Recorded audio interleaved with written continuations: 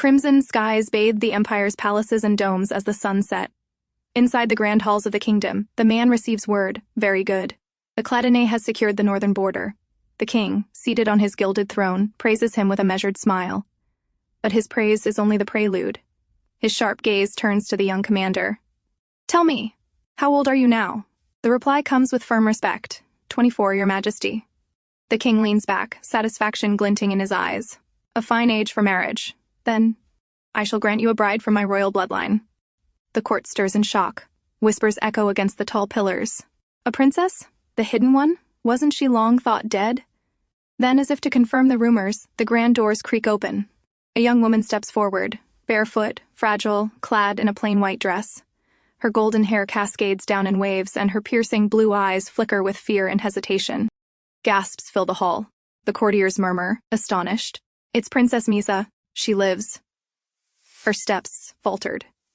She could barely stand under the weight of all the stairs. Her brother, seated high upon the throne, beckoned. "Miesa, come here." She staggered forward, clutching at her chest, breath uneven. Fear overtook her body, her knees buckled, and she collapsed with a soft gasp, her golden hair spilling across the cold marble floor. The court held its breath. The princess? Is she even able to walk? Without hesitation, Aerik stepped forward, kneeling beside her. Carefully, he took her hand and pressed his lips against it, sealing his vow in front of all. "It is my honor to serve you, princess." But Miesa yanked his hand. Her heart pounded violently. Her wide blue eyes trembled, confusion and fear flashing within them. "Miesa," the king's cold voice rang out, echoing through the chamber.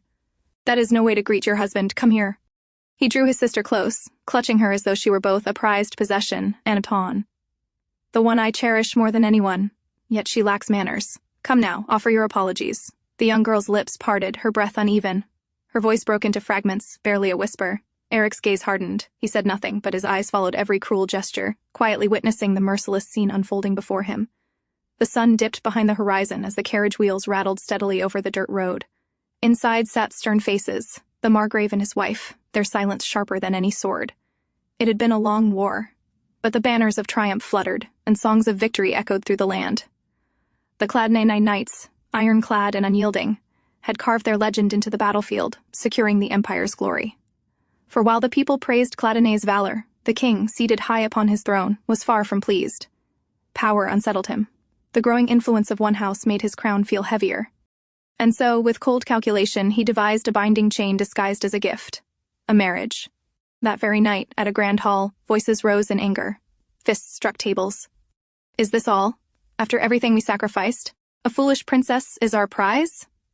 But amid the outrage, one voice cut through the storm. Calm, composed, and resolute. "We cannot refuse the king's command." Aerik Cladinae, the young lord, spoke with steady eyes. "The wedding is inevitable," he continued, a shadow crossing his gaze. "Even if the marriage is unwanted." Lifting his knife, he sliced through his meal with the same precision he carried on the battlefield. His conviction was clear. Personal feelings mattered little in the face of duty. At the other end of the table, his cousin Aerik finally broke the silence, his voice tense. "What about the engagement to the Crispin family?" But the answer was already known, and another voice snapped in response. "Do you even have to ask?" Aerik himself, bound by duty, wore his mask of calm. To him, the marriage was no union of love, but a battlefield of politics, one he could not refuse. The days blurred, the tension thickening, until finally, the wedding day dawned. The capital came alive, streets buzzing with gossip and curiosity. Citizens flocked to see the princess who was to wed the hero of Cladinae. Inside the grand carriage, the groom sat tall in his regal attire, his expression calm yet shadowed with thought. Draped in white and gold, he looked every bit the part of a fairy tale prince. The groom stepped forward, his boots striking the marble floor with measured grace. Then the great wooden doors creaked open. A hush fell. All eyes turned as the bride appeared at last. The princess, radiant in her flowing gown of white lace, entered the hall. She looked ethereal, like a figure sculpted of moonlight. But soon, murmurs broke the silence. "Good heavens, is she unwell? She looks as if she's drunk. She can barely walk." The sacred hall fell silent as the vows were spoken. The priest's voice echoed, steady and solemn, binding two fates together. The words rang heavy, final, like iron chains disguised as holy blessings. "You may now kiss the bride." Aerik leaned down, his gloved hand gently cupping Miesa's trembling face. Their lips met, a seal, a spectacle, a kiss that would fool the world. Applause filled the cathedral, muffling the silent despair in Miesa's eyes. Night descended. The palace shimmered under the stars. Inside, attendants bowed deeply. You must be cautious not to hurt the princess. We will come by tomorrow morning to collect the evidence that proves you have fulfilled your marital duties, my lord. Understood, Aerik's voice cut through the chamber. The heavy doors creaked open. Step by deliberate step, he entered. Inside the chamber, Miesa lay bound and weakened, her wrists tied, her body trembling. Sedatives had been forced upon her, enough to still even a beast of burden. Aerik's sharp eyes took in every detail. The shallow breaths, the unnaturally pale skin, the cruel restraints. His jaw tightened. Even prisoners of war are treated with more dignity than this. He knew instantly, this was not the work of petty malice. Only the king himself could have sanctioned something so merciless. Stepping closer, he crouched by her side. Her body was ice cold, temperature frighteningly low. He freed her wrists, gently massaging warmth back into them. But it wasn't enough. Desperation pressed upon him. There was only one way left. Princess, he murmured, voice low, steadying himself for what must be done. I will share my warmth with you. Please don't be surprised. He slipped beneath the blanket, pulling her frail frame against his chest. Then, as if formally introducing himself for the first time, he spoke with quiet solemnity. My name is Aerik, son of the Cladinae family. I am 24 years old and have no brothers. I once had a younger sister, but I lost her in an accident when I was young. His voice grew heavier. Since then, I've been living on the war front, and yet, the princess is the one who held a wedding ceremony with me today. He looked at her, so pale, bound by cruel fate and sedatives. Doubt flickered in his eyes. Does she even understand any of this? Still, he knew one thing, she deserved to know. Winter in the border is brutal, he muttered. His hands gently reached for hers, icy to the touch. Frostbite begins at the ends of the body. It's more important than anything to get the blood flowing again. The princess stirred faintly, a soft sound escaping her lips, and her pale cheek showed a hint of returning color. Relief washed through him. Good. She's feeling better. Her complexion is returning. Yet another concern pressed on his mind. Proof of the first night was required. Without it, suspicions would rise. He stood, scanning the room for what he needed. His eyes fell on the delicate glass vessels, an idea forming. He sighed quietly, the weight of duty evident. By morning, dressed in simple garments, he stepped out, carrying the stained cloth, symbol of a consummated marriage. With a calm but commanding tone, he handed it to the waiting maids. It is proof of holy marriage, he said. The women bowed respectfully, promising to deliver it to the king. As they prepared to attend to the princess, Aerik halted them. Wait, the princess hasn't woken yet. Please do it later. The maids exchanged glances but nodded. We understand. We'll let her rest then. Inside, Aerik leaned against the door, exhaling deeply.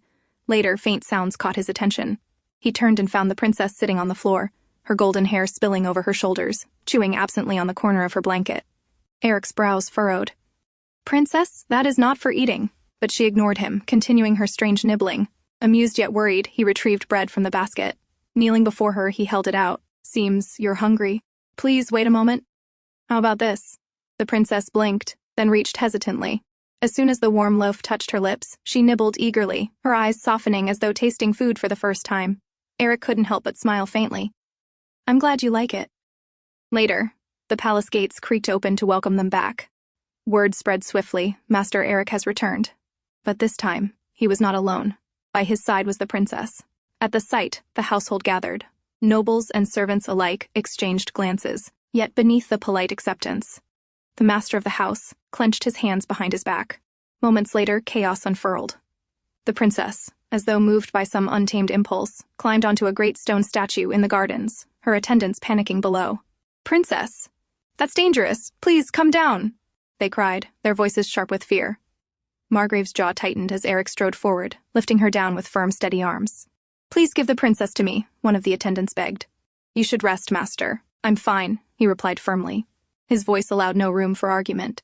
The princess has become a member of our family today. Since she is under my care, take caution when tending to her. The butler bowed deeply. Understood. We will take care of her, don't worry. Evening descended, and the family gathered at the long dining table. Aerik's voice broke the stillness. He addressed the attendants hovering nearby. I'll take care of her during the meal. You may go back to rest. The servants exchanged knowing glances. One of the older women spoke, but the princess has a lot of difficulties, especially when eating, my lord. Slowly, Aerik guided a dish toward her. My lady, he said softly, almost coaxing, would you like to eat this? For a moment, she simply blinked at him. Then, haltingly, she opened her mouth. But before he could sigh in relief, she spat the food back out. Shock rippled across the table. Gasps erupted, whispers buzzing like angry bees. The atmosphere shattered. Aerik immediately caught her hands, restraining her. "Please calm down, my lady," he murmured. Behind her, the princess's personal maids laughed softly, a mocking glint in their eyes. "Prepare to clean up the lady," Aerik commanded. The maids exchanged glances, then stepped forward with rehearsed obedience. "Understood," they replied, their tone laced with quiet disdain. Long ago, in the kingdom of Esquillre, there were 3 houses that were called the 3 pillars of the kingdom. The house of Selekeze, which kept the kingdom's internal affairs stable, the house of Crispin, which kept the kingdom's public order and security, and the house of Cladinae, which protected the kingdom from external threats. Each of them has a powerful influence over the kingdom's affairs and military power. The previous king of Esquillre had 3 queens from each house. The first child born from the first queen, the daughter of Duke Selekeze, was Bermalik II, the tyrant king. Bermalik ignored his duties as king and oppressed the land with violence. Under the pretense of protection, he massacred the house of Selekeze, his own mother's family. And, still not satisfied, he persecuted the remaining 2 houses as well. So, unable to bear his abuse any further, the 2 houses decided to unite by setting up an engagement between heirs of the house so they could launch a coup as the war ended. However, things didn't go according to plan, as the king decided to take action against this threat to his power. "I heard that child was originally fine, but they say she went mad the moment she saw the people of the kingdom dying. Pitiful, isn't it?" Lady Cladinae added with sympathy. "Do you think we are in any position to pity her?" Duke Margrave snarled, his fist crashing down on the table. "This morning, some vassals said they should put Aerik in your place as the heir." Duke Margrave sneered, swirling his wine. "Is Prince Hagal still hesitating?" His lips curled in disdain. "He is also weak-hearted. The king's cousin, a man of royal blood, the last surviving heir of the direct royal line aside from the king himself. But fate had not been kind to him. One tragic accident had left Hagal crippled, bound to a chair, unable to sire any children and even step into the light. And yet, his very existence made him a dangerous pawn on the chessboard of power." Duke Margrave's temper finally snapped. His fist slammed against the table. "Nothing works. Nothing changes." His rage echoed even after he stormed out. Lady Margrave leaned forward. "That kid," she said softly. "Do not show her affection. There is nothing flimsier than the affection of a man," she advised. "Do not cause that poor child any further pain." Aerik was shocked seeing her mother concerned, then nodded in agreement. Later that night, Aerik walked down the corridor, his steps firm and steady, but his thoughts heavy. The maids whispered from the side, their words laced with disdain. "Do as I say, you mad woman," one muttered. "Is she energetic because of the good food they gave?" Another added. "But did you see the look on their faces?" They continued until Aerik entered. "You did well. Now you can rest. I will take care of her," he ordered. Though he had only heard a little, it was enough for him to understand how the princess had been treated by these maids.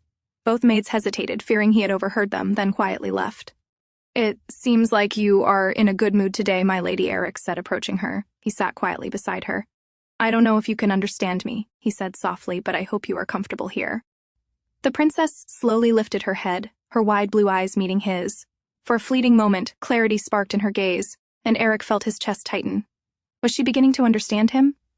The next moment, the princess suddenly spat at him. The act made everything clear. She hadn't understood a word he had said. Aerik froze, stunned for a moment, then slowly wiped his face. "My lady?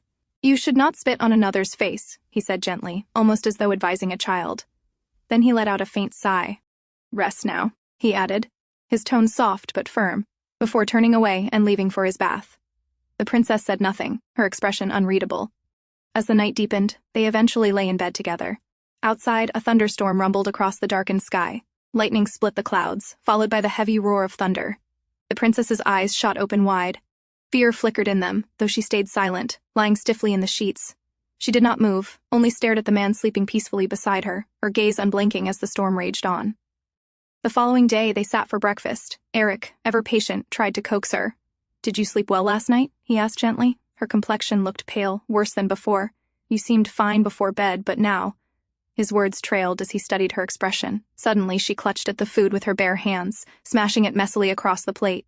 The hall fell quiet, the servants frozen at the display. Aerik, however, only sighed softly. The past few days since the princess's arrival had been nothing short of hectic. The entire atmosphere within the mansion had shifted ever since Aerik married her. It felt as though everyone had something to say, yet all held their tongues. Margrave Cladinae eventually stopped joining his family at meals, which only fueled Lady Cladinae's irritation. Even the vassals serving House Cladinae seemed at a loss, unsettled by the sudden turn of events. And yet, in the midst of it all, Aerik remained unchanged, calm, collected, and unwavering, as though none of it affected him. After finishing his training, Aerik asked, "Where is my wife?" "She is in the maids' area," the attendant replied cautiously. Aerik paused, wiping sweat from his face with a towel, his brows furrowed. "Again?" He made his way down the corridor. A faint light slipped through the crack. Inside, the princess was curled up on a pile of laundry, fast asleep, her golden hair spilling over the soft fabrics. The maids whispered among themselves. They admired her quietly, marveling at how even in slumber she looked fragile yet beautiful. One maid chuckled softly. "She looks like a white cat. So cute." Suddenly, a knock startled them. "Oh, young master has arrived!" One maid gasped, and they quickly scrambled to their feet. Aerik stepped in, his sharp eyes scanning the room. "Are the two maids away again?" he asked. The young maid stammered nervously. "Yes, my lord, but we took good care of her." Aerik nodded curtly. "Good job."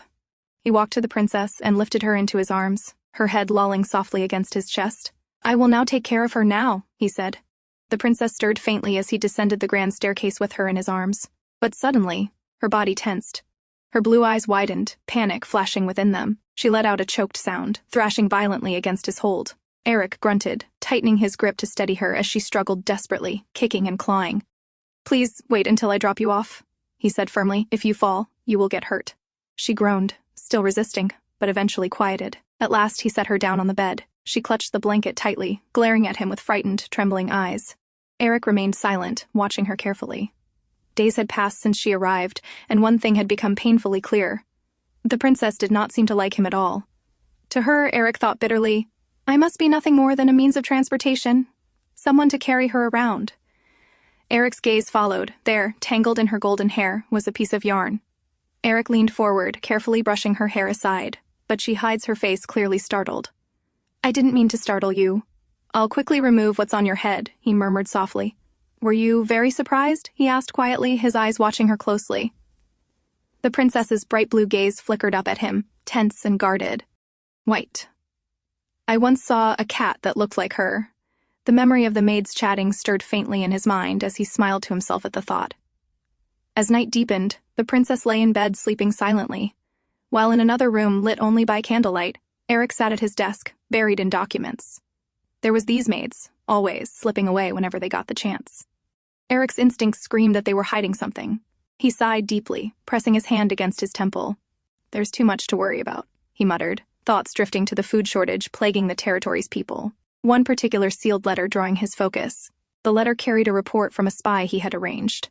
As instructed, they had followed Margrave's movements in secret. And just as Aerik suspected, the man was not loyal. The report detailed how he had been seen meeting someone in the suburbs the previous night. Back when his father first suggested an engagement with the House of Crispin, Aerik had been the only one to find it strange. At first glance, the proposal seemed perfectly natural, reasonable even. To everyone else, it made complete sense. But for some reason, Aerik couldn't shake off the feeling that something was off. From that day onward, he began quietly keeping an eye on his father's actions. It was around that time he discovered that a barmaid had been frequenting his father's quarters. For Aerik, it was the first time he had seen his father falter from the moral standards he had always upheld. Still, he chose not to make an issue of it. The war was far more important, and his focus had to remain on that. Even so, he had investigated the woman, suspecting she might have been planted by someone with ulterior motives. Yet, he found nothing. With no proof and no leads, he turned a blind eye. But after the war ended, things escalated. His father brought the woman back to their nation, going so far as to force his right-hand man, Sir Kelvinnig, to take her as a second wife. Such devotion to a mere barmaid left Aerik no choice. He gathered evidence of his father's conduct and sent a detailed letter to Lady Cladinae. Today, her reply finally came. "Do not send me any further reports of this matter. Let others have him. In fact, I feel relieved that I no longer have to dine with him." Those were Lady Cladinae's words. Aerik sighed deeply, leaning back.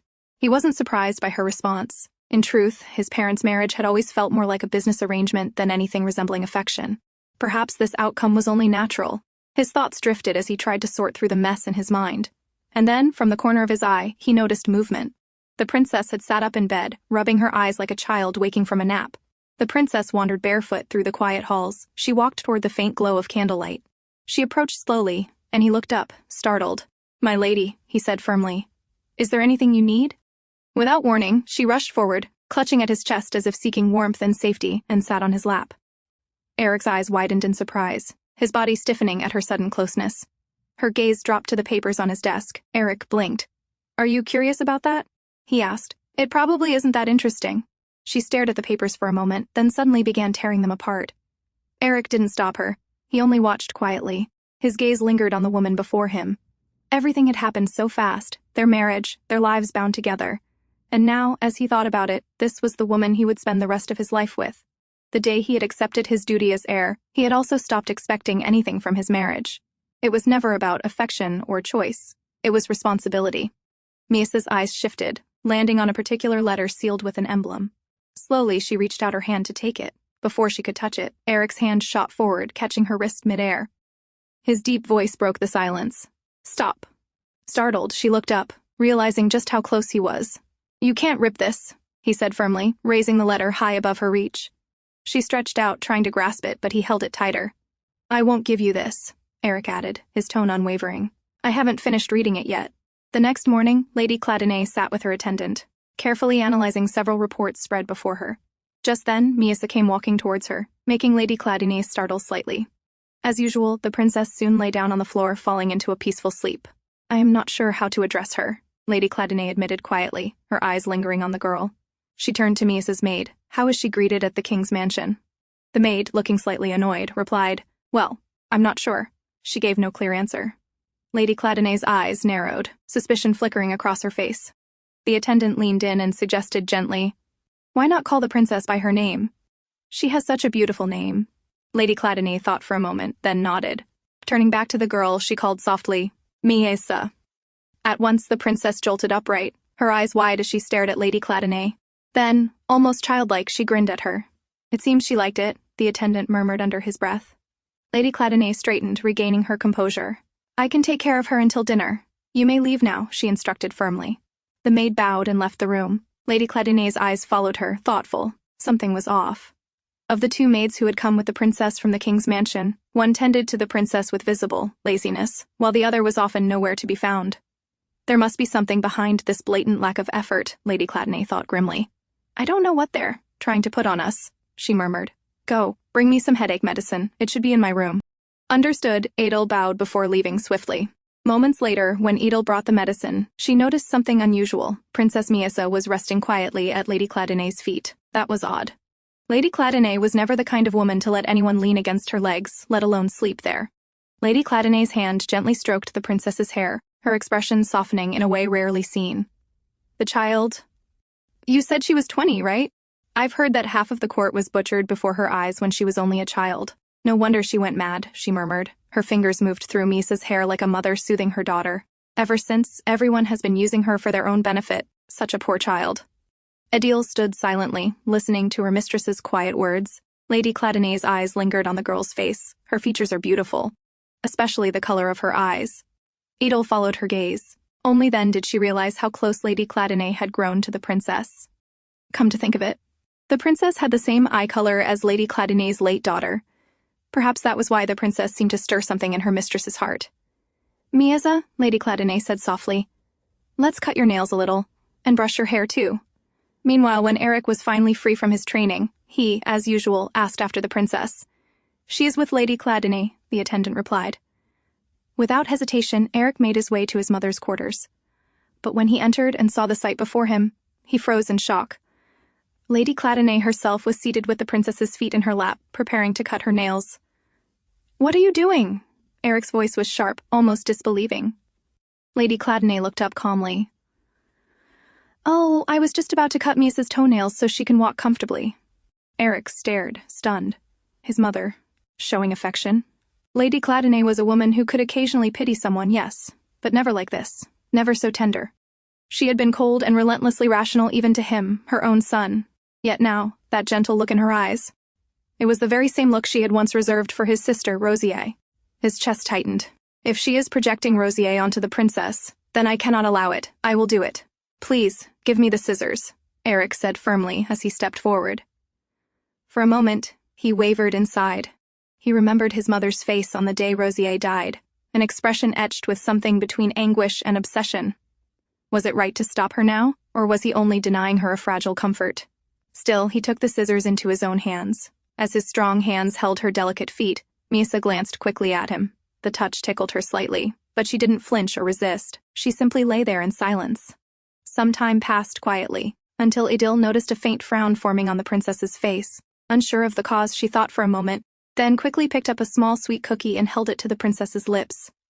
Miesa accepted it without a word, nibbling quietly. Adil exhaled in relief. "Why did you do that?" Aerik asked, his eyes narrowing toward her. "Oh, I just remembered the princess seemed to be fond of sweet things," Adil explained carefully. "I see." Aerik gave a short nod, acknowledging her answer. Lady Cladinae, watching from her seat, smiled faintly. Her voice softened with quiet joy as she murmured, "How lovely. She truly does seem to enjoy it." That night, Aerik sat with the princess, feeding her with his own hand. Patiently, he reminded her, "Chew slowly, don't swallow it all at once." He watched her carefully, almost as though teaching a child. But even as he guided her, his thoughts drifted. He couldn't understand why his mother was reminded of Rosier whenever she looked at the princess. If it was just because of her eye color, then even his cousin Aerik, who shared the same shade, should have stirred the same tenderness. Yet never once had his mother shown Aerik even a trace of that kind of affection. A soft knock interrupted his thoughts. The attendant stepped inside, carrying a new dish, and placed it on the table. The moment the princess's eyes fell on it, her expression changed. She covered her ears tightly with her hands, her whole body trembling. "Miesa?" Aerik leaned closer, startled. "What's wrong?" The princess didn't answer, only pointed with a shaking hand at the dish before turning her face away. Eric's gaze followed, and realization struck him. "Is it because of the roasted quail?" he asked gently. She gave no reply, only avoided his eyes and kept her face turned aside, refusing even to look at it. "I see." Eric's voice dropped, calm yet firm. "Take it away," he ordered the attendant. The dish was quickly removed.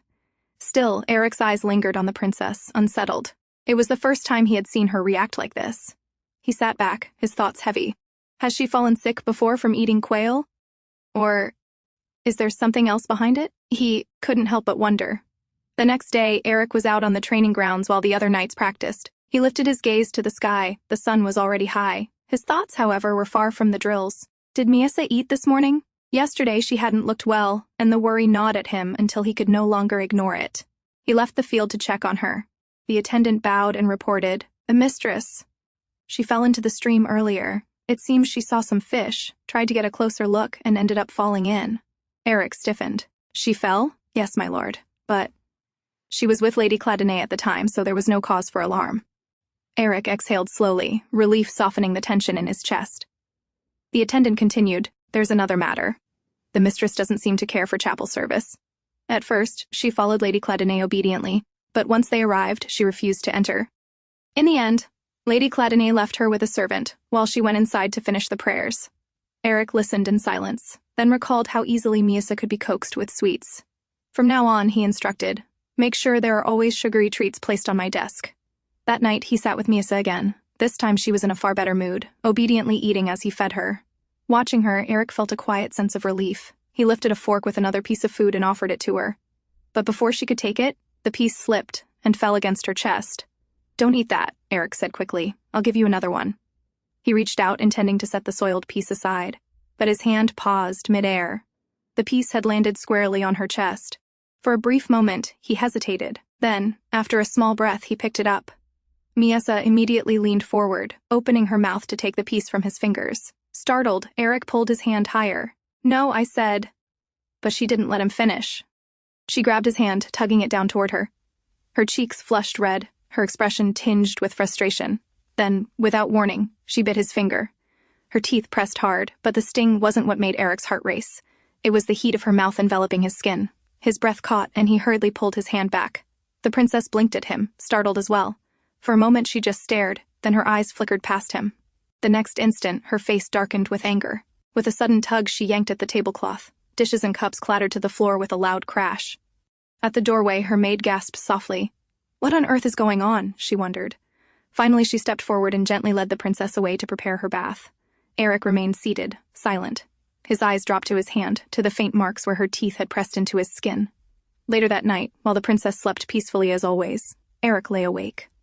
No matter how he tried, he couldn't chase away the lingering warmth that clung to his fingertips. He pressed a hand over his eyes. She's my wife, yet she's more like a child. She doesn't even understand that I'm her husband. I can't— His breath caught. I mustn't think of her in that way.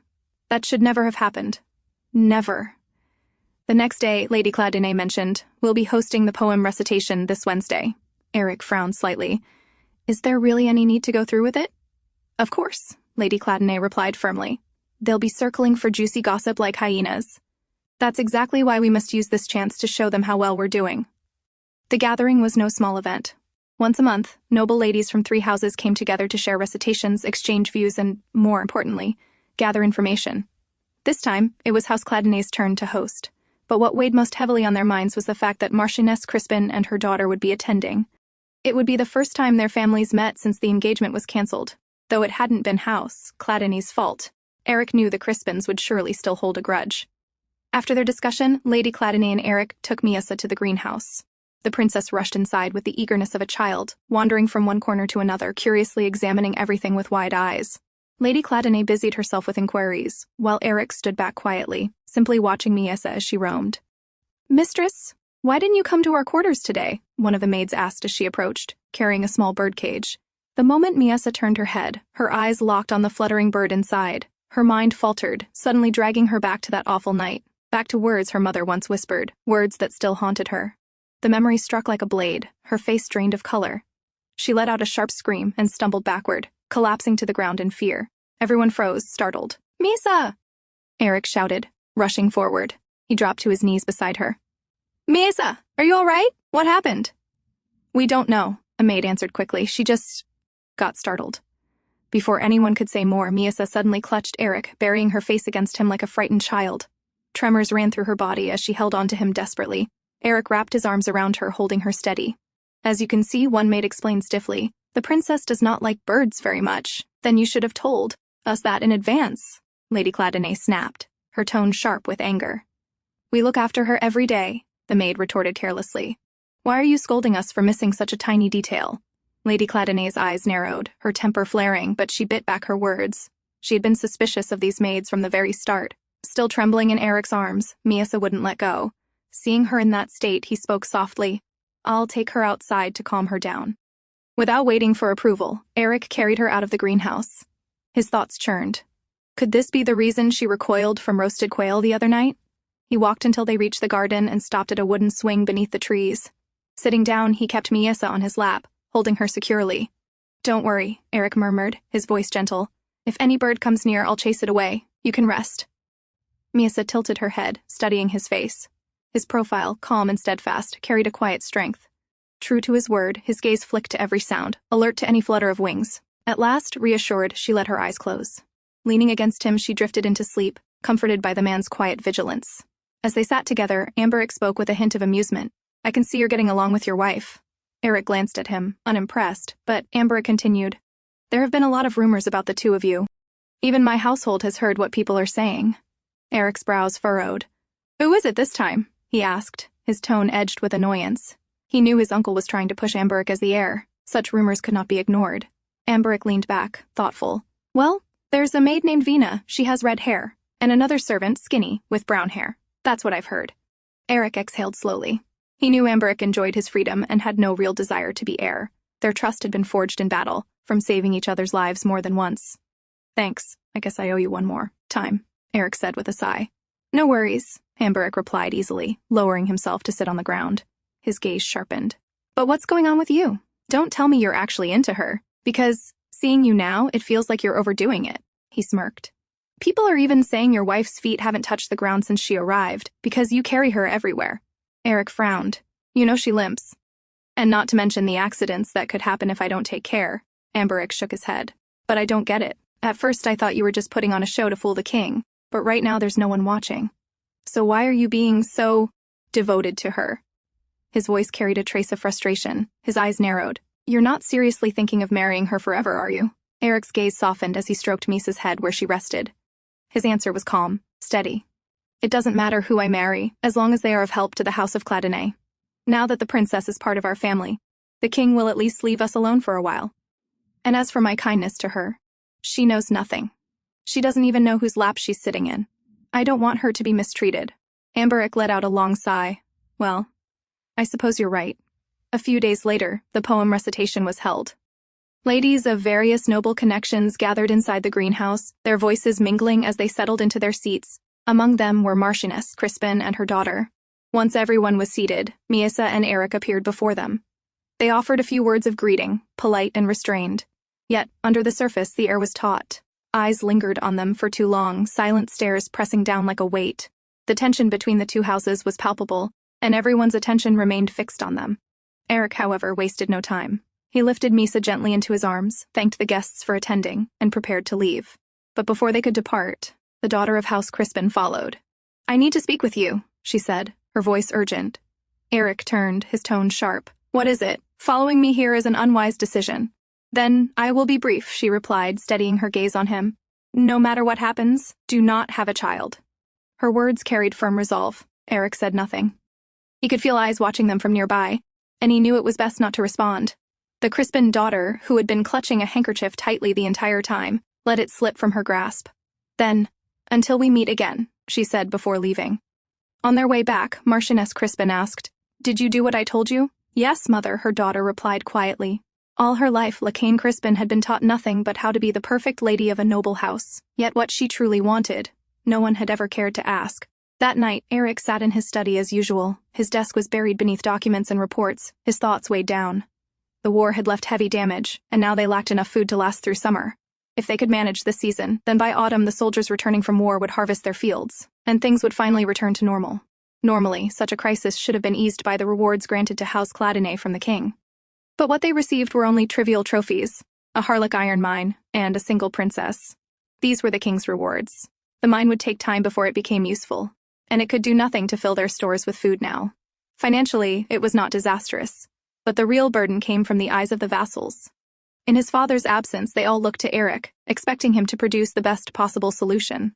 The responsibility was crushing him more than he had anticipated. As his thoughts tangled, a soft weight pressed against him. From the side, Miesa came quietly and settled herself onto his lap, wrapping her arms around him as she often did. Aerik stilled, realizing once again that Aeberic's questions had no clear answer. He could not explain it, even to himself. Why he let her close, why he cared for her this way. He exhaled and lightly patted her back. Miesa turned, her finger pointing toward a glass bottle on the desk. Aerik reached in and pulled out a single candy he had kept there for her, placing it gently in her hand. As she popped it into her mouth, a small smile tugged at her lips. And every time he saw that smile, his own burden seemed to lift, just a little. The comfort this fragile young woman brought him gave him an odd, inexplicable sense of satisfaction. The next day, the maids of House Crispin arrived, asking for the handkerchief their lady had left behind. Lady Cladinae's eyes sharpened immediately. She knew exactly what it meant. In high society, to leave a handkerchief in the house of one's former fiancé, who was now married, was nothing short of a token of love. "Edel," she ordered calmly, though her voice carried steel. "Gather the maids and search for it. And make sure word spreads that the handkerchief belongs to Marchioness Crispin herself. That way, there will be no unnecessary rumors." Inside the greenhouse, Cladinae's maids began their search, joined by Crispin's servants. Among them, a secret meeting took place between Crispin's head maid and one of the princess's own main maids, the very one who had come with her from the king's mansion. The head maid spoke in a low, firm voice. "Let me be brief. She must be taken care of within 2 years, at the very latest." A sly grin spread across the princess's maid's face. "If you wish, I could have it done by tomorrow." "No," the head maid cut her off sharply. "So sudden would raise suspicion. And we cannot come here too often." The princess's maid leaned closer, her eyes gleaming with a dangerous glint.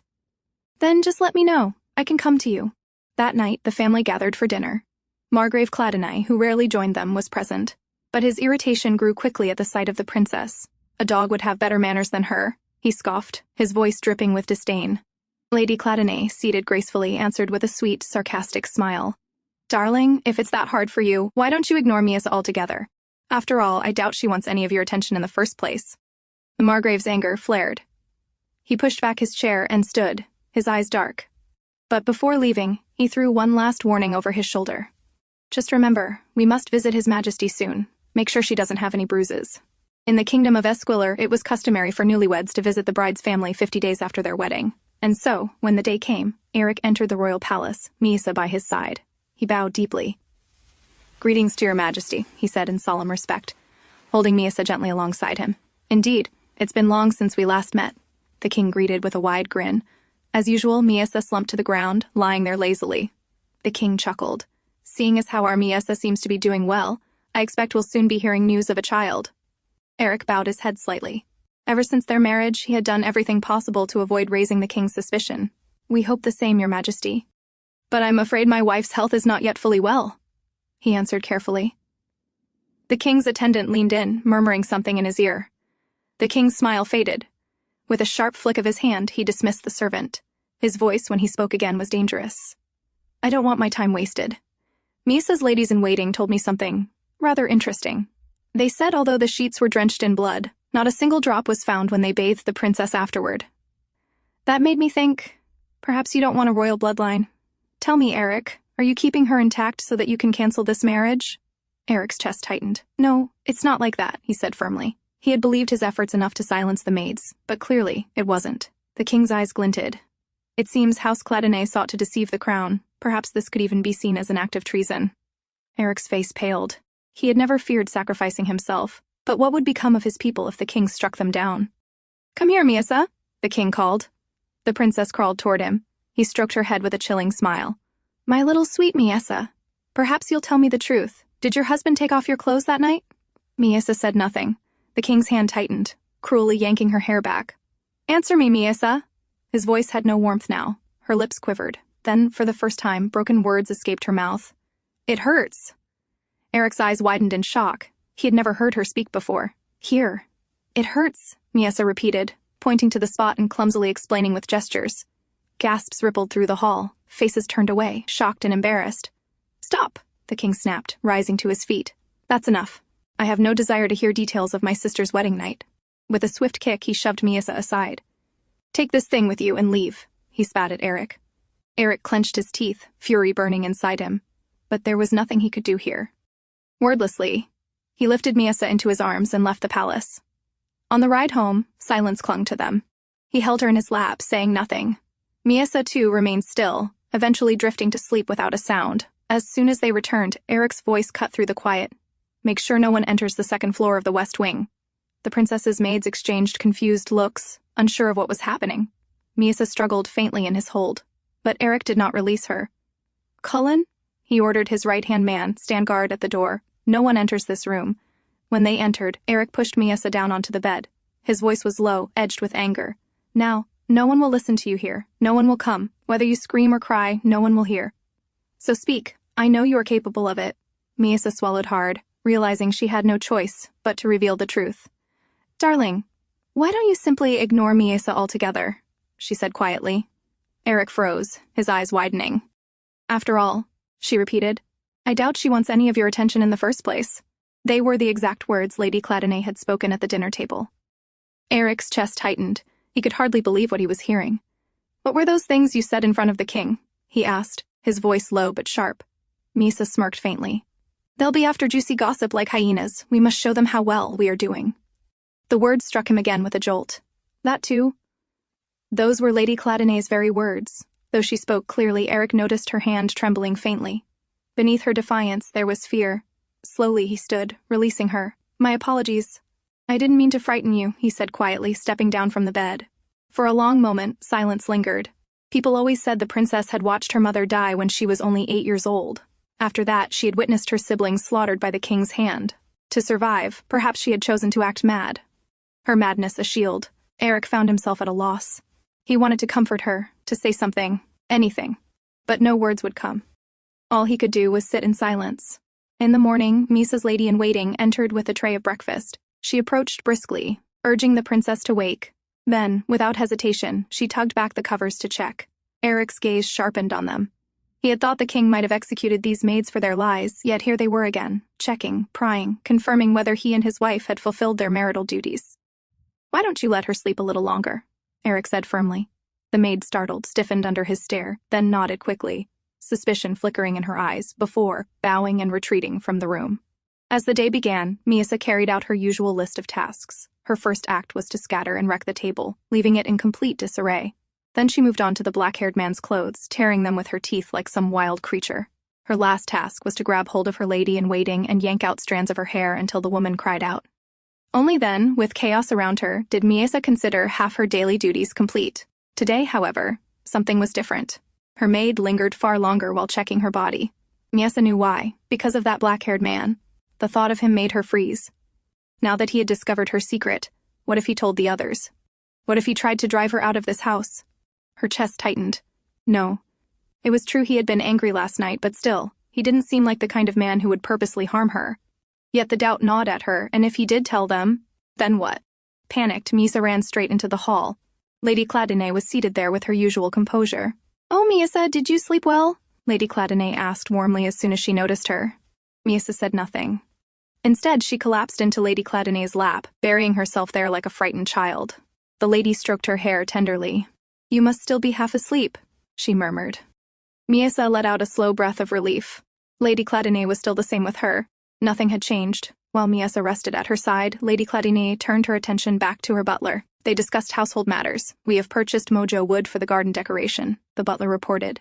At once, Miesa's ears perked up.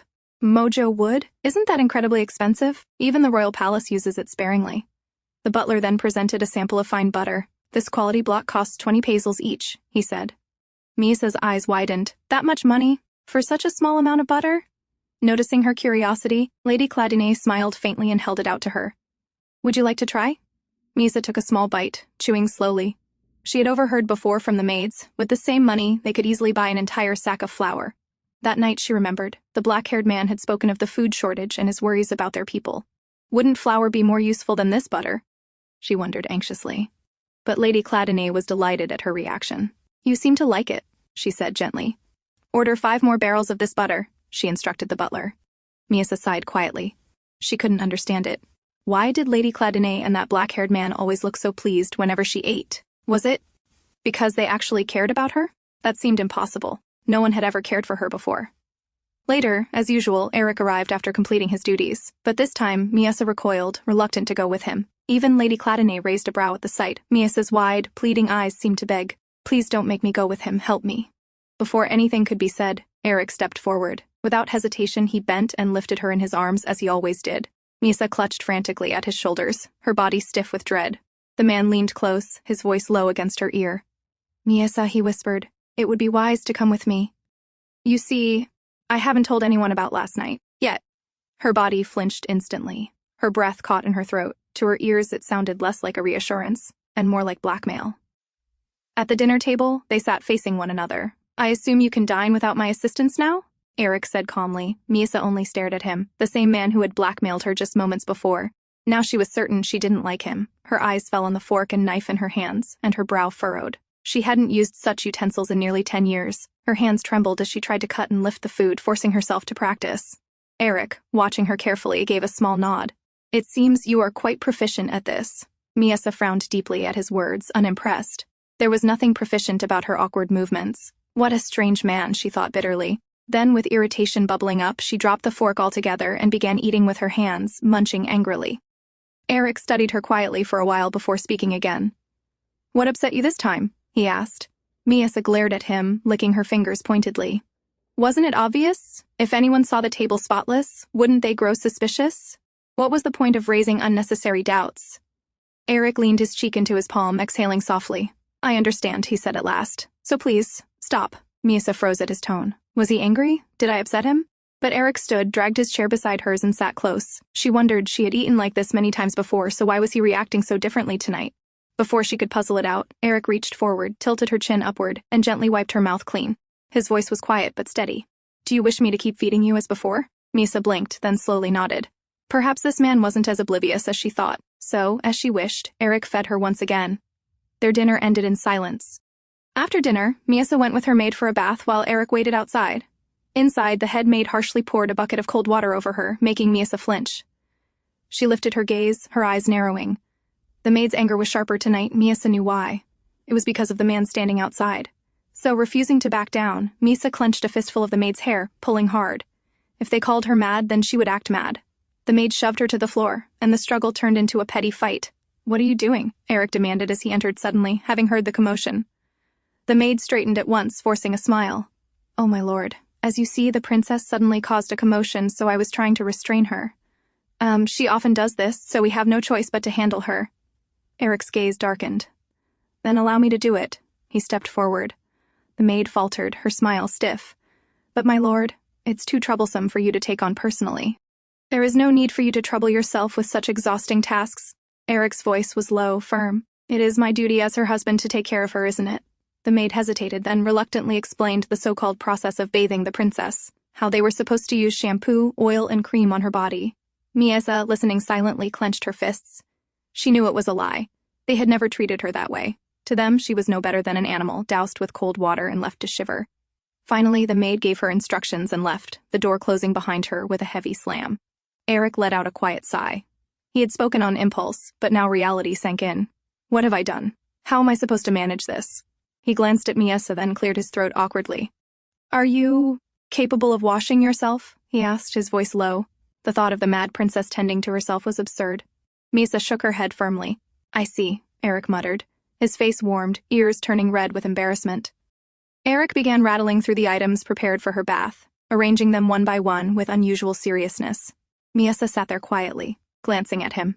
She could not understand him at all. Was the man angry again? If he was, then she needed to cooperate as much as possible. For now, survival depended on it. She stood and walked toward him, letting her towel slip to the floor. Aerik flinched, quickly turning his head to cover the sight. What are you doing? He began, but the words died in his throat. He froze. Across Miesa's back were countless red marks, scars of harsh lashes and punishment. To Miesa, obedience had been decided the moment she first met him. She feared this man. What if, like the king, he also struck her with the whip when angered? The memory made her shudder. Even if she believed he was different, what if she pushed him too far? Her body stiffened, and she lowered herself to the floor, sitting with her back turned to him, preparing herself for punishment. But the blow never came. Instead, a large, calloused hand moved gently over her back, slow and soft. Who did this to you? Aerik's voice was rough with irritation, yet beneath it there was something else. Worry. Miesa blinked, startled. Pity? She had never heard such a sad voice directed at her before. Slowly she turned and whispered the truth, the king. Aerik let out a long, heavy sigh filled with restrained anger. His reaction confused her further. Was he angry at me, or at someone else? Then, without another word, he began to prepare her bath. He tested the water temperature with care. Let me know if it feels uncomfortable, he instructed. His voice was awkward, but steady. I've never done this before, so tell me if something feels wrong. Miesa gave a dazed nod. Why was he working so hard at this? He could have treated me like the maids do, dousing me carelessly, but instead, he followed each step of the earlier instructions with unexpected diligence. He washed her hair slowly, carefully working the shampoo through. His touch was gentle, so unlike what she knew, that her eyes grew heavy. She felt as though she might drift to sleep. Now, I will wash your body, Aerik said quietly. His hands hesitated as they moved downward, his ears flushing red. Miesa squirmed slightly, a ticklish sensation running over her skin. She turned in reflex, only to find his gaze locked on hers. They both froze. The madwoman, who should not have cared about such things, suddenly realized the strangeness of it. The emotion in his face, the quiet apologies he murmured for every small touch. It was different, and for the first time, Miesa understood. Normal people would feel embarrassed in a moment like this, and now she was feeling it too. That unfamiliar heat rising in her chest, that awkward flutter. Was this her first taste of embarrassment? After finishing her bath, Aerik was so exhausted, he flopped onto the bed the moment he reached the bedroom. Miesa hesitated, then sat down beside him. You should lie down too, he said quietly before pulling her beside him. Within moments, he drifted into sleep. Miesa looked at the man lying next to her. He's the one who's tired, so why does he always insist on me resting? Every time she thought she had figured him out, he confused her again. Yesterday, he had threatened her. Today, he had pitied her when he saw the scars on her back. Still, she knew this much. He was better than most people she had met. She raised herself and leaned closer, studying his face carefully. He seemed to be deeply asleep. Quietly, she slipped out of the bed and made her way to the dressing area. Sometime later, Aerik stirred awake and found the bed empty. Faint sounds drifted from the dressing area. Following them, he discovered Miesa standing before the mirror, her lips moving as she repeated sentences she had heard throughout the day. When she noticed him in the doorway, she echoed one of Lady Cladinae's phrases, with a strangely bright tone. Miesa is only trying to practice, darling. Don't say such things to her. The next morning, the maids came to Miesa's room for their thorough check. Because Aerik had been present the previous night, they hadn't been able to inspect her properly. They peered between her legs now, frowning. If they really had... Why was it so clean there? It was a routine she had endured many times before, but today it felt different. Yesterday she had learned what embarrassment truly was. She had felt it with the man. And now with the maids, the act felt offensive. Thinking of Aerik, she realized he had discovered yet another of her secrets. When she pretended to be mad, she didn't care if others mocked her. But the thought of someone seeing her true self and laughing, especially him, made her stomach tighten. She was sure she looked strange in his eyes. Maybe the sight of her disgusts him. And I can't blame him, one of the head maids said in open disgust. What man would want to give his seed to someone like her? The words stuck. It had been a while since Miesa had hurt herself, but now she felt the need to do something. Something to make everyone frown, to remind them of who she was supposed to be. Later, as she limped through the castle halls, she weighed her options. Should she break an expensive ornament? But she shook her head at once. She couldn't destroy something belonging to people already close to starvation. So she came up with another idea, to hurt herself instead. Waiting until her maid's attention drifted, she prepared to fall deliberately. But before her body could hit the ground, a firm hand wrapped around her waist, holding her in midair. She turned her head. It was him. She hadn't even realized when he'd come. "I will look after my wife. You can leave," Aerik ordered sharply, dismissing the maid without looking away from Miesa. They sat together in the garden, where Aerik assured Miesa that he had already gotten rid of any birds nearby. "You don't need to worry. There aren't any here," he said gently. Then, with curiosity, he asked, "Do you really dislike birds?" Miesa nodded. Aerik stayed silent for a moment before continuing. "May I ask why?" Miesa frowned inwardly. Again, always questions. The man never stopped pestering her. "Bird? Ate," she muttered, the broken words falling from her lips. "Ate what?" Aerik pressed further. Miesa glared at him. First he had dragged her here without her permission, and now he was forcing her with endless questions. "There's no one here, Miesa," Aerik reminded her quietly. "You can speak freely." But for Miesa, that was never the problem. She fidgeted, her fingers twisting nervously. Aerik studied her, his gaze sharp, as though he could read the answers straight from her face. Then, suddenly, he asked, "Perhaps. Do you find speaking difficult?" Miesa's eyes widened. He understood. "Could it be that you haven't spoken to anyone in quite some time? So, even though you can form words in your head easily, lining them up aloud is hard?" Aerik explained. Miesa had never given it much thought before, but hearing his explanation, she realized he might be right. Slowly, she nodded. Then instead of just nodding, he said steadily, "Try to say whatever you can, however short." Miesa hesitated, but his determined look pushed her to try. She forced out a quiet, "Okay," but the sound came out strange, broken. Embarrassed, she quickly covered her mouth, her cheeks burning. "It will get better with time," Aerik reassured her. Then, to her surprise, he took her hand and placed it on his throat. "Here, try to imitate how I do it," he explained, letting her feel the rise and fall of his pitch. Miesa's eyes widened with curiosity. "This is what I was taught when my voice first started breaking. Would you like to try?" he asked, releasing her hand. She tilted her head, puzzled. "What, is voice break?" Aerik blinked, then burst into unexpected laughter. Miesa frowned.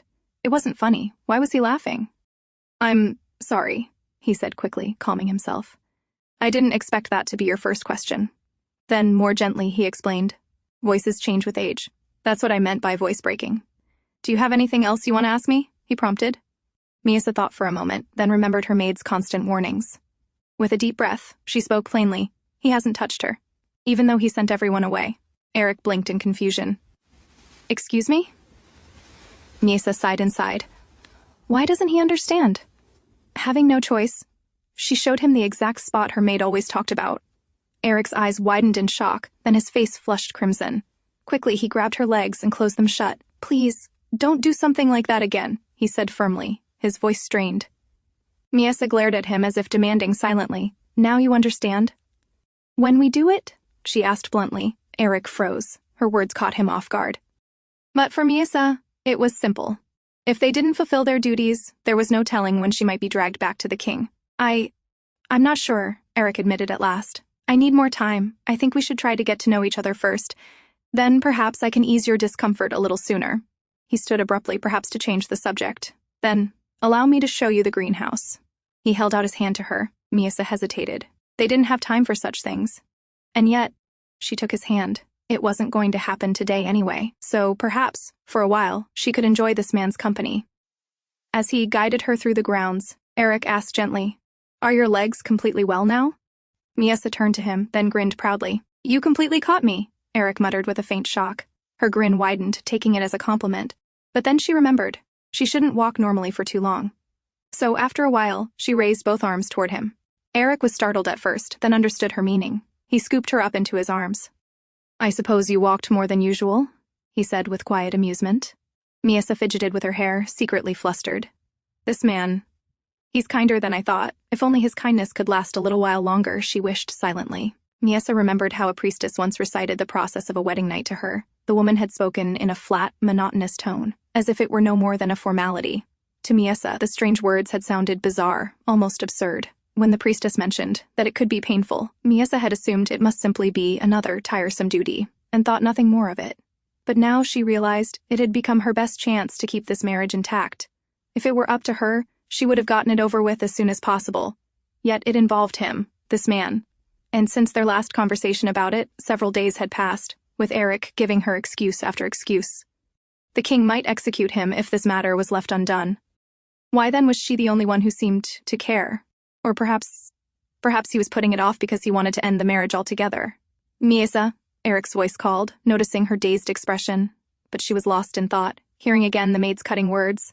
What if the sight of her disgusts him? Could that be the reason?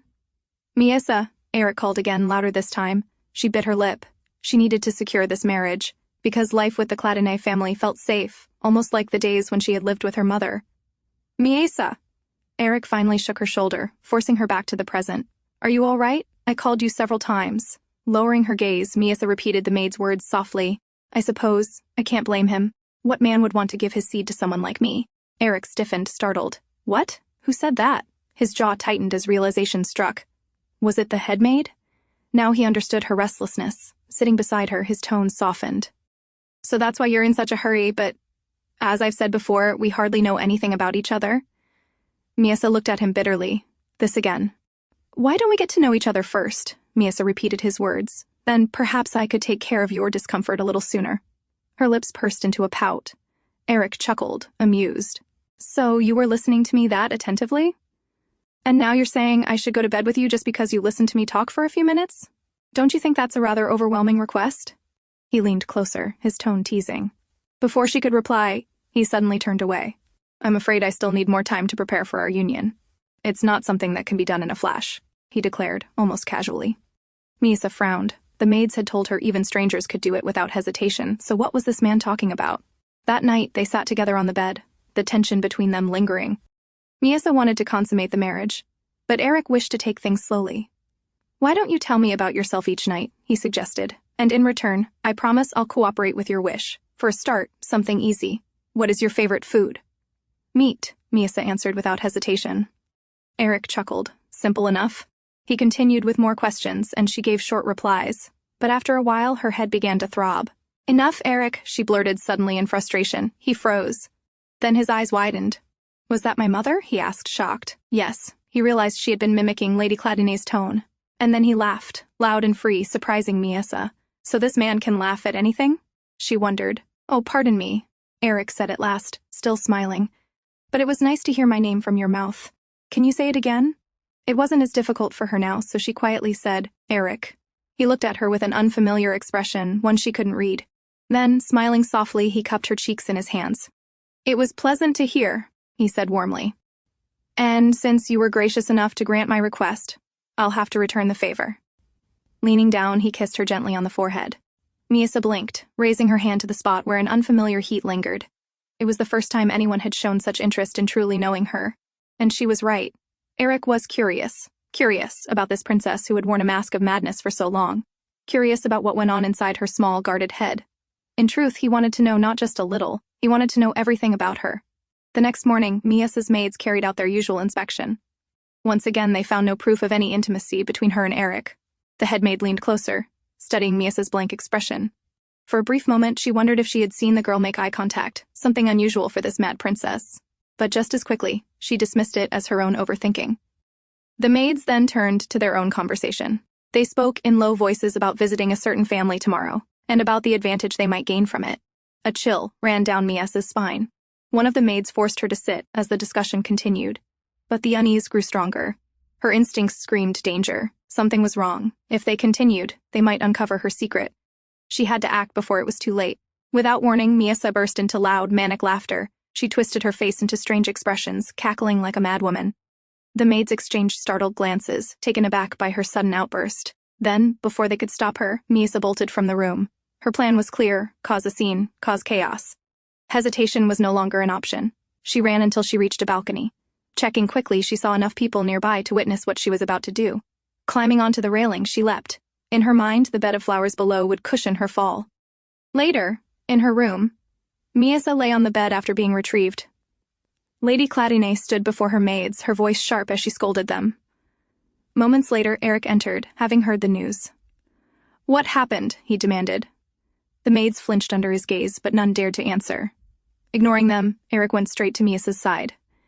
At first he had not taken the incident seriously, but seeing her lying there pale and wounded, his expression hardened. Things had gone far beyond acceptable. He called for Gela, the Cladinae family's medic. "Treat her properly," he ordered, his tone brooking no argument. Then he turned to the maids. "From now on, one of Cladinae's own maids will stay with the princess."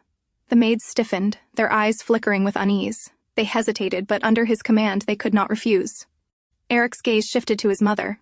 Lady Cladinae's face was dark with anger, the kind one might show over her own child. Aerik knew well why. His mother had begun to see Miesa as Rosii, his late sister. When Rosii was killed by a drunken knight, Lady Cladinae had ordered the knight's entire family destroyed.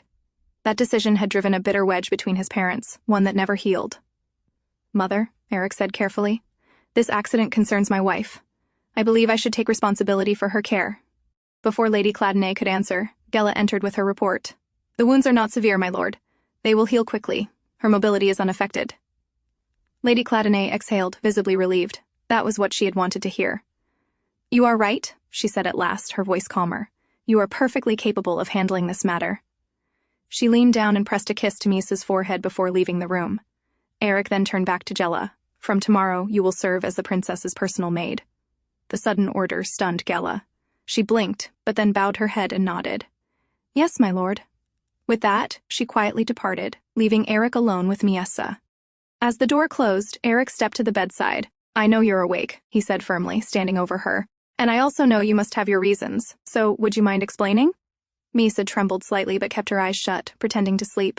Aerik exhaled in frustration and sat down beside her. "Miesa, don't be afraid. Just tell me, why did you do what you did today?" After a long silence, Miesa whispered, "There is a reason, but it's hard to explain." Aerik leaned closer, his voice suddenly sharper. "Then listen carefully. Do anything you want, but never, never hurt yourself. Do you understand? Promise me." Startled by the sudden intensity in his tone, Miesa nodded slowly. Only then did Aerik sigh in relief. "Good. Now, about the maid I chose for you. She's not only a medic, she's skilled in combat and in keeping secrets. For now, you still need to act the same, but with her near, you'll be safer. And do you remember Cullen, my right hand? I intend to have him guard the entire second floor. He's the most trustworthy man I know." He paused, then added quietly, "I haven't told anyone about you, but now that you're injured, I'll need to take some time off until you recover." Miesa's eyes lit up, her face brightening as if her wish had been granted. She suddenly sat up. "Does that mean more time? More talking? Do it now, or tomorrow?" she asked eagerly. Aerik blinked, caught off guard. "What are you talking about? Don't you realize how badly you're hurt?" he said, exasperated. Miesa only pouted, confused at his reaction. She pulled different expressions one after another, and Aerik, despite himself, found his eyes following each one. He shook his head. "Don't bring that up again until you've recovered," he said, trying to look away. But no matter how he tried, his gaze returned to her. Finally, he asked, "Why are you so eager about it?" Miesa opened her mouth, repeating some familiar words she had overheard. Aerik's eyes narrowed as he recognized them. His cousin Amberic's words, spoken when he advised Aerik to cancel his marriage with her. "Listen, Miesa," Aerik said firmly, gripping her shoulders. "I have no intention of canceling my marriage with you. You know I've never hidden anything from you. You've even seen my important documents while sitting on my lap. So what else could I possibly hide?" He gently laid her back down. "Rest. If it makes you more comfortable, I'll even call for a maid to stay with you. You don't need to sleep in the maid's quarters anymore." "I don't do it for fun," Miesa muttered. "It's because I can listen to them talk." Aerik glanced at her, surprised. "I used to do the same in the king's mansion," she explained, her eyes flickering with pride. "That's how I learned Lady Malika bribed Lady Nymeria, the head maid." Her face lit up with a bright, proud smile as she recounted it. "You're impressive," Aerik admitted, bewildered. Behind every strange action of hers, there always seemed to be a reason. "Perhaps." He lay down beside her, propping his head on one hand so he could look into her eyes. "I wanted to speak with you a little more closely," he said. Miesa stiffened, then suddenly beamed, convinced this was it. Finally, the man had agreed. But instead he asked, "Why did Lady Malika bribe Lady Nymeria?" Her smile vanished instantly. She turned her head away in annoyance. "Please say something," Aerik whispered from behind her. "Otherwise, we'll never become closer." Miesa grumbled, but finally muttered in broken words, "Malika, meet tomorrow. 3 pillars of kingdom." Aerik frowned. 3 pillars? Did she mean the 3 main houses of the realm? But the house of Seleucus, the king's late mother's line, barely existed in name. His thoughts flicked back to the day Lacaille Crispin stopped him, when he noticed Lady Malika listening behind a tree. So, the meeting must be with House Crispin. I suppose I'll arrange some people to trail them both, he murmured, determination settling in his voice. Miesa tilted her head, confused. Why was he going this far? But if the man wanted to do something foolish, what was it to her? As she mulled over his strange behavior, she suddenly felt something warm against her cheek. Startled, she turned slightly. Aerik had leaned in and placed a gentle kiss there. A token of gratitude for your answer, he murmured as he pulled back. Miesa's fingers brushed over the spot where his lips had touched. This man. He still made no sense to her. The next day, when Aerik entered the room, he found Gela in the middle of an argument with the head maid. Are you saying that I bought something that could harm Mistress Cladinae? Gela's voice was sharp, her brow furrowed. How can I know? Malika snapped back, frowning deeply. But I cannot allow you to apply that ointment to her. If it was a fight she wanted, Gela had no intention of backing down. Without hesitation, she dipped her fingers into the ointment, scooped some up, and swallowed it right in front of them. I'm perfectly fine, aren't I? She declared loudly. The faces of Miesa's maids turned pale instantly. They had no response, no more reasons left to stop her. Aerik, watching silently, smiled to himself. His choice of Gela had been the right one. He bent down, gently tucking Miesa's hair behind her ear. I'll be back before lunch, he murmured, brushing his thumb softly against her cheek. Then, turning to the other maids, he instructed, take care of her until I return, before leaving the room. As he walked down the hall, his expression hardened. He still didn't understand why Miesa kept hurting herself, but he was strangely grateful. Because of that, he had been able to place Gela by her side, and if he wanted to make her more comfortable and discover her reasons, he first had to remove the king's constant surveillance. The first step was to assign the knight's training duty to Aerik. His cousin wasn't pleased, but Aerik had no choice. The second was to order Cullen to secretly place men to follow Lady Malika and the Crispin family.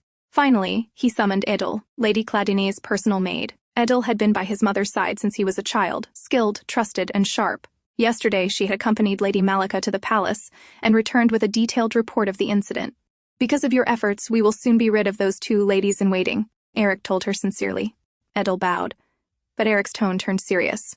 The problem is, it will all be for nothing if their replacements are cut from the same mold. That is why I need your help. You are far more suited to this task than anyone else. He then told her what he had learned. That Lady Malika once bribed Lady Nymeria, the head maid of the royal palace. He asked Edel to investigate quietly, without revealing his source, Miesa, or informing Lady Cladinae. Edel thought for a moment, tapping her chin. Reaching Lady Nymeria directly would be difficult. But her right hand, Viscountess Manel, has been having trouble with her brother-in-law. If we can help her resolve that, we may gain what we need. Satisfied, Aerik nodded and dismissed her. By the time he returned to Miesa's room, as promised, he was met with an unexpected sight. Miesa was seated on the floor, clumsily painting with a brush in hand, while Gela leaned over her shoulder, teaching her. What is all this? Aerik asked, surprised. Gela looked up, unfazed. Since we cannot take Mistress Cladinae outside, I thought painting might help her calm her emotions. She has been through much. Aerik's gaze softened as he looked at Miesa. She seemed genuinely happy. He stepped closer, gently caressing her cheek. Then perhaps next time. Why not read her some books? He suggested. Gela nodded thoughtfully. Books are not a bad idea. I'll bring some children's stories next time. But as her eyes flicked back to Aerik, she caught the way he was rubbing Miesa's cheek with unmistakable tenderness. Before she could say anything, Aerik turned sharply. You may leave for today, he ordered. Startled, Gela bowed and left, though irritation simmered beneath her calm face. Outside, she muttered under her breath, annoyed. How can he expect me to do 2 jobs, medic and lady-in-waiting, for the same pay? Cullen, standing nearby, overheard. Didn't you know? He said casually. Your wages have been doubled. Her eyes widened in surprise. She barely had time to process it before the door swung open again. Aerik appeared, his expression brisk. Where are the princess's clothes? He asked. Beneath the shelf, Gela answered quickly. Thank you. He shut the door almost immediately. Gela blinked, at a loss for words, the way the captain looked at her mistress. It wasn't just duty. It was the gaze of a loving husband. There's nothing wrong with a man loving his wife, Cullen said, amused at her muttering. I suppose you're right, Gela said at last, laughing it off. But deep down, she wondered if her naive mistress had any idea of it at all. As usual, Aerik prepared the bath, checking the water temperature with care. From behind, Miesa's voice sounded. No children's book. He turned, a little confused. Pardon me? No children's book, I want... Adult talking book, she clarified in her broken words. Aerik chuckled softly, then nodded. Very well, I'll tell Gela. He tilted his head slightly, smiling. Then shall we head over there now? but Miesa quickly turned her back to him. Miesa? What happened? Aerik asked, a little shocked. Embarrassed, she muttered. Aerik embarrassed me. Uncomfortable. Embarrassed? He repeated, baffled. Am I the one who was embarrassed? Yes, Miesa insisted, pouting. Aerik faced red. When I wash. Her cheeks puffed slightly as she added, I wash alone. Aerik, get out. Aerik hesitated, then lowered his voice. You're still injured. At least, let me wash your hair, then I'll leave. After a moment's pause, Miesa nodded reluctantly. The paint stains on her skin would be too painful to scrub away by herself. He washed her hair carefully, speaking in a calm tone as his hands worked gently. Try to speak more rather than only using gestures. The practice will help you. When he finished, she pushed him lightly. Go now. Aerik smiled at her stubborn expression. Call me if you need help, he said before stepping out. A while later, Miesa emerged from the bath with a deep frown. Washing herself had been far harder than she imagined. How was it? Aerik asked, waiting outside. Della wash me tomorrow, she replied curtly, her lips downturned. Aerik laughed, unable to help himself. At least wear your nightgown properly next time, he teased. She had put it on backward. Later, as he dried her hair and carefully applied fresh bandages, he asked softly, How was your day? Jella nice, she answered simply. Are you comfortable here? Yes, I've already notified the chef about your tastes, Aerik said, brushing her hair back from her face. But tell me, why were you so thin before? Miesa was quiet for a moment, then repeated something her maid had once said. Why bother feeding a mad princess? Eric's jaw tightened. He understood now just how insolently her maids had treated her. They seem to have been quite insolent towards you, he muttered. But before he could say more, Miesa suddenly grabbed his hand. Her eyes trembled. If they hurt. Bearmol no, she whispered, reminding him not to punish them recklessly, afraid he might draw the king's suspicion. Seeing her fear, Aerik softened, changing the subject. I see your speaking has improved a little. Yes, but I couldn't practice yesterday, Miesa admitted. Why not? He asked. She frowned. I usually practice at night, but yesterday when I tried to leave, Aerik, she made a gesture, flop over me, trapped me, couldn't practice. Aerik blinked, embarrassed, and rubbed the back of his neck. I must have sensed you might try to leave, he said awkwardly. I talked now. Here, Miesa said, pointing to her forehead. She leaned forward slightly, waiting. Aerik laughed quietly, then cupped her face in his hands. He pressed a soft kiss to her forehead. What are you, some kind of informant? He teased. Always making sure I pay up properly for what you tell me? It was during this time that Miesa slowly grew more accustomed to speaking. Each day she spoke a little more, asking questions. Sometimes they were simple, almost childish. Other times they left Aerik struggling to find answers. But the more they spoke, the closer they drew, and words that once came haltingly from her mouth now flowed with greater ease. I already know how to talk. I just needed to get it out of my head, Miesa said, her eyes glinting with determination. Now I gave you an answer. So you have to kiss me again. As usual, Aerik leaned in, turning her face toward him and pressing a kiss to her lips. Now that you're speaking, he suggested softly, why don't we try addressing each other more formally? After all, we are husband and wife. Miesa tilted her head, confused. But I am a royal princess, and you are son of Cladinae. Why should I call you formally? Aerik burst into laughter at her genuine confusion, then explained, Since you are my wife, that makes you one of the other nobles now as well. Her eyes sparkled at this new piece of information, and Aerik found himself completely captivated by the innocent shine in her gaze. Are you disappointed, my lady? He asked, lifting her hand and kissing it gently. Miesa smiled. No, I like living here, so it doesn't matter to me. I'm glad to hear that, Aerik murmured, brushing his hand along her cheek. You are nice. I'm glad I saved your life, Miesa said quietly. Aerik blinked in surprise. What do you mean? I saved your life, didn't I? When the king accused you of treason, she reminded him. Aerik gazed at her in silence. If he hadn't married her, he wouldn't have been in danger in the first place. But looking at her beautiful face, her rosy cheeks, and her pure smile, he didn't regret it. You're right, I am in your debt, he admitted at last. Miesa laughed playfully. Aerik, I'm happy that I married you. Her smile was almost childlike, yet raw and sincere. Seeing those emotions on her face, Aerik felt something stir within him. Miesa, he whispered, intertwining his fingers with hers. You should close your eyes. He leaned closer, his hands stroking her lips gently. Her face turned crimson at the unfamiliar sensation. Go on. Shut your eyes, Miesa. There's no need to be nervous, he urged softly. Trusting his words, she closed her eyes. Aerik leaned in and captured her lips, deepening the kiss as he pulled her closer. His heartbeat quickened with every passing second. Miesa opened her eyes slightly, startled. Why is he sucking my mouth as if there's food there? But there isn't. She couldn't understand. When Aerik finally pulled back, both of them were breathing heavily. Her face showed shock more than pleasure. Aerik kissed her forehead, then trailed down to her cheek before capturing her lips again. "Does it feel strange to you?" he murmured in between kisses. Before she could answer, his lips moved lower, pressing against her neck, sucking gently with growing affection. A moan escaped Miesa subconsciously, but she quickly came to her senses and pushed his face away. "Wait. It's not like this. You don't know how? Have you ever done this before?" she asked, her voice flustered but serious. "The upper body has nothing to do with it. I know a lot. The priestess taught me." "So do as I say," she insisted firmly. But Aerik only pulled her hand down and kissed her again. "This is all necessary for the part you just spoke of. It's to make sure the process will be less painful for you," he explained, voice low and steady. Miesa frowned. "No, you must have learned it wrong. I'm afraid if you stop me like this, we'll never get anywhere," Aerik reminded her, resuming his kisses. "And you see, this is the only way I know." She pushed his face again, frustrated. "Why are you so stubborn? This is all to save your life." He stopped, his lips hovering near her ear. "Are you doing all this for me?" he whispered. Miesa froze, but didn't deny it. Aerik's breath brushed against her skin as he whispered, "I'm touched, my lady, so I think I'll stay here even longer, since I don't want to cause pain to the wife who cares so much about me." Miesa still thought to herself that this man must have gone mad. "Why don't you listen to me?" she asked, exasperated. Aerik gave a wry smile. "That's exactly how I feel sometimes, so stop and hurry up, my lady." He leaned in closer once again. The next morning, Miesa's maids checked on her as usual, but today they looked puzzled.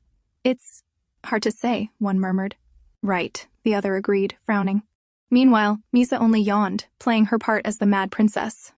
"In reality, that man ended up doing nothing but wasting time kissing me last night," she thought bitterly. As the maids whispered, one leaned closer. "Perhaps taking a lover has changed his heart?" "Shh," the headmaid hissed, nudging her. Then, lowering her voice, she added, "Look, his lover is here." They pointed toward Gela, who had just entered. "My lady, I brought these clothes for you," Gela said warmly. But when her eyes fell on Miesa's neck, she froze. "Why do you have a rash on your body? Yesterday you were fine." She leaned closer, analyzing. Then suddenly, realization struck. Her face turned crimson with shock and embarrassment. Elsewhere, Edel reported to Aerik. "It seems replacing the princess's maids will not happen anytime soon," she informed. Aerik frowned. "Why? Why does the palace still refuse to replace them?" Edel explained calmly. "Lady Malika has a habit of stealing from the household she serves. When she was caught, she bribed the head maid and secured her position. With Viscountess Manel's help, I was able to gather records of the stolen items and the bribes." She handed him a report. Aerik scanned the list, then gave a curt nod. "Good work." Edel hesitated. "Young master, yes?" Aerik asked. "Perhaps you should—" She stopped herself, clearly weighing her words. In the garden, Miesa played idly with Gela, but Gela still looked shaken. "Has the captain finally lost his mind?" she muttered under her breath. Then, crouching near Miesa, she whispered, "If the young master ever does something you don't like, make sure to scratch and bite him. Promise me." Miesa only shifted uncomfortably. It wasn't like what Gela was imagining at all. "I know you're married, and no one here would stop him anyway," Gela continued, her voice low with pity. "But still, I always thought my little sister was more pitiful, but now, I'm not so sure." Miesa tilted her head as Gela began sharing something she had never told anyone. "My sister, she once caught the plague. She survived, but she ended up like you. Back then, our family was poor. We couldn't afford medicine, couldn't afford to care for a sick child. One day, my father took her outside, and when he came back, he was alone." Her voice cracked slightly. "I realized years later, my sister went to a place from which she could never return." Miesa listened silently. This time, she learned something new, that even a parent could abandon their child. Gela smiled faintly through her sadness. "Thank you. I've never shared this with anyone before." She hesitated, then added, "Mistress Cladinae. The truth is, the first time I saw you—" But before she could finish, Aerik's voice cut in. "There you are, my lady," he said, striding toward them. His hand brushed Miesa's hair back from her face with gentle familiarity. "I'll take care of her. You may leave." Gela hesitated, clearly reluctant, but she bowed and left. Miesa, however, wanted to protest. She wanted to hear what Gela had been about to say. "You don't have to come here, Aerik," Miesa said quietly, turning her face away. Aerik looked startled. "What do you mean? You don't like me around?" Miesa shook her head. Slowly she explained, "Not like that. It's just, when you're here, nobody talks. Everyone keeps silent. But with Gela, I can hear people talk. I can learn something from them." "I see." Aerik's expression softened into something almost pained. I understand. Miesa studied him curiously. Why does he look upset? But then, he smiled faintly. I'm glad. Your complexion looks much healthier. He gently caressed her cheek, and Miesa blinked. He noticed the change before I even did. Being with him, though confusing, made her strangely happy. She hoped he would never change. To her, he seemed almost like the kings in the fairy tales she once read as a child. A king who was fair, merciful, and wise. Shall we return inside, my lady? Aerik asked at last, rising to his feet. That same night, Aerik's voice dropped low as his lips brushed against Miesa's neck. Please continue what you were saying, he murmured, holding her close as she clung to him on his lap. What else do you like among the things I do for you? He asked softly. Miesa trembled. Again. This man keeps doing these strange, meaningless things to me. Why doesn't he just give me what I want already? Her breathing quickened. She didn't understand why it felt so hard to breathe when he touched her like this. I like it when you carry me in your arms, she finally replied. Aerik's gaze deepened, his questions relentless. Why? Why? Miesa frowned. Isn't it obvious? We only need to do this to avoid being killed, so why does he keep asking? But when Aerik suddenly pulled away, her heart jolted. Take your time, he said gently. Answer me. I can wait. Miesa blinked, stunned. He refuses to touch me unless I answer him. How underhanded.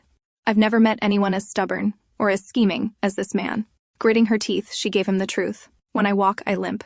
It makes it hard to move. So I like it when you carry me. As expected, Aerik smiled at her answer. Miesa, however, was left even more confused. Why is he so reluctant when they could just get it with? Perhaps, as my maid said, maybe he truly has had a change of heart and taken a lover. Remembering those words, she suddenly grabbed at his collar, her eyes wide and searching.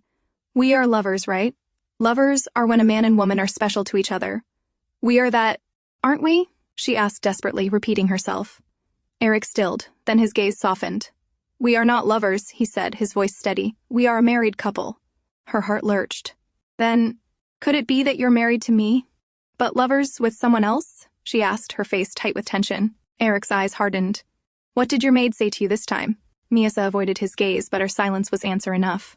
There are cases like that, yes, Aerik admitted quietly. But I am not one of those people. You are the only one to me, and the same goes for you. His words carried weight, an oath rooted deep inside him. Aerik had always despised disloyalty in marriage, perhaps because of his father's betrayal. He pulled Miesa tightly into his arms, anxiety pressing into his chest as if he feared she might slip away. He stroked her lips with his thumb, searching her face. Tell me, have you picked up this accent from Gela? He asked, recognizing the faint Kazan inflection in her speech.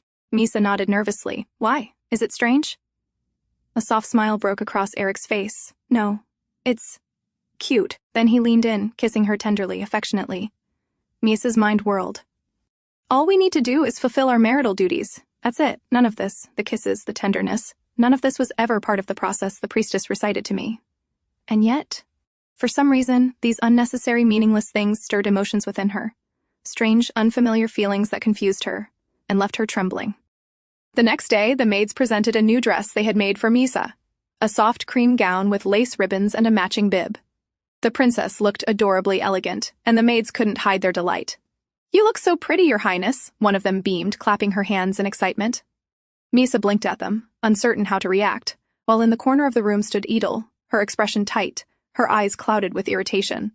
Just a short while ago, she had been in Aerik's office, voicing her frustration. I can't just stand by and watch this house fall into ruin, she had said firmly. You should consider taking a concubine. Aerik had raised his gaze from the papers on his desk, his voice calm but sharp. So your loyalty to the Cladinae family now demands that I take another woman? Edel clenched her teeth. I can't stand seeing you neglect your duties. You've left everything to Aerik, all for someone you can barely even converse with. You spend your days replacing her maids and fussing over her garden walks. Why? Aerik turned to Cullen, who stood beside him, his tone even. Am I neglecting my duties, Cullen? Not at all, my lord, Cullen replied immediately. Since you resolved the food shortage by negotiating with Marquis Hetab, the people have begun to regain their trust in this house. And since Aerik took over the night training, even the soldiers have realized who their true leader is. Edel's lips tightened. Realizing her words held no weight, she bowed stiffly. Forgive my impertinence, my lord. She left the room, but her frustration only deepened. To her, everyone, Aerik, Lady Cladinae, even the household knights, seemed bewitched by that mad princess. She couldn't understand it. A fool cannot run a house, she thought bitterly. Someone has to stop this before it's too late. That evening at dinner, Miesa suddenly looked up from her plate, her eyes gleaming with curiosity. I want To see the world, she said softly. The one in books? The streets? The people? I really want to go. Her tone was so earnest, so childlike, that Aerik couldn't refuse. Then we'll go tomorrow, he said with a gentle smile. But Lady Cladinae frowned, clearly uneasy. The princess has never left the mansion. The streets can be unpredictable. Take Gela with you, she'll ensure her safety. Don't worry, mother, Aerik reassured. I'll be with her the whole time. Still, Lady Cladinae insisted firmly, take her. He had no choice but to agree. Their carriage rolled through the cobblestone streets of the capital. Before long, Aerik turned to Gela and said in a calm voice, Meet us back here in 3 hours. Until then, you're free to do as you please. Gela hesitated, worried. My lord, leaving her side, I'll look after her, he interrupted. You have my word. Though reluctant, Gela bowed and stepped away. Once she disappeared into the crowd, the carriage began to move again. Aerik leaned toward Miesa, who was pretending to sleep with her head resting on his lap, and whispered near her ear, You may get up now. Her eyes fluttered open, and she immediately pressed her face to the window, gazing out with pure wonder. The vibrant streets of the capital unfolded before her. Vendors shouting cheerfully, children chasing one another, women bargaining at stalls, the aroma of fresh bread drifting in the air. Aerik watched her silently, a faint smile tugging at his lips. Seeing her mesmerized expression, he decided not to disturb her. For once, he wanted her to simply enjoy the world, the real one, beyond the palace walls. Suddenly, Miesa pointed out the window. What is that? She asked curiously, her eyes fixed on a group of wooden carts lined along the busy street. Aerik followed her gaze. Those are display carts, he explained. Merchants use them to sell their goods, but what they sell is usually of poor quality. Miesa tilted her head, her brows furrowing. If even the House of Cladinae thinks it's of no quality, she said seriously, then can it be of use at all? Aerik blinked, momentarily at a loss for words. Then realization dawned. She had misunderstood entirely, so that's what she thought. He recalled how she often sat on his lap while he reviewed financial reports. She must have seen his documents and somehow concluded that his family was struggling. Suppressing a laugh, he leaned closer. Miesa, he began gently. The shortage you saw was only temporary. It happened because the war ended, and 17,000 soldiers returned home. That caused a strain on our food supply, but the issue has already been resolved. Her eyes widened slightly, listening intently as he continued, almost without noticing that he had started bragging. The Cladinae lands are prosperous, he said proudly. We own 3 iron mines and several trade routes across the southern border. There's nothing for you to worry about. Only after finishing did he realize how self-satisfied he must have sounded. Clearing his throat awkwardly, he asked, Are you displeased? Miesa shook her head. No, she said softly. I was just thinking. I used to leave my snacks unfinished, thinking there wasn't much food left. Now I wish I had eaten them all. Aerik froze for a moment. So that's what she worried about, and he had no idea.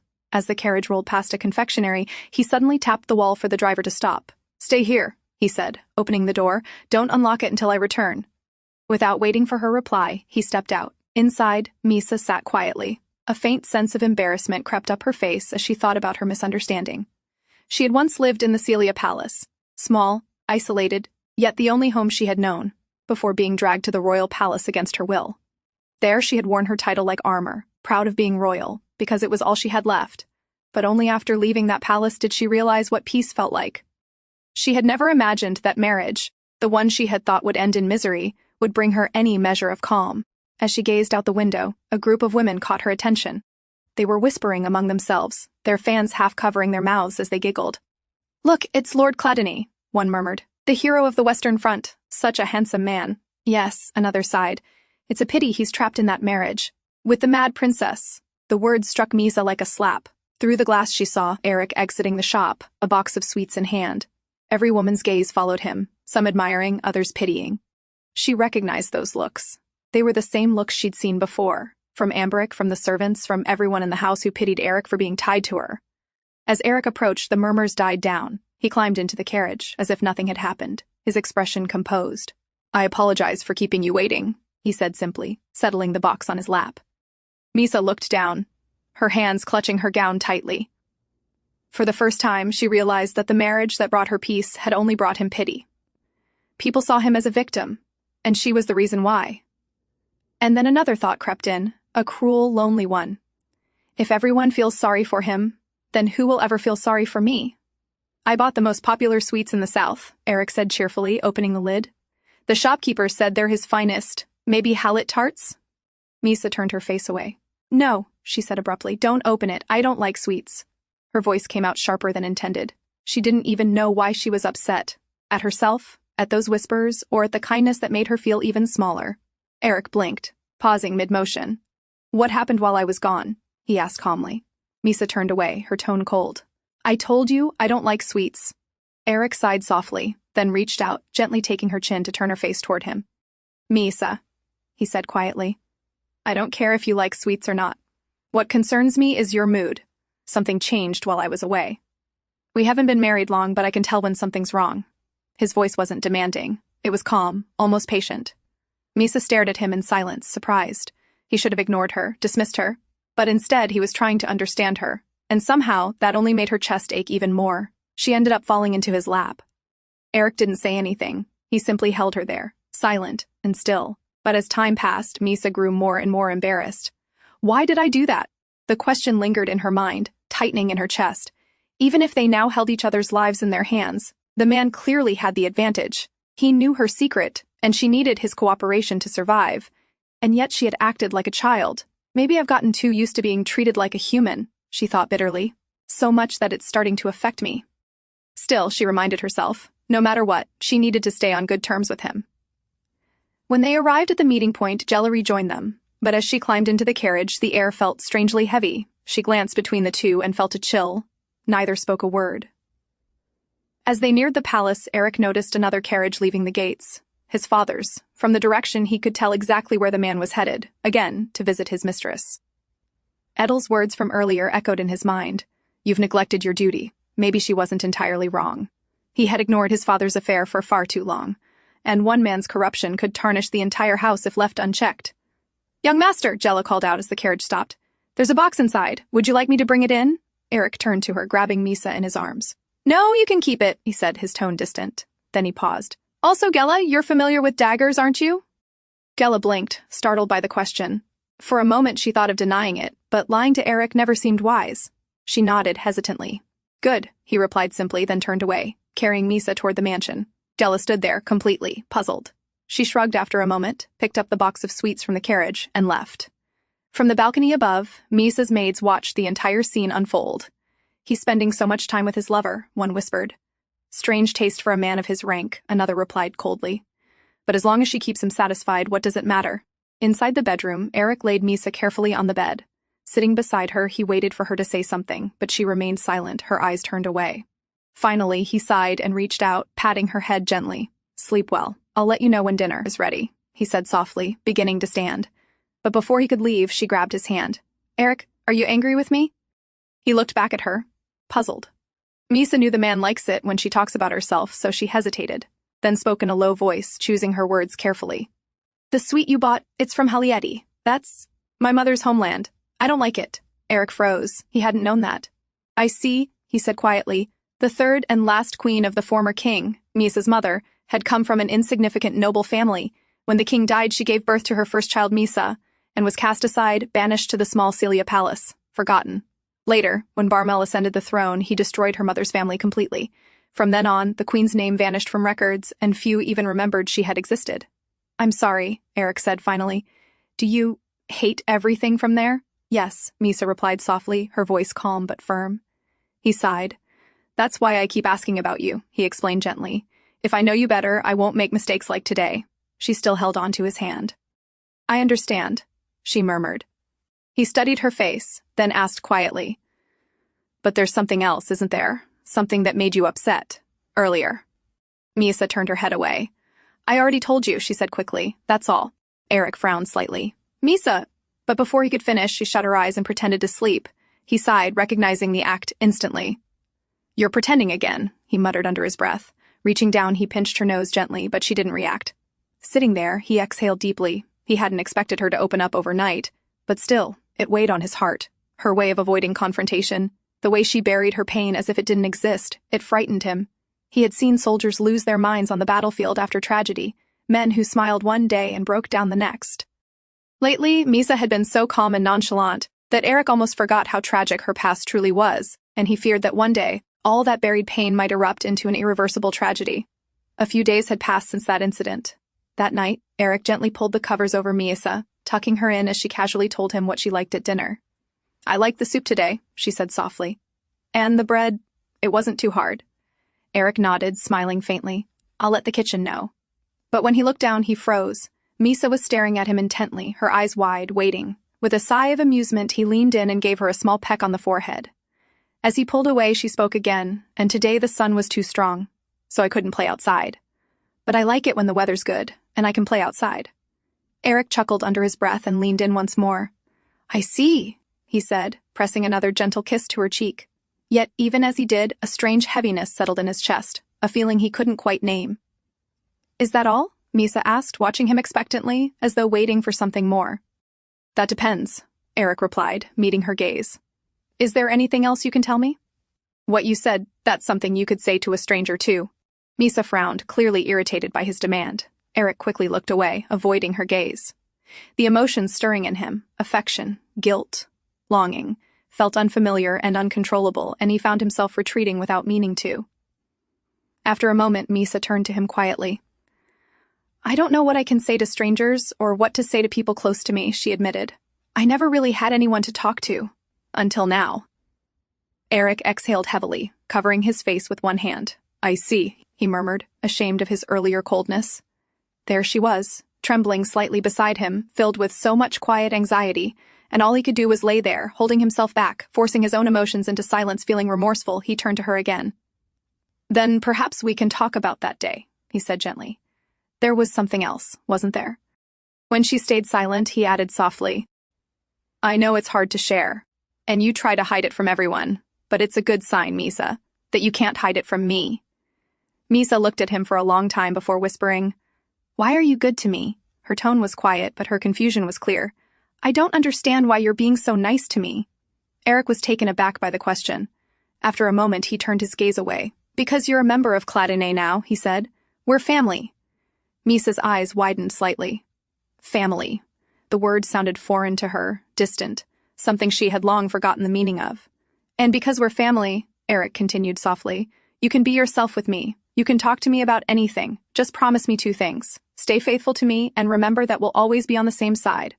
Of course, Miesa said quickly, nodding without hesitation. But Aerik could tell. They were thinking of different things. To her, it meant protecting each other's lives. To him, it meant something deeper. Trust, loyalty, a bond he hoped would someday become real. Well, he murmured, smiling faintly, we probably meant different things, but let's hope our intentions align someday. He pulled her gently into his arms and pressed a soft kiss to her forehead. Within moments, Miesa's breathing slowed as she drifted off to sleep. It had been a long time since he had held her like this, and as she lay in his embrace, she could feel it, even without words, that the man beside her was trying his best to tell her something she couldn't yet understand. She had once thought Aerik was only kind on the outside, but now, she began to realize he was kind on the inside too. The next morning, Aerik once again carried Miesa gently in his arms as they prepared to leave for another outing. I hope you have a good time again today, Miesa, Lady Cladinae said warmly, her tone carrying the tenderness of a mother. Behind her, Adel stood silently, her expression unreadable. As the carriage began to roll forward, Adel finally spoke. Her voice was polite, but the irritation beneath it was unmistakable. My lady, are you certain this is wise? She asked carefully. The young master is still a man, after all. Allowing such a young woman to spend this much time alone with him. Lady Cladinae turned slightly, cutting her off with a light scoff. Oh, Adel, she said, shaking her head with a faint smile. Didn't you see how they interact? There's nothing improper between them. And besides, how could Aerik possibly be distracted by another woman when he's married to someone like Miesa? Her words carried a tone of confidence, almost pride. Miesa looks so lovely these days, she added softly, though she still needs to gain a bit more weight. I'll have the butler prepare something special for her, something she likes. With that, Lady Cladinae turned and walked back into the palace. Adel stood there. The polite mask on her face slowly fell away, replaced by a look of dark irritation. She still couldn't understand it. Why was everyone so utterly captivated by that girl? What spell has she cast on them all? Late that night, Aerik sat alone in his study. A report lay open on his desk. Today, Lady Malika, Miesa's lady-in-waiting, had visited a pawn shop. That could only mean one thing: she was making her move. There was still no word from the House of Crispin. Leaning back in his chair, lost in thought, Aerik suddenly noticed a faint movement at the doorway. Miesa stood there quietly, her pale face half lit by the lantern's glow. Miesa, he said, surprised. Can't you sleep? He gestured casually toward his lap. Would you like to sit here like you used to? Miesa shook her head. No, I came to tell you something. Her tone was serious, unusually so. I thought about it a lot, she continued, and I decided I don't dislike you anymore. Aerik froze, staring at her blankly. You disliked me? He asked, almost bewildered. But not anymore, Miesa replied simply. Aerik stood from his chair, walking slowly toward her. So you just decided that you don't dislike me? He asked, studying her expression. Miesa flinched slightly at his tone. Are you angry? No, Miesa, he said softly, brushing her cheek with his fingers to reassure her. But may I ask, why did you dislike me in the first place? Was it because I touched you? Did that make you uncomfortable? No, Miesa replied immediately. Aerik let out a quiet sigh of relief. I don't feel uncomfortable, she added after a pause. It's just unnecessary. Aerik chuckled faintly. I see. Well, I'm glad I don't make you uncomfortable anymore. But Aerik, Miesa said suddenly, glancing around the study, what are you doing? Just reviewing some documents, he replied, watching as she tilted her head curiously and stepped closer. May I see them? She asked. Sure, Aerik said, moving aside. Just don't tear them up. I don't need to tear them now, Miesa said matter-of-factly, leaning over to read. To his surprise, she read quickly, her eyes moving with ease over the text. She must have spent more time reading than speaking all these years, Aerik thought. You hired someone to tail my lady-in-waiting? She asked without looking up. Yes, I did, he replied. What about the House of Salakizi? She continued, flipping a page. Didn't they only exist in name? Yes, Aerik said, leaning back in his chair. But there's talk of an illegitimate heir. If it's true, he might revive the family line. Miesa took her time finishing the report, then looked up at him. I've read everything. Do you still have work to do? Yes, Aerik said, glancing at the remaining papers. I believe so. Then, Miesa paused, her voice soft but certain. I want to sit on your lap. Aerik blinked, caught off guard. You may, he said after a moment. Without hesitation, Miesa climbed onto his lap, sitting neatly, as she always did. By the way, Aerik, she said suddenly, tilting her head, do people only kill when they're in bed? Aerik froze. What? Now that I think about it, she continued innocently. It's not just that I stopped disliking you, I think I like you now. So can we start to— Before she could finish, Aerik placed a finger under her chin, tilting her face upward. His tone turned low, suspicious. What is it this time, Miesa? He asked. Because, to be frank, your performance isn't very convincing. He leaned closer, sliding an arm behind her head, forcing her gently to recline against him. So tell me the truth, he murmured. What made you act this way tonight? But I came to tell you something important, Miesa protested, and I just wanted my reward, like always. Aerik frowned. Her reasoning was strange, but not entirely wrong. Well, he said slowly, a faint smile tugging at his lips. I suppose you did tell me something important. He shifted his hand behind her neck, then leaned forward and pressed his lips against hers. Miesa's eyes widened in surprise, her body stiffening for a moment at his sudden change in mood, but as his hand cradled her head, his lips deepening the kiss, she slowly relaxed, her arms wrapping around his neck, pulling herself closer until she was leaning over him, returning his kiss with the same quiet intensity. As their lips parted, both of them breathing heavily, Aerik spoke first. So, is that your only reason? He asked quietly. Miesa lowered her gaze. We need to do it to save your life, she murmured. Have you forgotten? If we keep putting this off, the king will— Before she could finish, Aerik caught her hand. That won't happen, he said firmly. The king already used that excuse once. If he does it again, he'll have to admit that his previous judgment was wrong. Miesa blinked, trying to process his words. If that was true, then he had been calm all along, while she had been the only one growing desperate. But even so, if not this reason, there were countless others the king could use to destroy him. If something happened to him, she would lose everything, the only man in family who treated her as human. And if that happened, she had to make this marriage unshakable before it was too late. Her fingers fumbled clumsily at the knot of his robe, trembling from urgency more than courage. Aerik sighed softly. My lady, can you tell me why you're doing this? Something inside her snapped. The man kept finding ways to step back, always reasoning, always avoiding. Do I need a reason? She asked, her tone rising in frustration. Why won't you just say it? That you don't like my body. Her voice broke, angry and trembling. If it disgusts you, then close your eyes and get it over with. Aerik looked at her in disbelief. What on earth are you talking about? Do you really think I wouldn't like it? Before she could respond, he tugged at the front ribbon she had been struggling with, loosening it with ease. By the time they reached the bedroom, Miesa's thoughts were tangled with the cruel words of her ladies-in-waiting. How they mocked her scars, how they claimed no man would ever want to see her. But Aerik didn't stop. He leaned over her, undoing the tie of his robe, the same one she had fumbled with earlier. The fabric slipped from his shoulders, revealing his body marked with old wounds. As you can see, he said quietly, hovering above her, I have plenty of scars myself. Miesa stared at him, then slowly reached out, her fingers brushing one of the marks. "Who did this to you?" she asked softly. Aerik smiled faintly, explaining where each scar came from, one by one, like old stories told by a soldier long returned from war. Up close, he seemed different. Broader, stronger, yet gentler than she'd expected. "So," he murmured, "do you dislike my body?" Miesa quickly turned her face aside. "No, I like it," she said in a small voice. "Liar," Aerik teased. "You just rolled your eyes." He leaned down, his breath brushing her neck. "Still, I forgive you." Miesa trembled, her breath catching. A warmth spread through her chest, strange and unfamiliar, yet not unpleasant. Eric's voice grew softer. "You might feel some pain if we continue," he said, giving her a quiet warning. Startled, Miesa turned her head toward him, but before she could speak, he pressed a kiss against her lips again, gentle but firm. When he finally pulled away, he rested his forehead on her shoulder with a quiet sigh. "I was going to stop here," he murmured, "since we're not ready yet, but—" He lifted his head, meeting her eyes. "Miesa, I may do some things that surprise you," he said in a low voice. "But please, don't push me away, and don't say no, do you understand?" Miesa looked up at him, hesitant, then slowly nodded. The man leaned down, his movements slow and deliberate. Only a moment later, Miesa began to regret her answer. Yet in the end, he didn't go all the way that night either. A strange, unfamiliar ache lingered within her, a feeling she couldn't name or understand. The next day, Aerik received a report from his men. According to them, when they tailed Lady Malika, she had visited a pawnshop.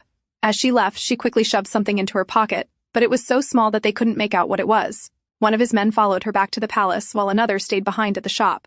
Around sunset, a hired carriage stopped in front of the pawnshop. An old woman stepped out and went inside. Soon after, she was thrown out by the shopkeeper, shouting about a brooch she was trying to sell. When they followed her back home, they noted her address and brought it to Aerik. Aerik studied the paper, his brows furrowed. The address seemed familiar, but he couldn't quite remember why. "I see," he murmured, dismissing his men with a nod. When he returned to his room, Gela was there, reading a book aloud to Miesa. Seeing him, Gela immediately stood up, her expression hesitant, as if debating whether to speak. After a moment, she finally asked, "My lord, are you planning to go outside again today? With the princess and me?" Aerik raised an eyebrow, surprised by her sudden question. "Perhaps. Why do you ask?" Gela explained. "Earlier, one of the princess's maids asked me the same thing. I'm not entirely sure, but their behavior seems suspicious. I think they might be planning something." Aerik's expression darkened slightly. "I see." Her instincts matched his own unease. If they were planning something, he'd rather face it head-on. He opened his wardrobe and took out a dagger belt, handing it to Gela. "Cullen will show you how to wear this properly. After that, get off the carriage and move around as usual. Keep in mind, Cullen will be following you." Gela blinked, confused but determined. "Understood," she said slowly. "Then I'll prepare the carriage for our outing." She bowed lightly and left the room. Once she was gone, Aerik turned to Miesa and began helping her dress. He placed a lightweight protective vest under her gown. "There will be knights around, but this will give me peace of mind," he explained. Miesa's cheeks flushed. For some reason, she couldn't meet his eyes. "Let me know if it feels uncomfortable," Aerik said, adjusting the straps. "No, it's fine," she replied softly, then pointed toward a small ribbon bib her maids had made for her. "Could you help me tie this?" Aerik paused, looking at it curiously. He hadn't known she liked such accessories. With a faint smile and a touch of embarrassment, he tied it gently around her neck. "I'm not sure I'm doing it right," he admitted, "but I'll try my best." When he finished, he brushed a hand over her shoulder and said quietly, "Let's just hope all these precautions turn out to be unnecessary." For a long time, nothing happened. Their carriage moved steadily through the streets, and their outing passed peacefully, just like before. Aerik began to think perhaps the tension had been for nothing. But when they returned to the meeting point after 3 hours, Gela appeared, disheveled, bruised, and clearly hurt. She climbed into the carriage, breathing heavily. "I'm assuming," she said dryly, "that I'll be getting paid extra for this." Aerik stared at Gela's disheveled appearance, his brows knitting with concern. "Are you hurt?" he asked, his tone firm yet worried. "Yes, I am," Gela replied with a sigh, brushing the dirt from her sleeve. "But my feelings are hurt the most, and all because of Sir Cullen." Her expression darkened as she said his name. Aerik frowned slightly. "What happened?" Gela exhaled, clearly irritated, and began to explain. "After I left, I wandered around the market like usual, picked up some herbs, stopped by a bookstore. Then, out of nowhere, some man bumped into me. I was about to yell at him, but before I could, he just ran off without even apologizing. A moment later, I realized he'd robbed me." Aerik listened quietly, his gaze steady. "So, naturally, I ran after him," Gela continued, gesturing animatedly. But the bastard led me into a dark alley. That's when I realized he wasn't working alone. A whole group was waiting there. Her voice grew tense. Disgusting men. And what annoys me more is that I fell for something so obvious. She paused, scowling. At first, I stayed still and listened. They were talking among themselves. And that's when I found out their real plan wasn't just to rob me. They wanted to kidnap me. Aerik's eyes narrowed. They attacked me, Jella went on. One came straight at me, but I knocked him flat on the ground. Then another tried to throw a sack over my head from behind. That was it. I lost my temper. She scratched her cheek, a little embarrassed. Well, I could have gone along with their plan and found out who sent them, but I was too angry to think straight. Aerik sighed quietly. I see. But here's the strange part, Jella continued. There were plenty of them. Yet they didn't all come at once. They came one by one. I couldn't figure out why.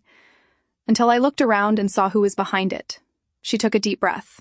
It was Sir Cullen, sending them at me, one after another, like it was some kind of twisted training session. And every time he sent someone in, he muttered a number under his breath. So I got little ahead of myself thinking he was ranking me. Aerik rubbed his forehead. He was probably comparing your skill to his younger brothers at that age, he said, understanding the pattern immediately.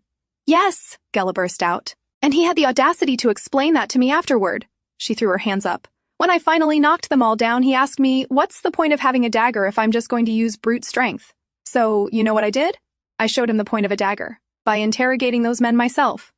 Aerik's lips pressed into a thin line. He was about to stop her, worried the story might be too much for Miesa, but when he glanced at her, he froze. Miesa was covering her mouth, her shoulders trembling, not in fear, but in suppressed laughter. Puzzled, Aerik turned back to Jella. Captain, Gella said, noticing his mind wandering. Yes, go on, Aerik replied, clearing his throat. Jella shrugged her hand. Anyway, after a little persuasion, they confessed. They were hired through a thieves' guild. The instructions were specific. Her voice grew heavy. They were to kidnap me, keep me captive for months, and then send me back to the Cladinae estate, pregnant. Aerik's jaw tightened. He didn't need to hear more to guess who was behind it. Gella crossed her arms again, trying to regain her composure. So, I hope I'm getting paid extra for this, she muttered. Aerik finally exhaled. I heard you were saving to buy a blacksmith shop in your hometown, he said calmly. I'll purchase it with my own assets. It may take a few weeks, but by next month, the title deed will be in your hands. Jella's eyes widened. Seriously? She said, stunned. Aerik nodded once. Thank you, she said quickly, then looked down at her torn clothes and messy hair. Well, since I'm in this state, I'll return with Sir Cullen. She gave a short bow and stepped out of the carriage, leaving Aerik and Miesa behind in the quiet that followed. Eric's expression darkened, his jaw tightening. They're playing dirty, he muttered under his breath. They wanted to spread rumors about me and Jella. Miesa lifted her head, her tone calm as ever. Now that I remember, they once said Gella was your lover. Aerik let out a slow sigh. I expected as much, he said, shaking his head. Then, softening his tone, he turned toward her. Anyway, are you all right, my lady? He asked gently. Miesa blinked at him. About what? About what Gella said earlier, he clarified, a hint of confusion in his eyes. I thought it might have disturbed you. Oh, that? She said with a faint shrug. I guess I really was scared when I was young. But now? I'm used to seeing blood. Aerik's brows furrowed slightly. You've seen it that often? He asked quietly, his tone unreadable. Actually, Miesa began, looking away as if recalling something distant. I kind of had a habit of laughing like a mad person. Sometimes I even had to sleep beside dead bodies. When I was young, I didn't have much choice. I had to prove I was truly mad. Aerik said nothing, his gaze fixed on her. She continued in her usual matter-of-fact tone. But about 2 years ago, the ladies-in-waiting started, suspecting that I was gaining my senses back. By then, everyone close to me was already dead, so I couldn't sleep with dead bodies as often as before. Her voice lowered slightly. After that, I came up with other crazy things, just to make sure they'd still believe I'd lost my mind. For a long moment, Aerik simply stared at her. His chest felt heavy. He couldn't begin to imagine the kind of horror she'd endured since childhood. The loneliness, the fear she had disguised behind that false madness. There are still things you dislike and fear to this day, aren't there? He asked softly. Miesa's eyes flickered toward him.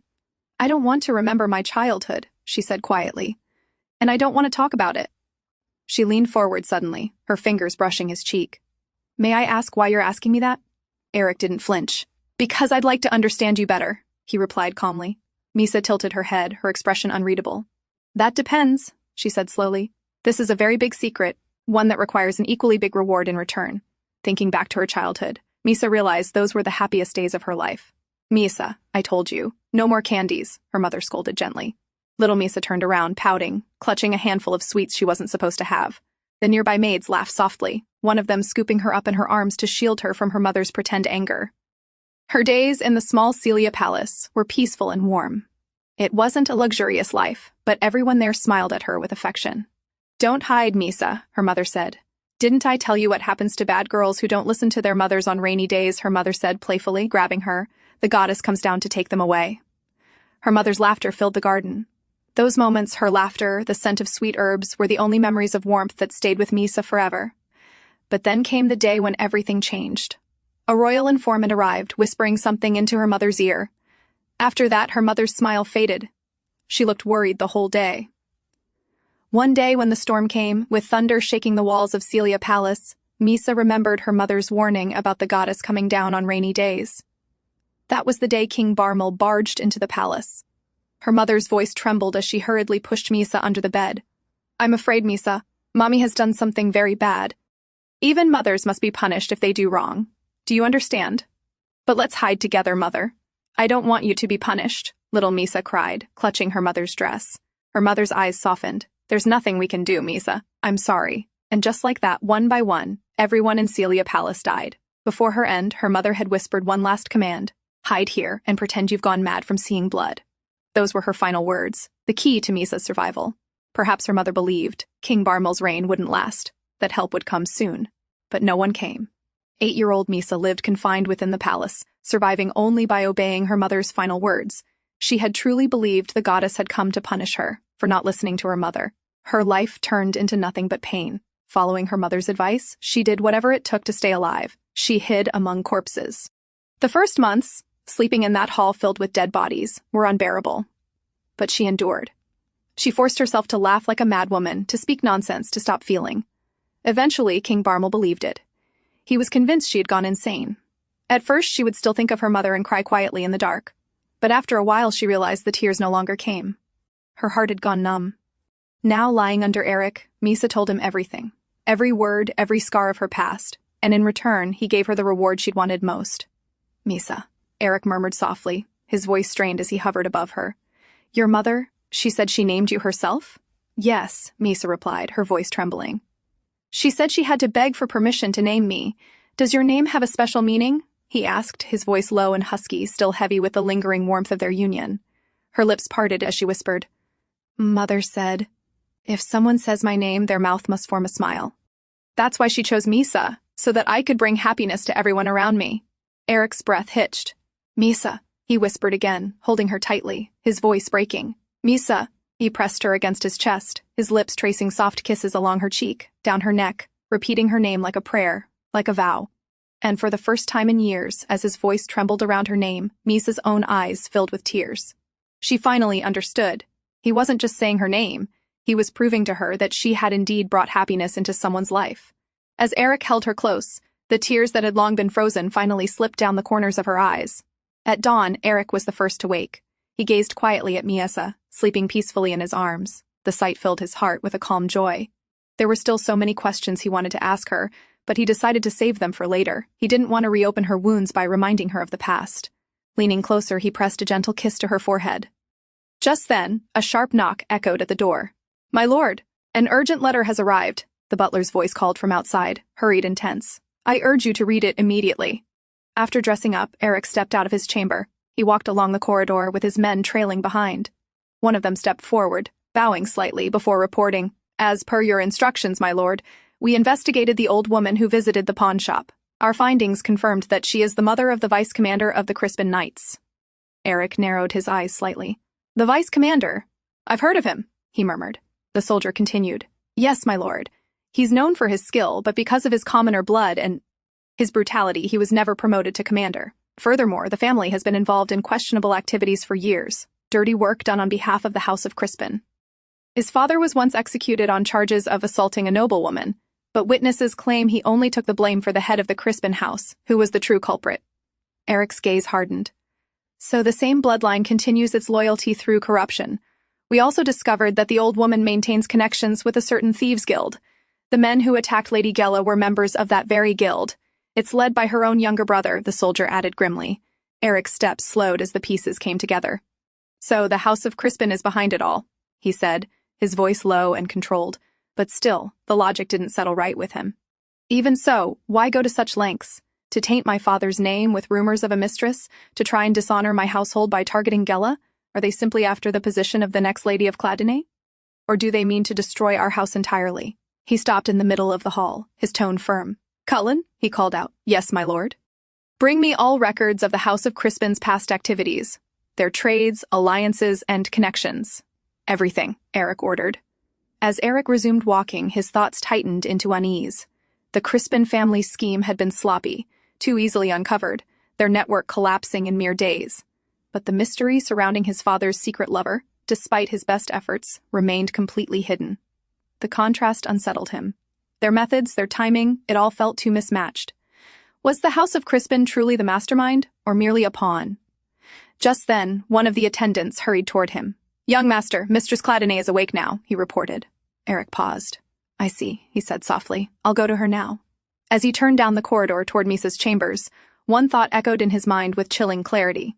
If the Crispins were not the true hand behind all this, then there was only one other person with enough power to manipulate them all: the king. Inside the bedroom, Miesa's ladies-in-waiting stood around her as usual, observing her closely, analyzing every small detail of her appearance. From their looks, it was clear they had already deduced what had taken place the previous night. Miesa, laying quietly on the edge of the bed, felt uncomfortable under their scrutiny. Yet, at the same time, she thought perhaps it was a good thing. If they go and report this to the king, maybe he'll finally stop interfering, she reasoned to herself. "It's perfect timing," Lady Melika said suddenly, clapping her hands lightly. "Let's begin our plan. I'll bring out the things." She walked over to a cabinet and began rummaging through it. "The door is locked, right?" asked one of the other maids, glancing anxiously toward the entrance. "Yes, it's locked," Melika replied curtly. "Now hold her up and let's finish our work before anyone interrupts." Miesa's eyes followed their every move, confusion creeping into her chest. Her messy hair brushed across her face as she watched Melika pull out a new dress and several items from the chest. She turned toward her with a bright, practiced smile. "You finally managed to capture your husband's attention, didn't you? So now, let's make sure you don't lose it so easily." Her tone sent an uneasy chill through Miesa. She didn't understand what they were really intending, but the way Melika's eyes glinted as she approached made her tense. Meanwhile, outside the door, Gela approached in her one good arm. "Good morning," she greeted Valak, Cullen's younger brother, who was standing guard by the entrance. "You're late today," Valak remarked, glancing at her bandaged arm. "Well," Gela said dryly, raising her brow. "It's not easy moving fast with a broken arm." He nodded. "Fair enough. Anyway, go on in. Those two ladies went inside a while ago." "Those two?" Gela frowned slightly but nodded. "Got it." She pushed open the door slowly. The room was empty. Her eyes darted across the chamber. No sign of Miesa anywhere. The bed was still unmade. A faint sound of something shuffling came from behind the closed bathroom door. "Mistress Cladinae?" Gela called out quietly, but no one answered. Then she froze. From behind that door came the distinct sound of muffled voices. Gela's posture stiffened immediately, every sense on alert. Something wasn't right. Inside the bathroom, chaos filled the air. Everything lay scattered across the tiled floor. Cosmetic boxes overturned, broken brushes rolling underfoot. Lady Melika stood near the sink, a red lipstick case clutched tightly in her hand. Her tone was sharp and commanding. "I told you to hold her properly," she snapped. Below her, Miesa, now dressed in a new gown, struggled and breathed heavily as the other maid pinned her down by the hair. Miesa's body trembled. Something felt terribly wrong this time. Usually her defiance would have earned her a slap or a scolding. But today, they were calm. Too calm. As if they had a clear, deliberate purpose. Melika crouched down, twisting the lipstick open. "Now then. Let's make you more, presentable," she said coldly. She dipped the small brush into the red pigment and reached toward Miesa's lips. In a sudden motion, Miesa jerked her head, and the brush flew from Melika's hand, clattering against the floor. For a brief moment, she thought she had won, but the woman only smirked. "I guess I have no choice," Melika muttered. "My fingers will do just fine." She dabbed her finger into the lipstick and reached forward again. A deep, instinctive fear struck Miesa. Her heart pounded violently. Something about this felt more dangerous than any punishment she'd ever faced. "If I don't stop them now, I might die here." Just then, a familiar voice called from outside the door, firm and clear. "Mistress Cladinae, are you in there?" It was Gela. The door rattled once, followed by her voice again. "Why is this locked?" Miesa's eyes widened. This was her chance. Gathering every ounce of strength, she screamed as loudly as she could. The sound echoed sharply through the room, before a rough hand clamped down over her mouth. But it was too late. Outside, Gela froze for a second. Then she began pounding on the door with her fist. "Mistress Cladinae, are you all right?" she shouted, hitting it again and again. Her injured arm throbbed painfully, but she didn't stop. Inside, panic flickered across the younger maid's face. "Lady Malika, what do we do? What if they break in?" "Move your hand," Malika said darkly. "But I said move your hand," she barked. "We'll finish this before they come in." The frightened maid hesitated. "What if she screams again?" "Let her," Malika hissed. "We'll tell them she was hysterical, and we had to lock her in for her own safety." Meanwhile, outside, Valak had joined Gela, throwing his shoulder against the door again and again. "It's solid oak," he grunted. "It's not giving way." Inside, Malika glared down at Miesa. "It won't open easily," she sneered, "so stop wasting our time." She brought her stained fingers closer to Miesa's lips. Before she could touch her, Miesa spit, straight at her face. "You little brat!" Malika's voice shook with rage. "You looked me in the eyes just now, didn't you?" Miesa froze. "No! You're not acting like a madwoman at all," Malika said, her tone low and venomous. She tilted her head, eyes narrowing as realization dawned. "So that's it. You've been pretending all along." Miesa's blood ran cold. She quickly lowered her gaze, but it was too late. Her trembling hands gave her away. "Well, well," Malika said, wiping her cheek slowly. "What do we have here?" Outside, Gela and Valak were still struggling with the door when a sharp, commanding voice cut through the hall. "What's going on here?" They turned to see Aerik approaching, his eyes like steel. Gela immediately stepped forward, breathless. "Captain, something's wrong," she screamed. "And the door's locked!" He didn't waste a second. "Step aside," he ordered. Valak and Gela moved instantly. Aerik strode forward, drew back his leg, and slammed his boot into the door. Once, twice, 3 times. With a thunderous crack, the lock splintered and the door burst open. The scene inside made his blood run cold. Miesa sat on the floor, her hair tangled, her gown half pulled, her frightened eyes darting down, while Malika stood frozen with the red-stained lipstick still in her hand. Aerik's face darkened, his voice like ice. "Tie them up." Lady Malika, startled by Aerik's sudden entrance, stumbled back. "Young master, it's not what it looks like. You must understand," she began hastily. But before she could finish, Gela lunged forward, fury blazing in her eyes. She grabbed Malika by the hair and yanked her back hard. "How dare you lay a hand on Mistress Cladinae," she shouted, her voice echoing through the marble walls. Malika shrieked in pain, trying to pull away, but Gela's grip only tightened. Aerik's sharp gaze swept over the room, taking in every detail, the overturned chair, the lipstick-stained floor, the terror in Miesa's trembling frame. He turned immediately toward her. "Miesa?" he called softly, striding forward, his tone shifting from command to concern. "Are you hurt?" Miesa, still sitting on the cold floor, looked up at him through her ruffled hair. For a moment, everything blurred, the noise, the shouting, even her own fear.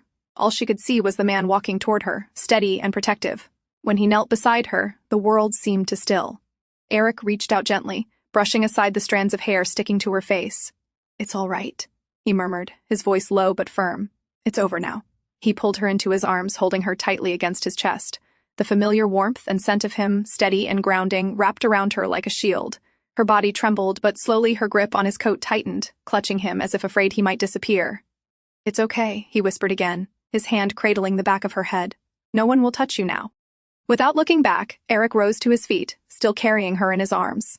He turned toward the doorway, his face dark with restrained fury. Behind him, Lady Malika struggled free from Gela's hold, shouting, "Young master, please, you must listen to me. I have something important to tell you. That woman, she's deceiving you. She's only pretending to be—" Aerik stopped mid-step. The words froze the air. His grip on Miesa instinctively tightened as he turned slightly, his expression unreadable. Malika's trembling voice continued, desperate. "She's not what you think she is!" In that instant, Aerik's heart sank, his mind went cold. She knows the truth. "Gela, gag her," Aerik ordered curtly, before turning to leave. Without hesitation, Gela followed his command, swiftly forcing the cloth into Lady Malika's mouth to silence her. Later, she and Valak stood before Aerik to report what they had found. "She was holding a lipstick," Gela explained, her tone tense.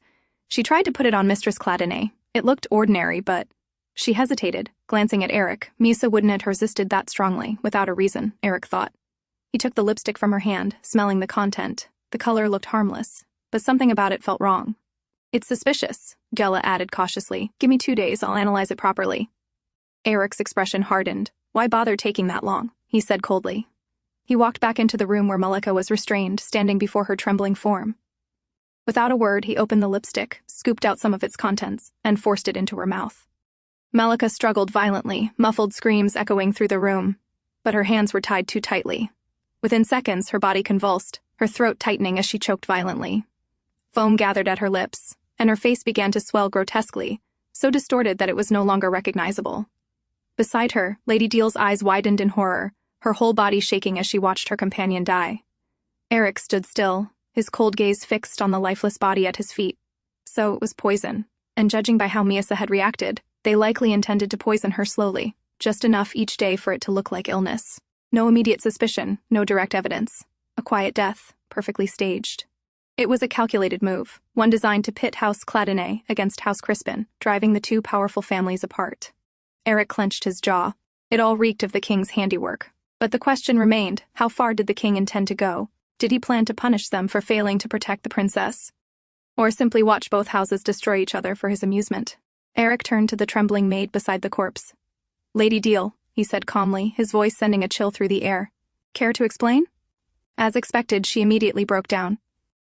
It was Lady Malika," she cried desperately. "She forced me. I only did what I was told." Aerik's expression didn't change. "I see," he said simply, turning toward Cullen. "Report this incident to the royal palace." Then, glancing toward Gela, he added quietly, "Prepare another room for Mistress Cladinae. I don't want her staying here anymore." Later, Aerik brought Miesa to Lady Cladinae and explained everything that had happened. As he finished, Lady Cladinae's expression hardened, her anger barely contained. "How dare they try to harm Miesa," she hissed. The fury in her eyes was unmistakable. Aerik, however, seemed more composed, though the weight of the situation was evident in his tone. "Mother, one of the ladies-in-waiting from the king's palace has died. That means they'll send someone to investigate soon. We'll need a witness, someone credible from our side. Otherwise, the king will twist the narrative and turn this incident against us." Lady Cladinae took a deep breath, realizing the truth in his words. "You're right," she agreed after a pause. "If we leave it to the palace alone, they'll make it look as though we were the ones at fault." She thought for a moment, then said firmly, "The new head of the House of Salakis should be the one. He only just inherited his position and isn't yet tangled in court politics. That makes him the safest choice, less likely to be influenced by the king." Aerik nodded in agreement. "I'll arrange it immediately." Before long, Doid Salakis arrived at the Cladinae estate. Born the illegitimate son of the former head of Salakese and one of his maids, he had survived the king's purge of his family by sheer luck. Years later, after coming of age, he had approached the palace and reclaimed his family's name. Aerik welcomed him into the sitting room and explained the situation in detail. Doid listened with a polite but rather detached expression, occasionally nodding as if struggling to keep up. "So," he said slowly after Aerik finished, "you want me to serve as a witness for your side?" "I see." He reached for his teacup, taking an unhurried sip before adding, "Well, I don't have much going on these days. It might even be a good chance to strengthen ties between our houses." Aerik studied him for a moment, recognizing that Doid didn't fully grasp the gravity of the situation. Still, that didn't matter. His lack of awareness meant he wasn't playing any deeper game, and that made him useful. "Then I'll count on your cooperation, Lord Salakes," Aerik said calmly. As they were speaking, a servant announced the arrival of a royal envoy. Moments later, a man in the king's livery entered the hall with a measured stride. "How is Her Highness the Princess?" he asked immediately, his tone polite but tinged with genuine concern. Aerik rose to greet him. "Thank you for your concern," he replied evenly. "My wife is safe and currently resting with my mother." The royal knight, Commander Tilburg, bowed slightly in acknowledgement, his gaze flickering for a moment, almost as if relief crossed his face. Aerik noticed it, though he set the thought aside for now. "Commander Tilburg," Aerik said, "allow me to introduce Lord Doid Salakis, the current head of the Salakise family." Tilburg inclined his head respectfully, and after brief formalities, the three men proceeded to the adjoining chamber where the body of Lady Malika had been laid out for inspection. Inside, the air was tense. Lady Deal sat restrained in the corner, her face pale, eyes darting nervously toward the royal knight as if she had just seen her savior. "I never imagined we'd be meeting again under such circumstances, Lady Deal," Tilburg remarked coldly as he entered. His words made her tremble visibly. He knelt beside Lady Malika's lifeless body, studying the grotesque swelling that had disfigured her face. "We'll analyze the substance found in her system," he said, his voice detached. Aerik stood behind him and added calmly, "My men will conduct the initial examination. It should take 2 days. I understand the palace will be running its own separate investigation." Tilburg rose to his feet. "That won't be necessary," he replied curtly. "Once your report is ready, deliver a copy to the palace. That will suffice." Then, turning his gaze to Lady Deal, he said, "Now, explain everything you know." Lady Deal's entire body shook. It was all Lady Malika's doing?" she began quickly. "She was the one who planned this. She had dealings with the House of Crispin, and I was only following her orders." Tilburg's eyes narrowed. And what was the purpose of this? He asked, holding up the lipstick tube between his fingers. Lady Deal froze, her lips trembling. After a moment, she stammered out, the young master and her Highness have been spending much time together lately. Every morning, their room is in disarray. I don't think I need to say more. Lady Malika said this would be a good excuse. We were to make it seem as though we were only trying to help the princess maintain her husband's attention. As she finished, Aerik glanced toward Lord Seleucus, giving him a subtle signal. It was time for him to intervene. Lord Seleucus cleared his throat, trying to sound authoritative. That's quite a claim, he said slowly. But to be fair, perhaps we should also hear testimony from Lady Cladinae's other attendants. Tilburg nodded once. Yes, of course. Gela stepped forward, composed and confident. What I saw, she began clearly, was very different. When I entered the room, Lady Deal was holding Mistress Cladinae by the hair, like a hostage. Lady Malika was standing over her with the lipstick in hand. That's not... Lady Deal tried to interject, panic flooding her face, but Tilburg didn't let her finish. His voice was sharp and final. Take her in. The palace knights immediately moved forward, seizing Lady Deal by the arms. She screamed in protest, but her words were drowned out as they dragged her away. Aerik exhaled silently, watching her disappear through the doorway. His plan had worked flawlessly, everything resolved without scandal. As Aerik was preparing to return to Miesa, a servant entered hurriedly. My lord, the lady of House Crispin has arrived, he announced. Aerik exhaled, his patience thinning. I ask that you be brief, Lady Crispin, he said curtly, taking his seat, as I must return to my wife once she wakes. Lady Crispin removed her hood with a trembling hand. I've come to ask for mercy, she said softly. Her voice was steady, though her eyes betrayed the weight she carried. She bowed her head before continuing. My parents, they were greedy. They let themselves be tempted by treason, though I assure you, their intentions were far from noble. My father is dull and slow-witted, unable to win the king's favor. In his frustration, he grew to resent his majesty. That resentment was what made him so easily swayed. It all began with Countess Carlyle, Lady Crispin explained. She's the one who devised the plan that caught my mother's interest. They always feared the king. Anyone could see where this was headed. But my mother, her excitement blinded her, and she led our house straight into this disaster. Aerik nodded slightly, his tone calm but unyielding. I understand your position, but I'm afraid I have no choice but to hold the House of Crispin accountable. Unless, he added pointedly, you would prefer that I hold the king responsible instead? Lady Crispin gave a bitter, knowing smile. That would be impossible, Lord Cladinae. I came here only to do what little I could, as their daughter. Aerik studied her carefully, then asked, one more thing. Was your family behind my father's affair? Lady Crispin shook her head quickly. No, but if you wish, we can investigate the woman and report back to you, she offered.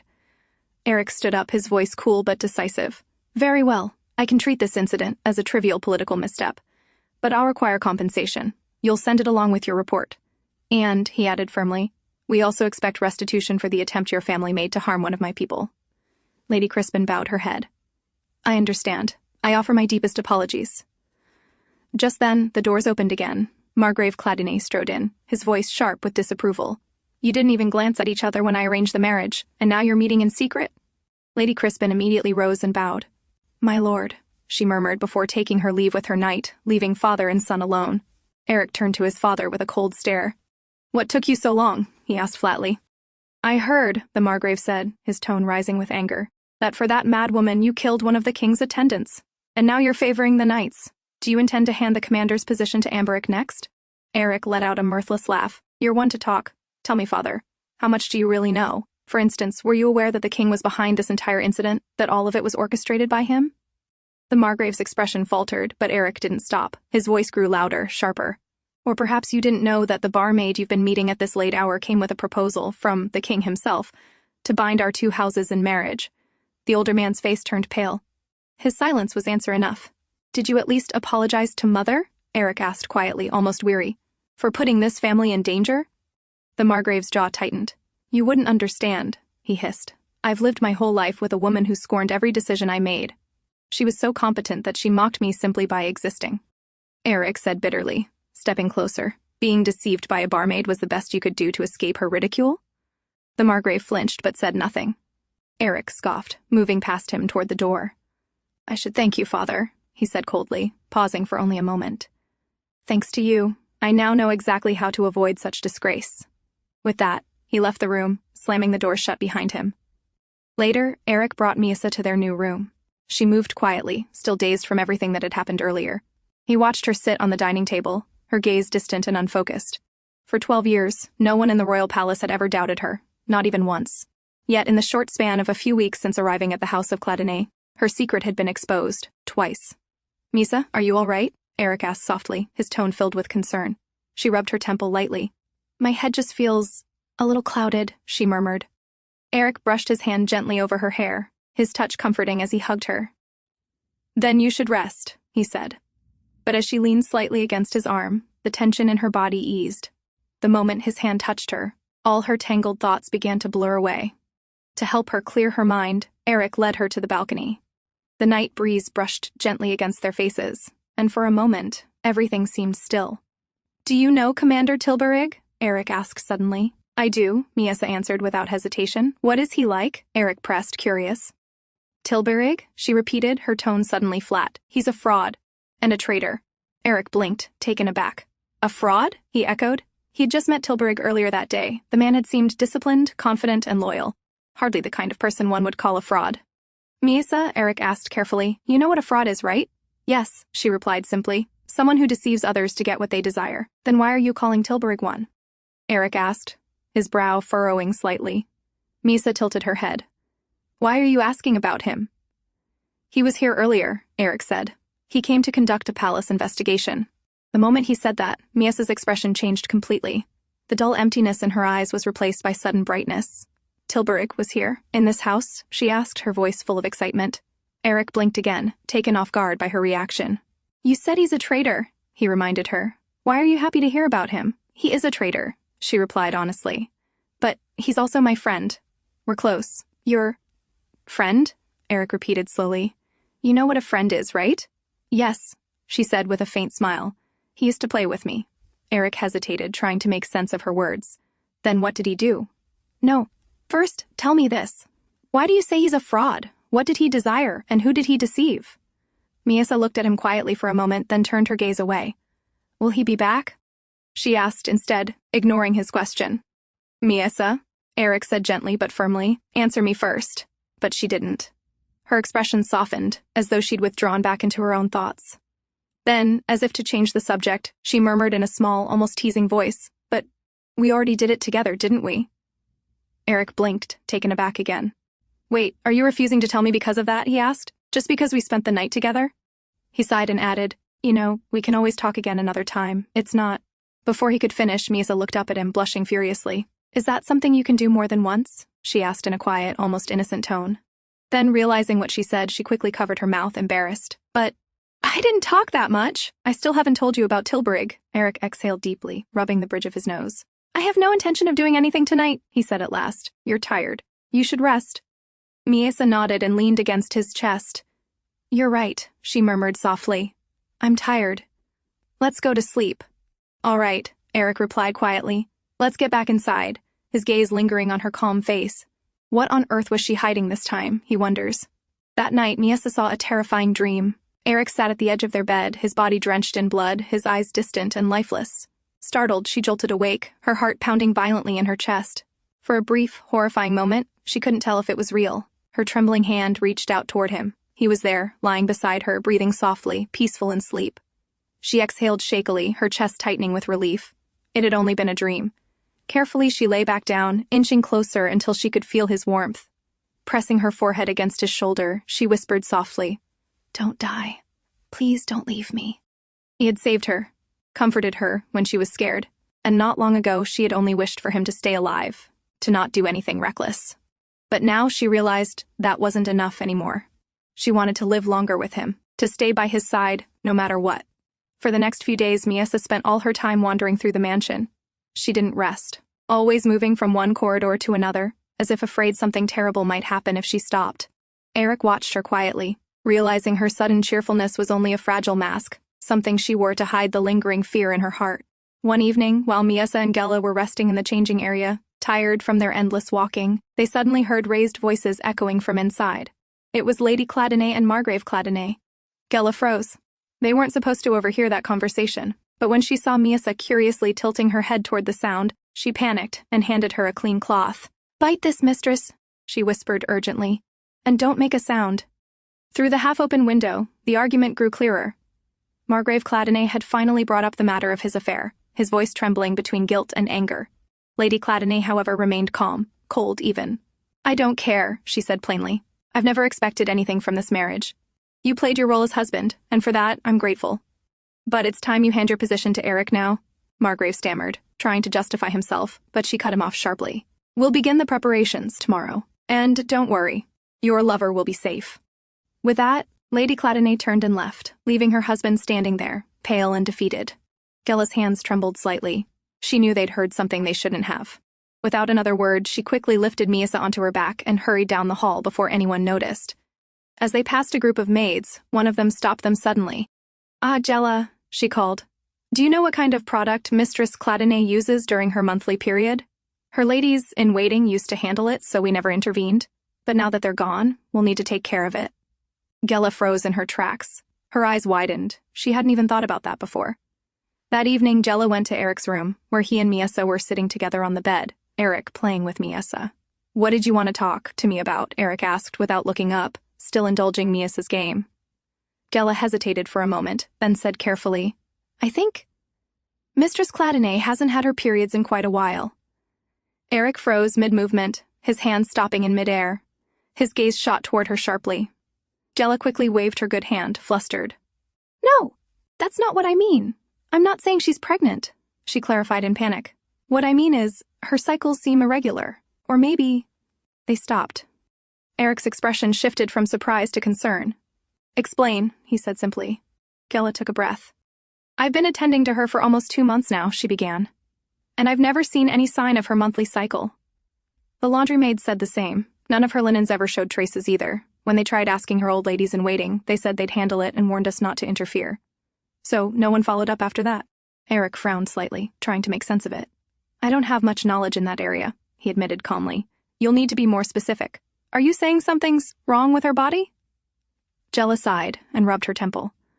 She didn't want to say something that might distance him from Miesa, but she couldn't avoid the truth. "I mean, she might not be able to give you an heir," she said quietly. Aerik nodded slowly. "I see. Then tell me, what could cause that?" "Well, malnutrition is one of the most common reasons," Gella replied. "And when she arrived, she was far too thin. That could easily be the cause." Miesa, resting quietly on Aerik's lap, listened in silence. She didn't understand most of what they were saying, only that it was about her. She wanted to ask Aerik, but Gella was here. "Could there be any other cause?" Aerik pressed.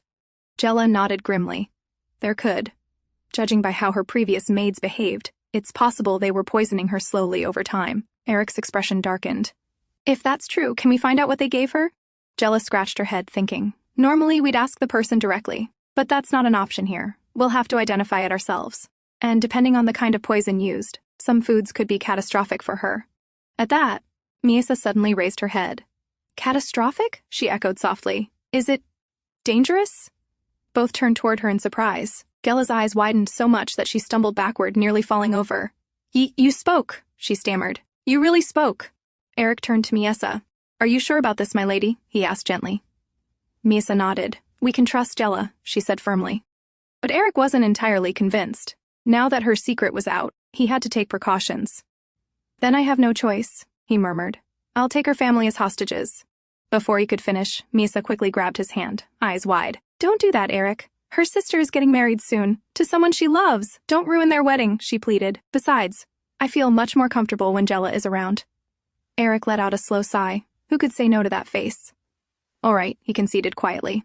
Gella, still frozen from the shock of hearing her mistress speak, blinked rapidly. Miesa turned toward her and said softly, "Gella, get yourself together. You have to prove to Aerik that you can be trusted." Gella rubbed her forehead and finally managed a weak laugh. I guess I need a little time to process all this," she muttered. Miesa giggled, spinning lightly, holding Aerik's hands. "Then tell us when you're ready," she said cheerfully. "Once you are, I'll explain what kind of drink they gave me." Later, as the three of them sat together, Miesa recounted in detail. 3 days before the wedding, they made me drink something thick and brown. My stomach hurt a lot after that, and they also forced me to take some medicine that made me sleep. "Did you ever experience any bleeding after that?" Gella asked cautiously. Miesa thought for a moment, then shook her head. "No, never much." Gella sighed deeply and stood. At this point, she wasn't sure whether it was the result of poison or a defect in Miesa's body. Either way, she needed proof, so she gently took a strand of Miesa's hair. Then, turning toward Aerik, She used subtle gestures to inform him that she would conduct the examination soon and report the results as soon as she had them. After that day, Gela buried herself in books, medical records, but no matter how much she read, she couldn't find anything that matched the description of the substance Miesa had drunk. If it truly was poison, it could have a long incubation period, and though Miesa seemed fine now, that didn't mean she was safe. Gela needed answers, and soon. She was so consumed by her research that she lost track of time and arrived late to attend to Miesa. By the time she reached the garden, Miesa was sitting with Lady Cladinae, playing quietly. The moment Gela stepped closer, her eyes instinctively lingered on Miesa. But her gaze was so sharp, so obvious, that Miesa glared at her as if saying, "Stop staring at me like that." Lady Cladinae immediately noticed. "What's wrong, Gela? Why are you looking at her like that? Is something wrong with Miesa?" Gela froze for a moment. Oh no, my lady, it's nothing like that," she stammered, forcing a smile. Miesa, sensing the tension, leaned lazily from Lady Cladinae's lap and stretched her arms toward Gela. Without saying a word, she silently mouthed, "Carry me." Understanding at once, Gela bowed. "It seems Mistress Cladinae is getting sleepy. I'll take her to her room so she can rest." As they turned to leave, one of the maids nearby watched them closely, her gaze fixed on the two of them with quiet suspicion.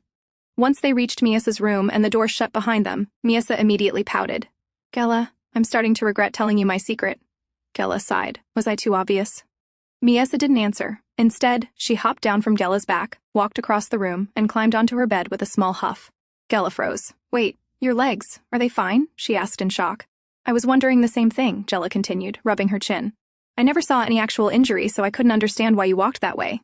Miesa frowned, her tone cautious. Then, "Do you think other people might have noticed too? Did any doctor ever check on you at the palace?" Gela asked. Miesa shook her head slowly. "Everyone who took care of me died that day," she said quietly. A chill went down Gela's spine at her words. For a moment, she didn't know how to respond. She simply reached out and held Miesa's hand. "Don't worry," she said gently. "No one's noticed. I only did because I'm trained in medicine, and even then there are cases where trauma alone can cause it, without leaving any visible wounds." Then Gela, scratching her cheek, spoke awkwardly. "That reminds me. About what I said earlier, I'm sorry. I shouldn't have said such things that day. I didn't know." Miesa giggled, a mischievous glint in her eyes. "Oh, that? Men are disgusting," she said, repeating Gela's own words perfectly. "Whether they're nobles or commoners, they're all the same. All that controls them is what's between their legs." Gela went pale. "Mistress Cladinae, please stop," she begged. But she couldn't help but be astonished at how accurately Miesa remembered every single word. "Did you find out about the poison?" Miesa asked suddenly. Gela straightened. "Not yet," she admitted. "But I'll keep looking into it, I promise." Miesa nodded, then asked innocently, "What did you mean by may not be able to give an heir?" Gela hesitated. It's okay," Miesa said, tilting her head. "If it's too hard to explain, I'll just ask Aerik." No, I'll explain," Gela said quickly. "What I meant is, it's possible you might not be able to get pregnant." Miesa blinked, confused. "Is that something to be ashamed of?" Gela shook her head, then sighed. "Not ashamed exactly. But in noble families, producing an heir is very important. If a wife can't, people start looking down on her." Miesa stared blankly at the ceiling. To be looked down upon? That was nothing new to her. What more could she possibly lose? She had never held any power to begin with. That night, Aerik woke up to the sound of heavy rain pounding against the windows. The wind howled through the cracks, and thunder rumbled across the dark sky. He remembered what Miesa had once said, that she hated rain. Getting up quietly, he crossed the room and closed the curtains to block the flashing lightning. But as he turned, he noticed Miesa trembling in her sleep. Her face was pale, her body stiff, and her breathing had grown uneven. "Miesa," he called softly. When she didn't respond, his calm expression turned sharp with worry. Moments later, Gela arrived. "She's frightened. She hates rain," Aerik explained, his voice tight with concern. Understanding immediately, Gela hurriedly soaked a cloth and placed it gently on Miesa's forehead. Then she tore a small roll of paper and tucked it carefully into Miesa's ears. "It'll help block the sound," she said softly. In her dream, Miesa saw her mother's face. "Miesa," the woman called gently. Miesa reached out, desperate to touch her, but when her fingers finally brushed skin, she woke with a start. Her wide eyes met Aerik's face, close, warm, real. Startled, she sat up abruptly, confusion flashing across her features. Where am I?" "You're home," Aerik said gently. "You had a fever. You've been sick the entire day." She blinked, realizing the truth. His hair was damp, his eyes tired, but he was still sitting beside her. He hadn't left even once. He must have stayed there all day, managing his work from her bedside. Her heart began to pound harder in her chest. "Do you need something to eat?" Aerik asked, starting to rise.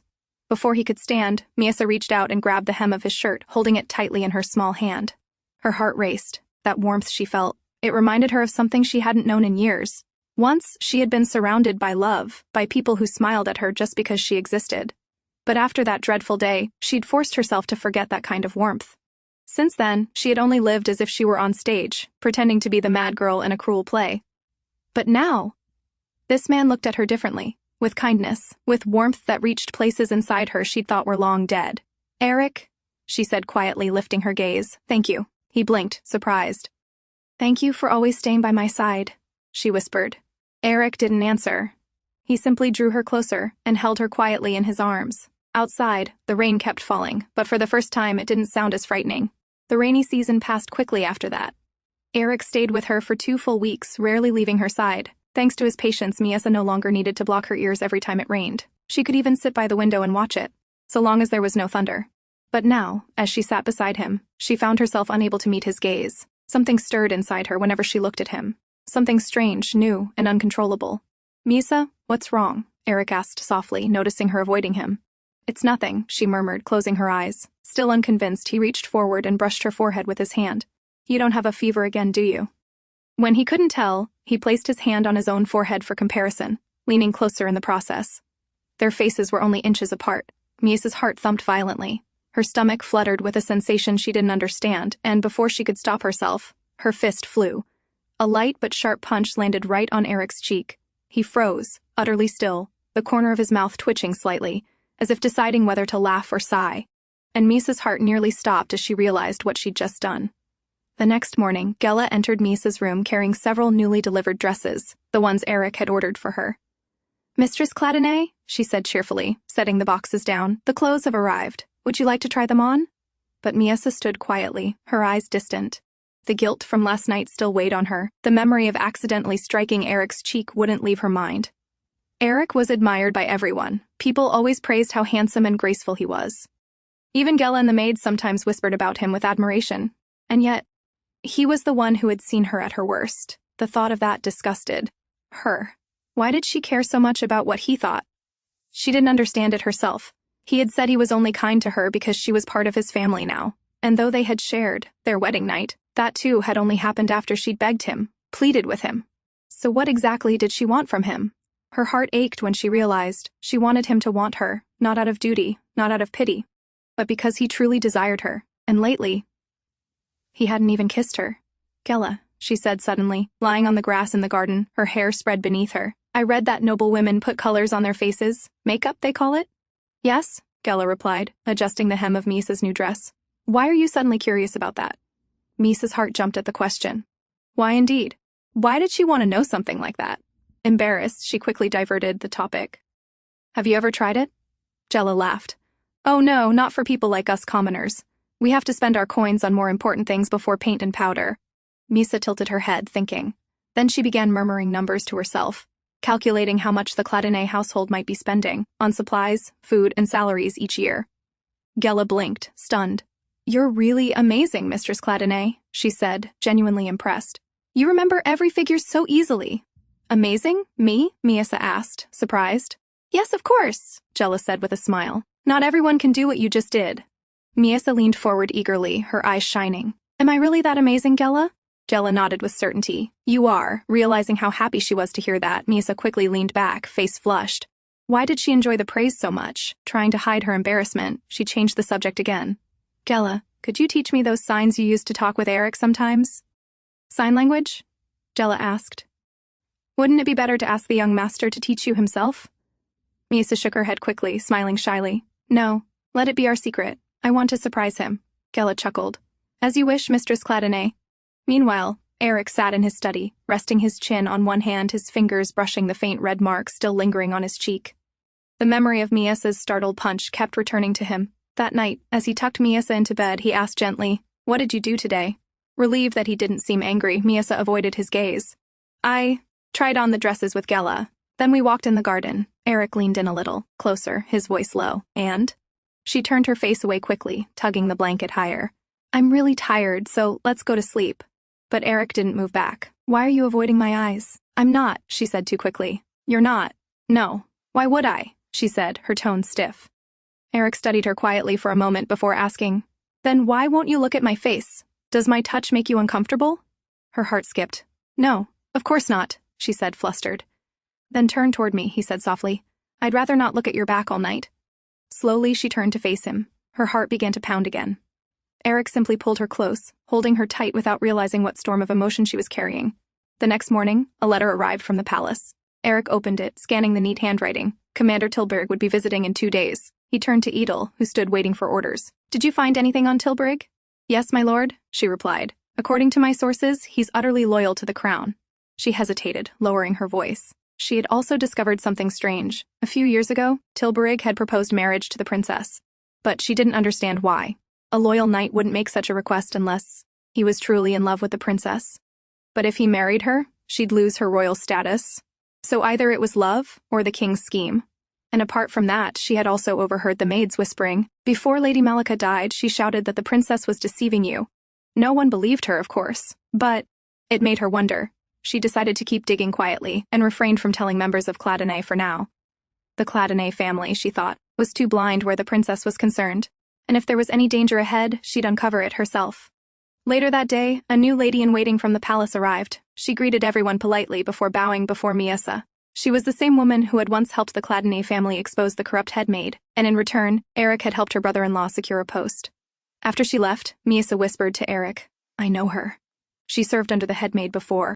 She always kept her distance when she couldn't stand what was happening. But she stayed loyal because she has 3 sons. She wanted them to succeed."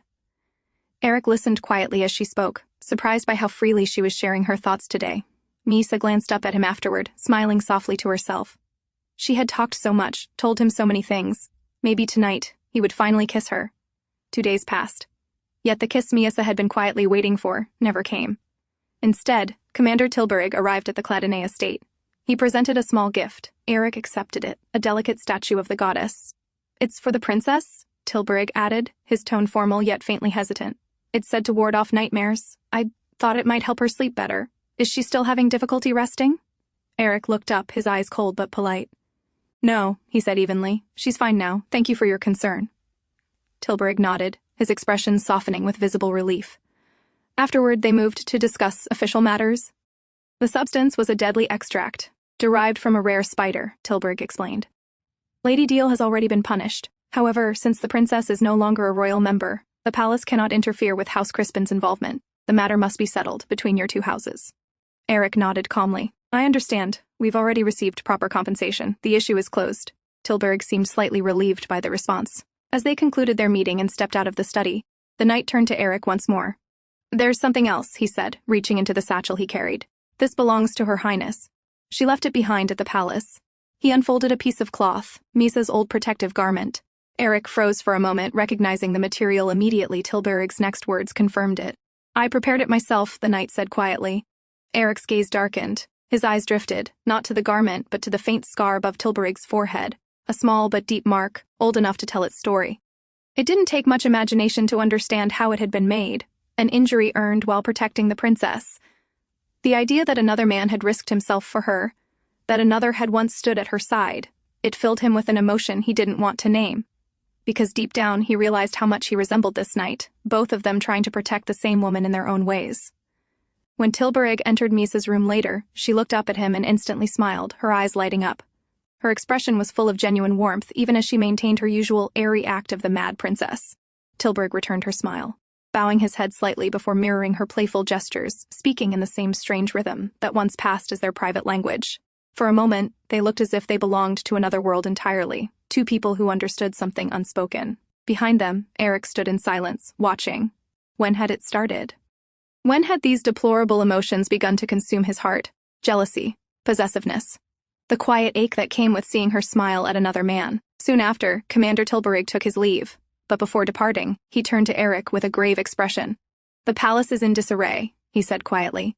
"His Majesty is furious. He can't justify what the ladies-in-waiting did, and his anger has only grown because of it." Aerik already knew. The reason the princess was sent to the Cladinae estate in the first place was to make a mockery of the Cladinae house. But things hadn't gone as the king expected, so his fury was understandable. Tilburg then reached into his coat and handed over a sealed envelope. "This is an invitation from His Majesty." He requests that you and the princess attend the foundation festival this year, Tilburg sighed. It's not that the king wishes to see the princess. He'll likely use it as an excuse to vent his anger on her. My advice: attend the ceremony, show your faces, and leave as quickly as you can. When he was gone, Aerik stood in silence for a long moment. He knew that just showing up won't be enough to calm the king. That night, he lay in bed with his head resting on Miesa's lap. She looked down at his thoughtful expression. "What are you thinking about?" she asked softly. "Tilburg," he replied after a pause. "I'm not sure what kind of man he really is." "But didn't I already tell you?" she murmured. "You said he's a fraud and a traitor," Aerik reminded her. "And yet, when he came here, you smiled at him so brightly, as if you were overjoyed to see him." Miesa blinked, startled by his tone. Why does he sound angry, she wonders. Aerik exhaled, sitting up beside her. "We've been invited to the palace," he said. Her expression fell the moment she heard the news. "Are you worried?" Aerik asked, watching her reaction closely. When she didn't answer, he reached out, brushing her hand gently. "Don't be. If anything happens, I'll protect you." Miesa lowered her gaze, saying nothing. And, since things have come to this," he continued, "I'm considering meeting with Archduke Hargale beforehand. If something happens—" "No," Miesa cut him off sharply. Her body trembled. "I won't make that face again," she whispered desperately. "But please, don't do anything." "Miesa," he reached out, confused by her fear. "What are you afraid of? The king? He may be powerful, but he can't harm the House of Cladinae without reason." She shook her head hard. "No," she repeated, her voice trembling. She wrapped her arms around him. "Please," she pleaded again, her voice breaking. "Don't do anything dangerous." "Miesa," he said softly, his hands resting on her arms. "What is it that torments you this much? What are you hiding from me?" But Miesa didn't answer. She just shook her head and clung to him. After a long silence, she whispered, "I just want you to smile and be happy." And with that, she slowly drifted to sleep in his arms. Aerik sat awake for a long while afterward, staring down at her peaceful face, the way she trembled when he mentioned the king, the way she avoided every question about Tilburg. It all lingered in his mind. The day of the Foundation Festival arrived, a grand 3-day celebration where nobles from every corner of the kingdom gathered at the main palace. When Lady Crispin entered, a wave of murmurs rippled through the crowd. "How shameless," one noble whispered. "After trying to poison the princess, they still dared to show their faces here. And she even wanted to become the head of her house, can you imagine?" Another scoffed. "Ridiculous woman." Their laughter was short-lived. The moment Aerik and Miesa appeared at the entrance, silence fell across the hall like a shadow. Chills ran down their spines. For the first time, the nobles were seeing the infamous Mad Princess in person. As the couple walked side by side through the hall, whispers began again, soft, venomous, and pitying. "Is that really her? She looks so pale. Poor Lord Cladinae. To think after saving the nation, this was his reward, a lunatic for a wife." Aerik heard every word, though his expression never changed. He glanced at Miesa, whose fingers trembled slightly around his sleeve, and leaned closer to whisper, "Don't listen to them. These gossips will fade the moment you stand before them as your true self." Then, suddenly, a group of children ran across the hall, laughing and chasing one another. One small boy, not watching where he was going, collided straight into Miesa. He stumbled back, fell to the floor, and when his eyes met hers, he froze. The boy's face twisted in fear. "Monster!" he cried, bursting into tears. Gasps followed. His mother rushed over, glaring furiously at Miesa. "What have you done to my son?" she shouted. Before Aerik could even open his mouth, another voice cut through the noise. "Why don't we all calm down?" said Lord Doyd of Salakise, stepping forward with a bright smile. He held out a small plate of dessert toward Miesa. "Here, Mistress Cladinae. Try some. These sweets are quite popular today." But the woman turned on him instantly. "And who are you to interrupt, you illegitimate son?" she spat. "Know your place." A ripple of cruel laughter spread through the hall. "Look at him, even dressed like that," one noble chuckled, trying so hard to stand out. Aerik sighed quietly. The scene was degrading on every level. But when he turned to Miesa, he saw her trembling behind him, her head bowed low. Without a word, he bent down and lifted her into his arms. "We're leaving," he said curtly, turning away from the crowd.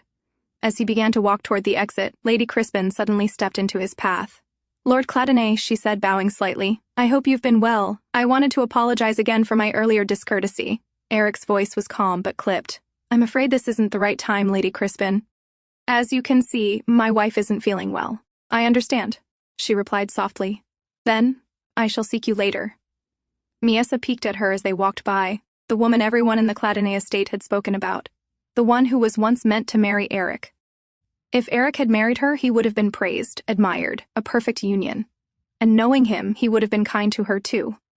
The thought twisted painfully in Miesa's chest. She had become his wife by nothing but luck, and yet she had brought him nothing but pity and scorn. If she were in my place, everyone would have admired him instead. At that moment, trumpets sounded through the hall. The king entered.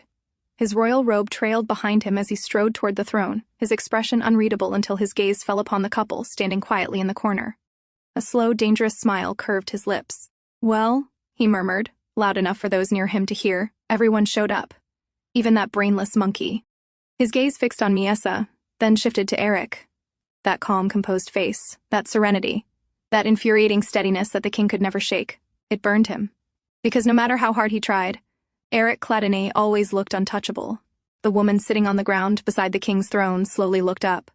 It was Anika, the king's concubine. She reached out, lightly brushing her fingers against Bermel's cheek. "Your Majesty," she said sweetly. "How long must I wait for my present?" Bermel glanced down at her, his expression indifferent. "Present? You promised me," she said, her tone playful, "that you'd chop that monkey's head off and give it to me as a gift. I hope you haven't forgotten." Bermel's eyes narrowed slightly. "And why would you want something like that?" Anika smiled faintly. "Just curiosity," she replied softly. "I want to see if that monkey will still have that insane smile on her face, even after her head is separated from her body." She rose from the floor, setting herself gracefully on the king's lap. "Wouldn't you like to see that too, Your Majesty?" she whispered. Bermel gave a low laugh. "You're nothing but a pathetic monkey yourself," he said coldly. "Yet you still dare to flirt and bat your lashes at me just because you're treated a little better." Before Anika could respond, Silath, the court palatine, entered and bowed deeply. "Your Majesty," he said, "Master and Mistress Cladinae have arrived. They've been standing quietly in the corner, as if they don't wish to attract your attention." He hesitated, then added, "It seems they've grown a bit too confident, believing that in the outskirts the House of Cladinae holds more power than the crown." A sharp crack echoed through the hall as Bermel's hand struck Silath across the face. "Enjoying yourself?" the king asked dangerously. "How dare a pathetic insect like you speak about the crown's authority?" Silath shook his head. "Of course not, sire. I only meant to warn you out of loyalty. I don't wish for the princess's husband to develop any wrong ideas." Bermel's gaze shifted across the hall. His eyes found Miesa and Aerik, still standing silently in the corner. "I suppose you're right," he said slowly. "How can I allow my precious sister to stand in a corner all night long? Go, let Master Cladinae stand somewhere I can see him." Silath bowed again and left quickly to carry out the order. Anika, still sitting stiffly, turned to the king. "Your Majesty, there are still 2 more days of the festival," she said carefully. "You don't need to act so—" Before she could finish, Bermel's hand shot out, gripping the back of her head. "Anika," he said, his voice low and dangerous. "That monkey is my toy, and no matter how much you flirt or act like a cute pet, you'll never amuse me the way she does." He yanked her hair harder, forcing her to look up at him. "Because even though she's insane, she's quiet, obedient, and she knows who her master is. And right now," he hissed, "Master Cladinae is the one holding my amusement. Do you understand how much that irritates me?" He released her hair suddenly, his voice colder. "And I don't recall giving you permission to crawl onto my lap." With that, he pushed her off him. Anika fell hard onto the marble floor, gasping. Bermel leaned down, his voice a harsh whisper near her ear. "Do what you do best," he said, "cower at my every glance. Everyone should bow to me, flinch at even the slightest twitch of my brow." "Because I," he said slowly, "am the only one in this kingdom who received the goddess's blessing. I am special." On the other side of the hall, where Aerik was quietly conversing with Lord Selekese, 2 men approached them. One was Viscount Malika, the husband of Miesa's late lady-in-waiting who had died attempting to poison her. The other was Count Carlyle, whose wife had been the one to plant that very plan in Lady Crispin's mind. In short, both were nothing more than the king's lackeys. "The princess looks rather listless," one of them murmured, his tone mocking. "I hope you haven't been keeping her locked away." Their smirks made their intention clear. They were there to insult the House of Cladinae. "Of course not," Aerik replied evenly, knowing exactly what they were trying to provoke. "I would never treat my wife that way. She spends most of her time outside in the garden."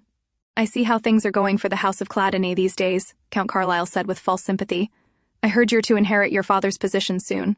Some of the higher-ups seem to oppose it, but feel free to come to us if you ever need advice." Aerik sighed quietly. Advice, from them, of all people, was the last thing he needed. Before he could respond, Lord Selekese stepped forward with a grin and casually wrapped an arm around Aerik's shoulder. "I'm sure there's no one more suited for that position than Master Cladinae," he said playfully, his tone light but steady. Aerik frowned slightly. They had rarely met, Yet Salakazi always spoke as though he were on his side. But I suppose the real problem lies elsewhere, another voice came. Before anyone could reply, Silath approached. If you become the head of the House of Cladinae, he said smoothly, then naturally the princess will become the lady of the house. It's only reasonable that some would oppose that decision. After all, the princess is quite frail. Fulfilling the duties of the house would be beyond her capabilities. So you see, they're not opposing you, Lord Cladinae, they're opposing your wife. Aerik's expression hardened.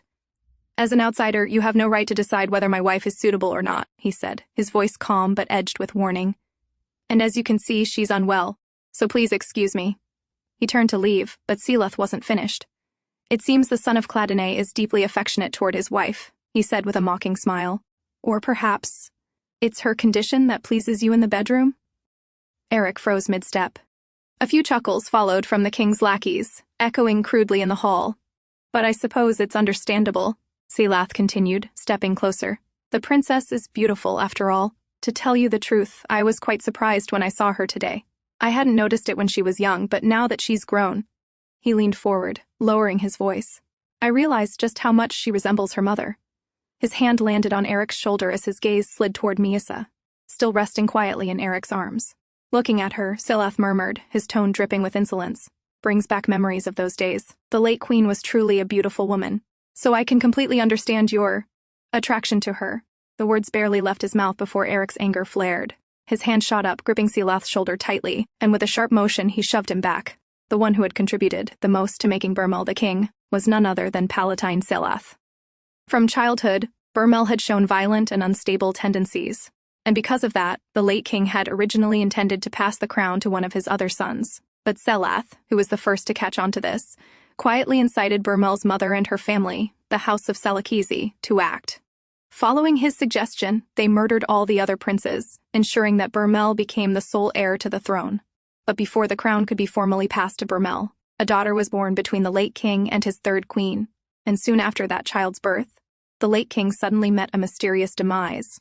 Once Bermel took the throne, Silath immediately turned against the very family that had helped him. He caused internal conflict within the House of Salakazi, making them fight among themselves, which greatly weakened their once mighty power. Then, he struck the final blow by accusing them of being the ones who murdered the late king.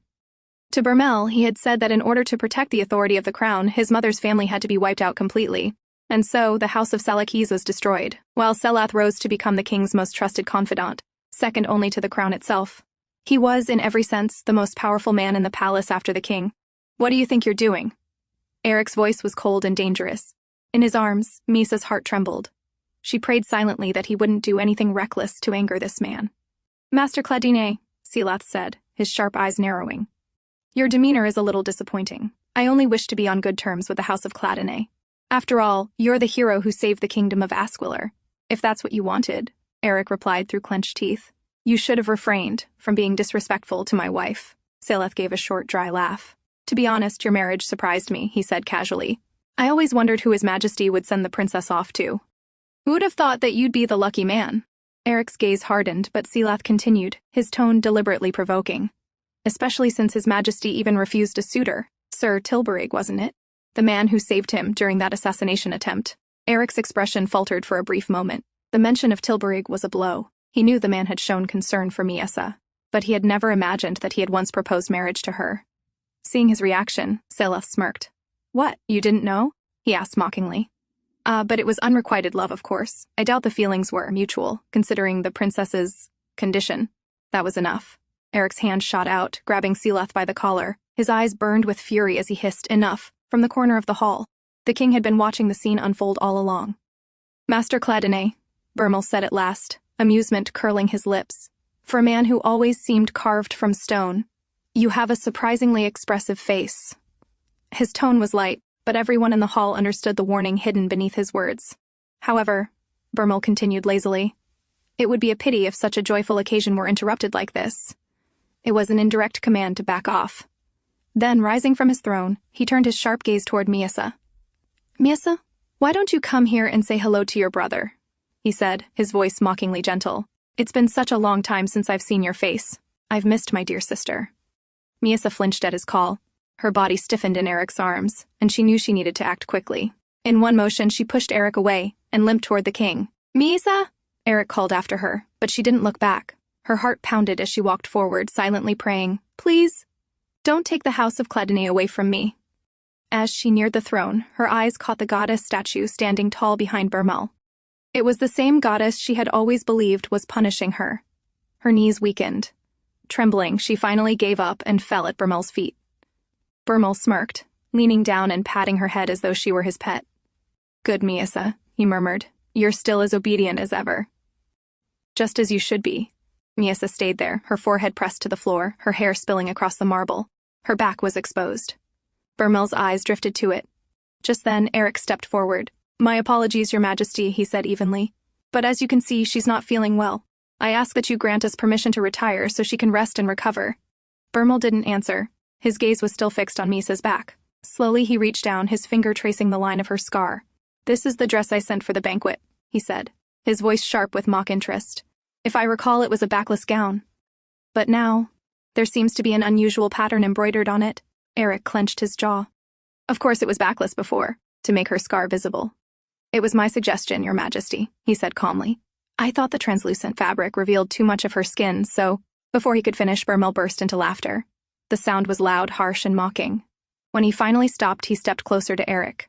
"As if anyone in this palace hasn't already seen that," he said softly. "But I suppose, being her husband, you'd be more attentive to her than the rest of us. So much so that you'd even show a possessive claim on a wife like her." His voice was laced with cruelty. "Though I can understand. I've heard of men who are partial to women driven insane, women who can no longer comprehend what's being done to them." The king laughed loudly, his cruel words echoing through the hall as murmurs spread among the nobles. Aerik had known this was coming. From the moment the dress had arrived, he'd understood that they wouldn't escape the king's attempt to humiliate them, but he hadn't imagined it would be this brutal. Bermel wasn't finished.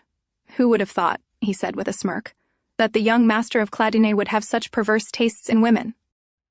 Laughter erupted around them, mocking, pitiless. Aerik sat there silently, holding Miesa close. He had known humiliation awaited them, but not this. And now, watching the scene before him, he realized something. This was not just cruelty. This was the reality of the palace Miesa had lived in for years. How much suffering had she endured here? Why had she never told him anything? Countless emotions swirled inside him. Bermel's voice cut through the silence again. "I should use this occasion to get closer to both of you," he said lightly. "How about you two stay in the palace for the rest of the festival?" Aerik rose slowly, still holding Miesa in his arms. "Your Majesty's offer is most generous," he replied, his tone polite but his gaze cold. "However, I'm afraid we must decline." Bermel's eyes narrowed. "If I offer an alternative," Aerik said with a cold voice, "perhaps we can visit the palace every day instead." Hearing that, Miesa's heart pounded with dread. She began pushing against Aerik's chest, trying to calm the situation, to stop him before things went further. And in that moment, Aerik realized, despite everything he had done, all his efforts, the distance between them remained exactly as it had been on the first day they met. Bermel stepped closer, patting Aerik's shoulder. "I hope," he said softly, "you won't brush off my hospitality." Aerik said nothing. He understood now. He had no choice. And that helplessness burned inside him like acid. For the first time, he thought that if Miesa truly were the senseless madwoman everyone believed her to be, perhaps, he wouldn't feel this hollow, this betrayed. "Since both her ladies-in-waiting are gone," Bermel said suddenly, smiling, "I've decided to assign her a special attendant during her stay, someone who knows Miesa better than anyone." He turned toward the entrance. A woman stepped forward and bowed gracefully. "Good day. I am Namiera, the head lady-in-waiting of the palace," she said with a smile. "I look forward to serving you, Mistress Cladinae." In Aerik's arms, Miesa trembled. Though she continued her act as the madwoman, her body stiffened completely at the sight of the woman. And in that moment, a chilling thought struck Aerik. If Miesa were ever to tell him everything that had happened to her, would he truly be able to handle the truth? At night, Aerik and Miesa returned to their assigned room, but Miesa's mind still wouldn't calm. Bermel had let them off easily today, but what would happen in the days to come? And when she remembered the head maid, she trembled, but she wouldn't be able to treat her the way she used to. She wasn't the princess anymore, she was now Mistress Cladinae, and Aerik was with her. But deep inside, what concerned her the most was Aerik. She was used to being stared at like that, but Aerik wasn't. It must have been shocking for him. If he had married someone else, he wouldn't have had to experience any of this. So what if he regretted marrying her? What if he grew tired of her? All kinds of questions swarmed her heart until she could barely breathe. Suddenly Aerik spoke, pulling her back to reality. "Miesa, Remember I asked you to promise you'd always be faithful to me? Until now, I thought what happened to you was too painful to talk about, but now, I can't shake the feeling that you're hiding something, that I still haven't gained your full trust. Miesa flustered. No, it's not like that. Then tell me everything, Aerik pressed gently. Tell me why you called Tilburg a fraud, and why you keep avoiding certain things. Aerik, She tried, but no words came out. She studied his face. Was he angry? But no, it looked more like pain. I intended to wait, he continued quietly, until you were comfortable enough to share. But if this creates misunderstandings between us, I can't simply wait forever. Miesa tried to calm herself. As long as she could explain, everything would be okay, she told herself. Tilburg always pitied me, she finally whispered. He wanted to save me. He took me away before Burmel tried to kill me. Then why call him a fraud? Aerik asked. Traitor. Fraud. Those were the words someone had screamed at Tilburg that day, and to Miesa, those words had sounded like praise, for a hero, because when everyone else was brutally executed for treason, he was the only one who survived by becoming a traitor. So, you're going to remain silent? Aerik asked when she didn't continue, but Miesa hesitated. If she told him, what if Aerik got ideas of treason? He had already killed her maid to save her. He had been angry earlier. What if knowing what Tilburg did pushed him towards something dangerous? So in the end, Miesa chose silence. Aerik exhaled tiredly. Miesa, I don't want to pressure you. But to protect you, I need to know more about the palace. At those words, Miesa's face drained of color. She grabbed his sleeve desperately. No, Aerik, I told you not to do anything. As she clung to him, trembling, Aerik sighed softly and held her shoulders. I understand, Miesa. Calm down. Every time she reacted like this, the fear in her heart hurt him too. But he decided not to push the matter further. Morning came. Palace maids walked through the hallway, whispering under their breath. I saw the princess yesterday. She looks so much healthier. They must be treating her better now, especially compared to how they forced her to eat food off the ground. Keep your voice down, the other warned anxiously, then added. There were times they starved her for days, you know, and then gave her whatever filthy scraps they could find. I once saw her eating dirt and bones. Both maids shuddered in disgust, but their supervisor shouted for them and they hurried away. Behind a pillar, a man who had overheard everything stood frozen. Slowly, his hand clenched into a fist, shaking with rage. 1 week before the festival, head maid Namiera had been summoned. Miesa will be attending the Foundation Festival this year, the king said, reclining lazily on his throne. And I trust you understand why I sent my precious sister to the House of Cladinae. His smile sharpened. Unfortunately, it seems she is not fulfilling her purpose very well, so I'm thinking of other ways to have fun. I wonder, Namiera, do you have any suggestions? There was a glint of amusement in his eyes, a glint that made her stomach twist. That conversation led Lady Namiera straight to the dungeons, to the maid currently imprisoned for attempting to poison the princess. The moment the maid saw her, she cried out desperately for help, insisting she was only following Lady Malika's orders. Namiera grabbed her collar and slammed her against the bars. After causing such a disaster, you dare claim it wasn't your fault, she hissed. Then she leaned in closer, voice cold. If you want even a sliver of mercy, prove your worth. If you learned anything useful inside the Cladinae estate, now is the time to speak. A flicker of hope lit the maid's terrified eyes. I have something important, she stammered. Right before Lady Malika died, she said something strange. She said, the mad princess was acting like a real person. Namiera's grip loosened as confusion swept across her face. I'm sure she said that, the maid insisted desperately. Meanwhile, Aerik pushed a cart with breakfast toward their room. But when he stepped inside, the room was empty. His heart dropped. Miesa? He called, looking around sharply. Then he found her, curled in the corner, trembling as if she were hiding from something. Why are you sitting there? He asked gently. Miesa startled and rushed forward, clinging to him from behind. When I woke up, you weren't there. I got scared, she whispered.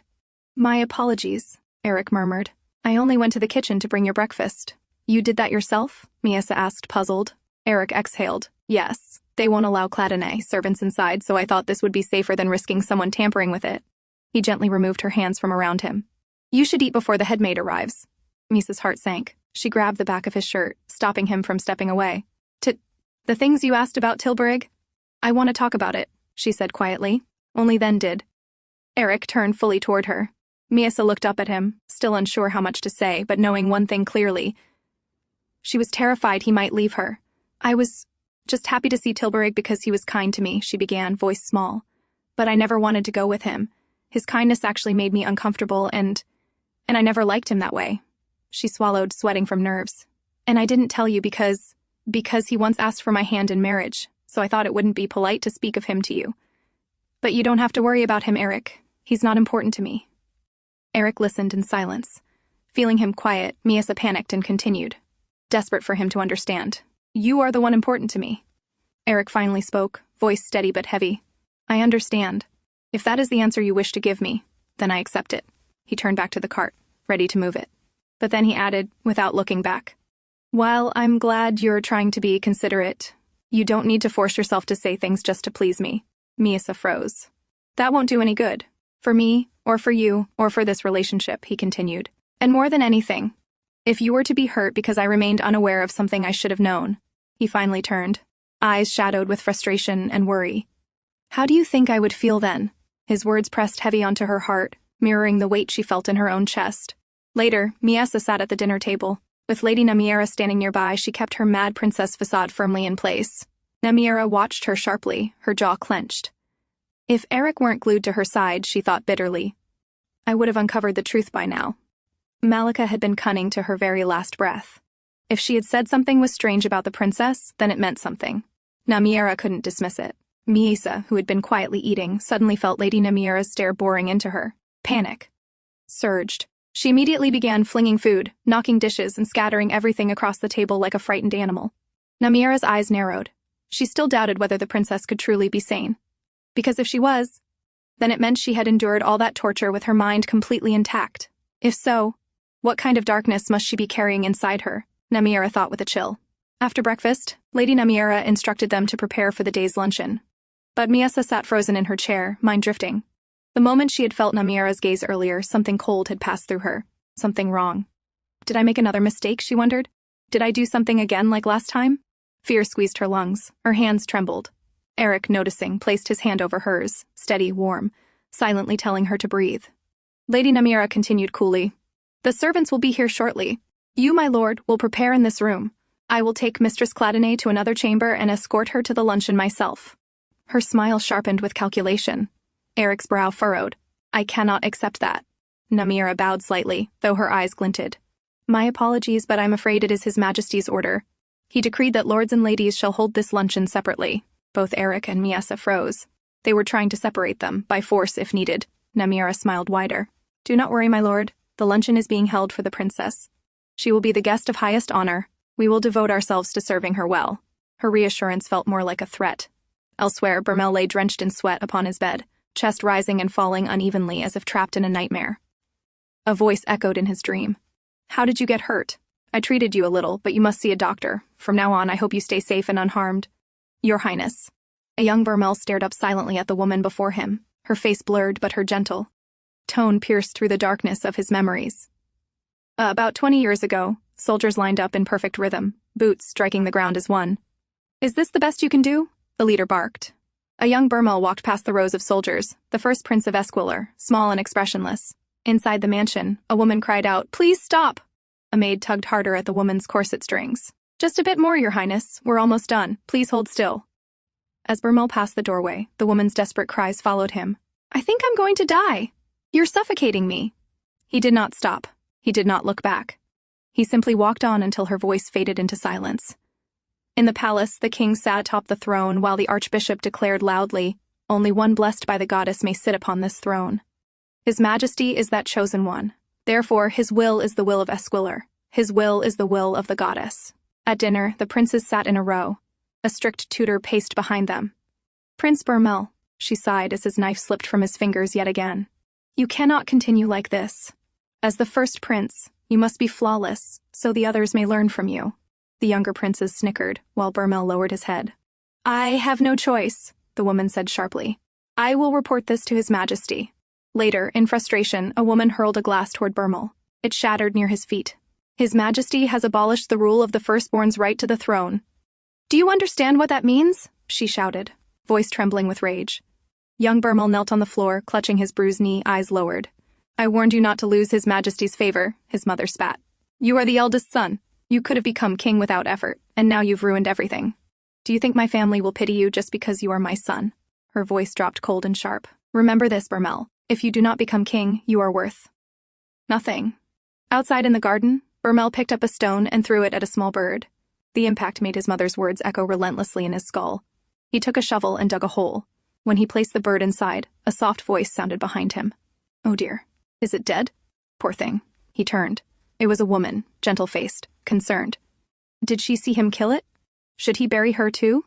But the woman smiled sadly, unaware of his thoughts. "You must have loved that bird very much to bury it with your own hands. I once lost a pet bird too. I know how lonely it feels. It was Miesa's mother." She later guided him inside and showed him her new pet bird. "After seeing how sad I was, His Majesty gifted it to me," she said warmly. A child's cry echoed from behind. She rushed over, lifting a small girl into her arms. There, Miesa. It's all right. I love you always." Burma watched the mother and child frozen. Love? The word was foreign. Had anyone ever loved him? Faces flashed in his mind, people yelling, scolding, striking. No. No one. Darkness festered inside him, deeper and deeper, until one day it consumed him entirely, driving him into committing an unforgivable sin. Who knew His Majesty would pass so suddenly? Apparently he suffered from some mysterious chronic illness. Those murmurs filled the palace halls. One by one, the princes were killed, his siblings eliminated. Burmel ascended the throne everyone claimed he didn't deserve. Miesa's mother had cried at her husband's funeral, and that expression, that anguish, haunted Burmel to this day. Burmel jolted awake from his nightmare, drenched in sweat. Beside him, the woman rose quickly. "Your Majesty, what happened?" He clung to her like a frightened child. "I'm scared." "It's all right, Your Majesty," she soothed, gently touching his arm. But he kept trembling, muttering, "It's their fault, all their fault for looking down on me. They're the ones who started it." She tried to calm him. It was only a dream. Suddenly, he pushed her aside and staggered to the window. "It's not my fault," he whispered harshly. "I did nothing wrong." As he stepped near the window, his eyes widened as he spotted Aerik and Miesa in the hallway below. "I understand now," he breathed. "Why I cannot sleep peacefully." His fingers gripped the window frame. "It's because I let that couple of rats into my palace." Outside, Aerik tried his utmost to remain by Miesa's side, but Lady Namiera blocked him yet again. "Lord Cladinae," she sighed, irritation dripping from her voice. "Haven't we gone through this already? It is His Majesty's decision. You must part ways here." "I won't do anything," Aerik insisted. "I will only stay beside her. The luncheon can proceed as usual." Lady Namiera's jaw clenched. For a moment, it looked as if she would refuse, but eventually she exhaled sharply. "Fine. I will request His Majesty's permission for you to accompany her to the doors of the banquet. That is the most I can allow. Now, I trust you'll accept this fair compromise." She extended her hand toward Miesa. "Allow me to take Her Highness so I may prepare her for the luncheon." But Aerik stepped forward, remembering vividly how the maids treated Miesa earlier. He couldn't risk it again. "I will prepare her myself," he declared firmly. Lady Namiera let out a long, annoyed breath. "I'm afraid under court etiquette, that is impossible. And I am beginning to wonder if perhaps you harbor unsavory intentions." "Of course not," Aerik said sharply. "My wife is unstable. As her husband, I must ensure her safety with my own eyes." But this time, Lady Namiera did not yield. She tightened her grip on Miesa's wrist and tugged her away. "Lord Cladinae, I assume you do not wish to follow us into the dressing chamber." Aerik's teeth clenched. He had no choice left. "Then I will wait directly outside this door," he said at last. "If I hear the slightest disturbance, I will enter without warning. I trust you understand." Lady Namiera's gaze hardened. "Lord Cladinae, I will be sure to report all of these actions to His Majesty." With that final warning, she closed the door behind her, dragging Miesa inside. Aerik's fist tightened, until his knuckles whitened. He had no choice. Protecting Miesa mattered more than whatever consequences awaited him later. But he was helpless here. He could not plan anything in advance. The palace was unpredictable, dangerous, and he knew nothing of what Miesa had truly endured. Anyone who might have told him, her friends, her allies, were long dead. The only person who might understand Miesa's past and the palace's secrets was Archduke Hargail. Lost in thought, he suddenly heard a noise from inside the room. A chill shot through his spine. He lunged at the door, forcing it with all his strength. It didn't budge at first, but after several pushes, it burst open. "Miesa!" He rushed inside, breathless. The room was empty. His heart dropped. The window was open. Aerik dashed toward it and saw one of Miesa's shoes lying outside on the ground. What did that damn woman do to her? He didn't waste a second. Aerik jumped out the window and ran, scanning every direction, panic tightening around his chest. He didn't know where the women's luncheon was held, or where Lady Namiera might take her. He had promised to protect Miesa, and now he had failed her. As he raced through the corridors, a figure stepped into his path. Aerik skidded to a stop, chest heaving. Commander Tilburg stood before him. Meanwhile, after Aerik had left, Lady Namiera emerged from the hidden underground chamber, muttering curses under her breath. She was relieved she had finally gotten rid of the meddlesome husband. She turned back to Miesa, grabbing her by the hair. Lady Nymeria hissed, "You know, I heard something very amusing." Her eyes narrowed. "Someone said you might not be insane after all." Miesa's face drained of all color. "She knows." "It sounds ridiculous. Nonsense, really."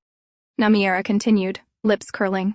"But better to check, don't you think?" She uncorked a bottle. "So," she said, gripping Miesa's chin and forcing her mouth open, "I've prepared a special gift for you." A cold liquid poured down Miesa's throat. "It took quite some time to find this rare ingredient," she whispered cruelly, "so I'm sure you'll enjoy it." In the garden where the women's luncheon was being held, royal ladies whispered behind their fans. "So she is the host today?" one murmured, subtly tilting her chin toward the seat of honor where Annika sat. "How dare she?" another hissed. "She's nothing but a concubine. And yet she sits there, boldly, claiming the place of distinction. Now we must be courteous even to her?" a lady muttered with irritation. "And the seat beside her. They say it's reserved for the princess. My goodness, what is happening to this palace?" Their hushed complaints swirled like gnats around Annika, but she kept her gaze on the table before her. Her fingers lifted to her neck, brushing faint fingerprint marks still etched into her skin. The sight of these noble women envying her made her want to laugh. Bitterly. If only they knew. In their eyes, her life looked enviable, manageable, bearable. But she spent every moment flinching at a single word or glance from the king. That morning, Bermel had wrapped himself around her from behind, his breath hot at her ear.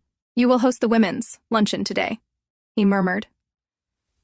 His voice alone made chills crawl up her spine, not out of affection but terror. "Yes, Your Majesty," she murmured dutifully, the way a caged animal responds to a predator. She only wanted one thing: survival. If humiliation was the price, she would endure it. She believed, desperately, that this torment would end someday. Then Bermel lifted his head from her shoulder, sliding a hand around her neck. "You said you wanted to see whether that monkey still smiles after her head falls from her body," he reminded her with a soft chuckle. "If you provide me with sufficient amusement during the luncheon, I may consider granting your request." His grip tightened around her throat. The truth struck her then. She had been wrong. There would be no end to this. Not soon. Not ever. Remember one thing. Bermel's voice dipped lower, colder. "She is my toy. If you destroy her without permission, you will not escape unscathed." Annika trembled, bowing her head. "I will obey your order, Your Majesty." She had thought, foolishly, naively, that at least the mad princess had found some peace. That Miesa's shattered mind spared her from the endless groveling, the forced coquettish smiles, the humiliation Annika lived with every day. But the moment she heard Miesa whisper hurt, that small broken sound, she realized the truth. Miesa had been suffering too, suffering just as deeply, perhaps even more. And if the princess had lived all those years with her mind intact, aware of every cruelty done to her, then her life had been nothing short of hell. In this palace, neither of them would ever be free, not as long as they breathed. So, Annika made a decision. If this world refused to release them, then she would break the chain herself. She would help Miesa escape this hell, even if the only escape left for them was death. At least then, for the first time, they would finally be free. The clouds above rumbled, heavy and dark, warning of thunder about to break. The noble ladies murmured nervously among themselves. Perhaps they should end the luncheon early and go inside before the sky opened. But before they could decide, Lady Nymera's voice rang out from the entrance. "Apologies for the delay. Mistress Cladinae has arrived." She dragged Miesa forward with her. Miesa stumbled as she walked, arms flailing, shouting incoherently like the mad princess everyone believed her to be. Gasps and whispers rippled through the crowd. Yesterday she appeared almost healthier, yet today she seemed far worse. But inside her act, Miesa felt something terribly wrong. Her body burned, her head spun, she couldn't breathe properly. What did Lady Nymeria force into my mouth? Her vision blurred. As she staggered forward, her eyes fell on the birds fluttering through the garden. A piercing scream tore from her throat, echoing through the luncheon. The noble ladies rose in fear. The princess was completely out of control. Lady Nymeria merely watched, calm and satisfied. After all, this chaos was her doing. Miesa collapsed to the ground, tears spilling as her body trembled uncontrollably. Annika stepped forward. "Lady Nymeria," she said firmly, "please gather the ladies and adjourn the luncheon." Without waiting for a reply, Annika took Miesa's hand. "I will take Mistress Cladinae somewhere quiet and calm her down," she declared. Then she lowered her voice gently, looking straight at Miesa. "It won't take long. Let's get you up." Miesa lifted her tear-filled eyes. Because of the drug clouding her senses, she didn't see Annika at all. She saw Aerik. His warm, steady face overlapped with Anika's, making her chest ache. "There's something I need to tell you, Princess," Annika whispered. "Let's go somewhere quiet and talk." Hearing Aerik's voice in her haze, Miesa beamed faintly. She tried to call his name, but Annika quickly covered her mouth. No fuss, princess, she murmured, aware that Lady Namiera was still watching. Do you understand? Miesa nodded obediently and let Anika lead her away. As they walked, Miesa struggled to keep up, breath trembling. Aerik, please slow down. Anika finally turned toward her, and Miesa, still thinking she was speaking to her husband, continued anxiously. I'm sorry, Aerik, I didn't mean to complain, but are you still angry with me? The words froze Anika. So it was true. The princess was sane. Miesa looked down, voice quivering. I was so scared. Your eyes looked cold. I was afraid you'd be angry with me forever. Anika listened in silence, telling her to calm down, but inside, her thoughts churned. If the princess was sane, then the House of Cladinae was no refuge. From suffering, from fear, from anything. Perhaps there was no escape for women like them. Only one exit remained, death. Determined, Anika slipped a dagger from her sleeve. If the princess wished for someone to finally end this torment, then she would help her. They would escape this hell together. But then, Miesa's trembling voice halted her. I'm still a member of the House of Cladinae, right? Anika paused. Miesa continued, desperate. You always took care of me, no matter how much I upset you, because I am a member of Cladinae. And you were doing your duty as my husband. That made me happy. Anika stared. Husband. Every time I saw how much you cared. I wanted to stay a member of Cladinae forever. Miesa, pouring her heart out to the man she loved, who wasn't here, reached out and touched Anika's cheek, hand trembling. Coming to the Cladinae mansion. Meeting you, it made me dream of a future for the first time in my life. A future where you and I could stay together in that mansion. Forever and ever. Anika stood frozen, wide-eyed, dagger hovering in her hand. But then I grew terrified, Miesa whispered, crying softly. Because with each day, my feelings for you grew stronger. So strong I felt that if I reached out, everything would shatter and disappear completely. She bowed her head, sobbing. That's why I can't stand it anymore. Aerik, I love you. The confession broke from her like a plea torn straight from her heart. Anika slowly hid the dagger behind her, her mind spinning. The princess loved her husband, loved him deeply, loved him enough to endure anything, even this hell. I don't want to be alone anymore, Aerik, Miesa cried. I want to live with you, grow old with you. So please, don't do anything reckless. No matter what the king does, I can bear it, as long as you are there. So please, don't leave me. The dagger slipped from Anika's grasp, clattering to the ground. And Anika stood there, stunned, shattered, realizing everything she believed until now was wrong. On the other side of the palace grounds, Aerik stood face to face with Tilburg. Why are you still here? Tilburg asked, puzzled. The men's luncheon isn't in this direction. I'm looking for my wife, Aerik replied sharply. The head maid disappeared with her. Where is the women's luncheon? Tilburg exhaled calmly. I believe His Majesty decreed the luncheons to be held separately this year. It would be wise to obey his command. Aerik walked past him without hesitation. If you can't give me an answer, then excuse me, Tilburg called out, voice firm but quiet. Lord Cladinae, Aerik stopped. As long as His Majesty finds amusement in your wife, Tilburg said. She has no choice but to endure it. Your interference will only enrage him further. Aerik turned, fury simmering beneath his composed gaze. Tilburg continued, eyes lowering with regret. Please understand, I know how you feel. I too once tried, in an attempt to shield her from the worst. Before he could finish, Aerik seized him by the collar. So that's why you proposed to Miesa? Aerik demanded, voice trembling with anger. I thought you wanted to save her, Aerik hissed. But you're telling me that every time the king sought her out to torment her, you simply accepted it, telling yourself there was no other choice. If that's your advice, then stay out of my way. Unlike you, I have a job to do. Tilburg didn't defend himself. Instead, he slowly raised his hand and offered Aerik his dagger. Take it, he said.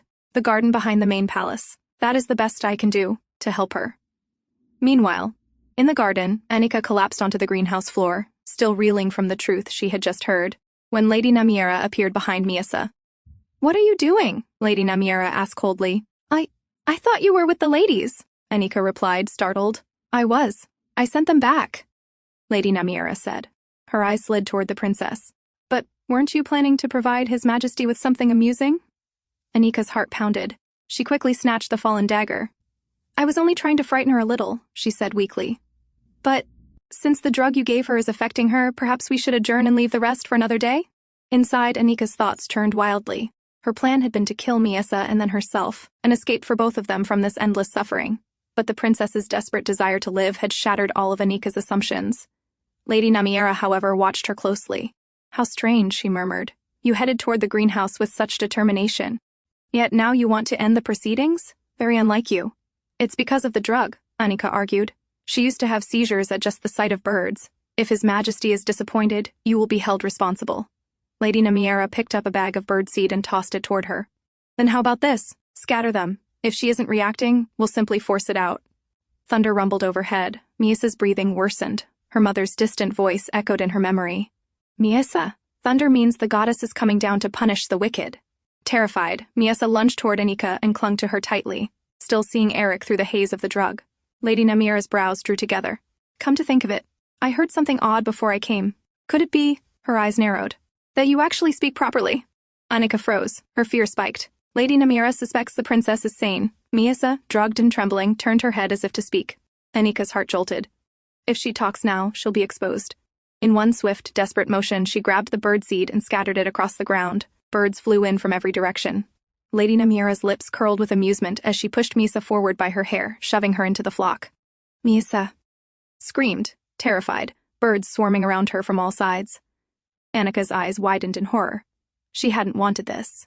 But she had no other choice. Better pain now than the truth being revealed. Then, a figure burst through the spreading chaos. Aerik. He seized Miesa into his arms, shielding her as his dagger sliced cleanly at anything that threatened her. Wings, claws, shadows. Blood spattered the ground. Dead birds fell around them. Lady Namiera stepped forward, startled. Lord Cladinae, what are you doing? But the next instant, the dagger was at her throat. Aerik's voice thundered with rage. Explain, now. His gaze burned, cold, furious, unrestrained. If you fail to give me an answer, he growled, I will cut you down where you stand. Lady Namiera trembled, unable to breathe under Aerik's blade, until footsteps echoed across the garden. Her expression instantly loosened with relief. Her savior had arrived. It was the king, Bermel. What is going on here? He demanded, stepping forward with mock outrage. I came to see how the ladies' luncheon was proceeding. And what is this mess? And why is Lord Cladinae here? Then he laughed sharply, eyes glittering. Could it be that you refused to heed a royal command? Aerik lowered his weapon slightly as he stood on the garden's lower step, Miesa trembling in his arms. Inside, Bermel laughed. So, the arrogant young master of Cladinae finally bows his head. Aerik's composed demeanor had always made his insides twist, but the king knew. Aerik was nothing more than a pawn on the grand chessboard he himself controlled. A pawn who would move exactly as he wished. His grin widened. If Aerik treasured his little toy, then let him show some fury. Let him make a mistake. Let him strike out in rage. Give the king the perfect excuse to topple the house of Cladinae. Come on, Bermel thought eagerly. Hit me. Kneel. Beg. Do anything humiliating. Let me see that cold face break. Aerik stepped forward, carrying Miesa steadily. Bermel leaned in slightly, hungry to witness the destruction of that serene calm. But Aerik only bowed his head and spoke, voice even. Your Majesty, I believe you misunderstood. I would never dare go against a royal command, not even in my dreams. Bermel's lips curled in satisfaction. Perfect, he would beg, exactly as Bermel had foreseen. But Aerik continued, his tone respectful, yet sharp enough to cut. I came only to check on my wife's condition and encountered this scene. Lady Malika once informed me that my wife is terrified of birds, that the mere sight of them triggers convulsions. Yet it was this garden, filled with birds, that the headmaid chose to bring her to. And not only did she disregard that, Aerik went on, she failed to protect her at all, resulting in my wife nearly sustaining serious injury. He paused, letting the words sink in. Given that she must have known about my wife's condition, I can only conclude that this was intentional. Bermel's eyes narrowed, and on top of that, Aerik added smoothly, though my wife was perfectly fine this morning, she suddenly fell ill. Therefore, I request permission for the House of Cladinae to lead the investigation into this matter. A clean strike. A move the king did not foresee. Lady Namiera's eyes widened in furious disbelief. What a laughable effort, considering all of this had been carried out by the king's own orders. You wish to investigate this yourself? Bermel asked, voice dangerously calm. Aerik replied sharply. My wife is first and foremost a member of the royal family. Any harm done to her is a grave affront to your Majesty's honor. Therefore, I will ensure this incident is fully investigated, so that your honor suffers no stain. A perfect argument. One the king could not refuse without appearing incompetent. Bermel stared at the sky, jaw tight. This was no fun. Nothing had gone as he wished. Instead of Aerik walking into his trap, he, the king, had been pushed into a corner. Finally, through. Clenched teeth, Bermel spoke. You are right. He drew his sword and let it drop to the ground with a heavy clang. Lady Namiera flinched as the sound echoed through the garden. It is unacceptable, Bermel said slowly, for a mere lady-in-waiting to dishonor royalty. Lady Namiera paled. No, this wasn't the plan. He walked toward her. She stumbled backward. Your Majesty, please, I have been loyal. I only did as ordered. But Bermel's expression had already soured. She had failed him, and failures had no value. With a swift, merciless slash, his sword cut through the air. Lady Namiera's body dropped to the ground. Anika trembled violently, blood splattering across the stones. But Bermil simply wiped the blade, amused once more. Turning to Aerik, "Is there anyone else who wishes to dishonor the royal authority?" "I thank your majesty for your swift judgment," Aerik answered. He did not flinch. He did not blink. After that day, Aerik and Miesa finally returned to the house of Cladinae. The moment they entered, Lady Cladinae and Jella rushed into Aerik's bedroom. "What happened?" Lady Cladinae demanded, her face pale. Jella didn't wait. She hurried straight to Miesa, who lay unconscious on the bed. "Why is she suddenly ill?" Lady Cladinae pressed, anxiety rising. "Don't tell me that wretched king did something to her." Aerik clenched his fists, his expression tight with restraint. "We can discuss that later," he said quietly. "Right now, Miesa comes first." Her fever had worsened overnight. Faint purple marks had surfaced across her body, marks none of them recognized. Days passed with no improvement. Finally, after more than a week, Miesa's eyelids fluttered. She blinked slowly, vision hazy, but the room was familiar. She was back in Cladinae Mansion. But where was everyone? Her throat tightened. She tried calling out, but no sound came. Her voice wouldn't come out. The last clear memory she had was Lady Namiera forcing something down her throat. And after that, her eyes flew wide. She remembered clinging to someone warm, someone she desperately needed. Aerik. Panicked, she pushed herself up and stumbled out of the bed, searching for him, wanting to see him to confirm she was really here, that it wasn't a dream.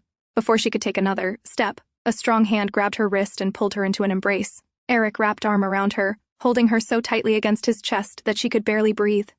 His palm pressed firmly on her stomach, as if terrified that if he loosened even slightly, she would vanish again. Miesa slowly turned her head, seeing his face up close. And only then did she realize. She was home. He was real. She was truly back in Cladinae.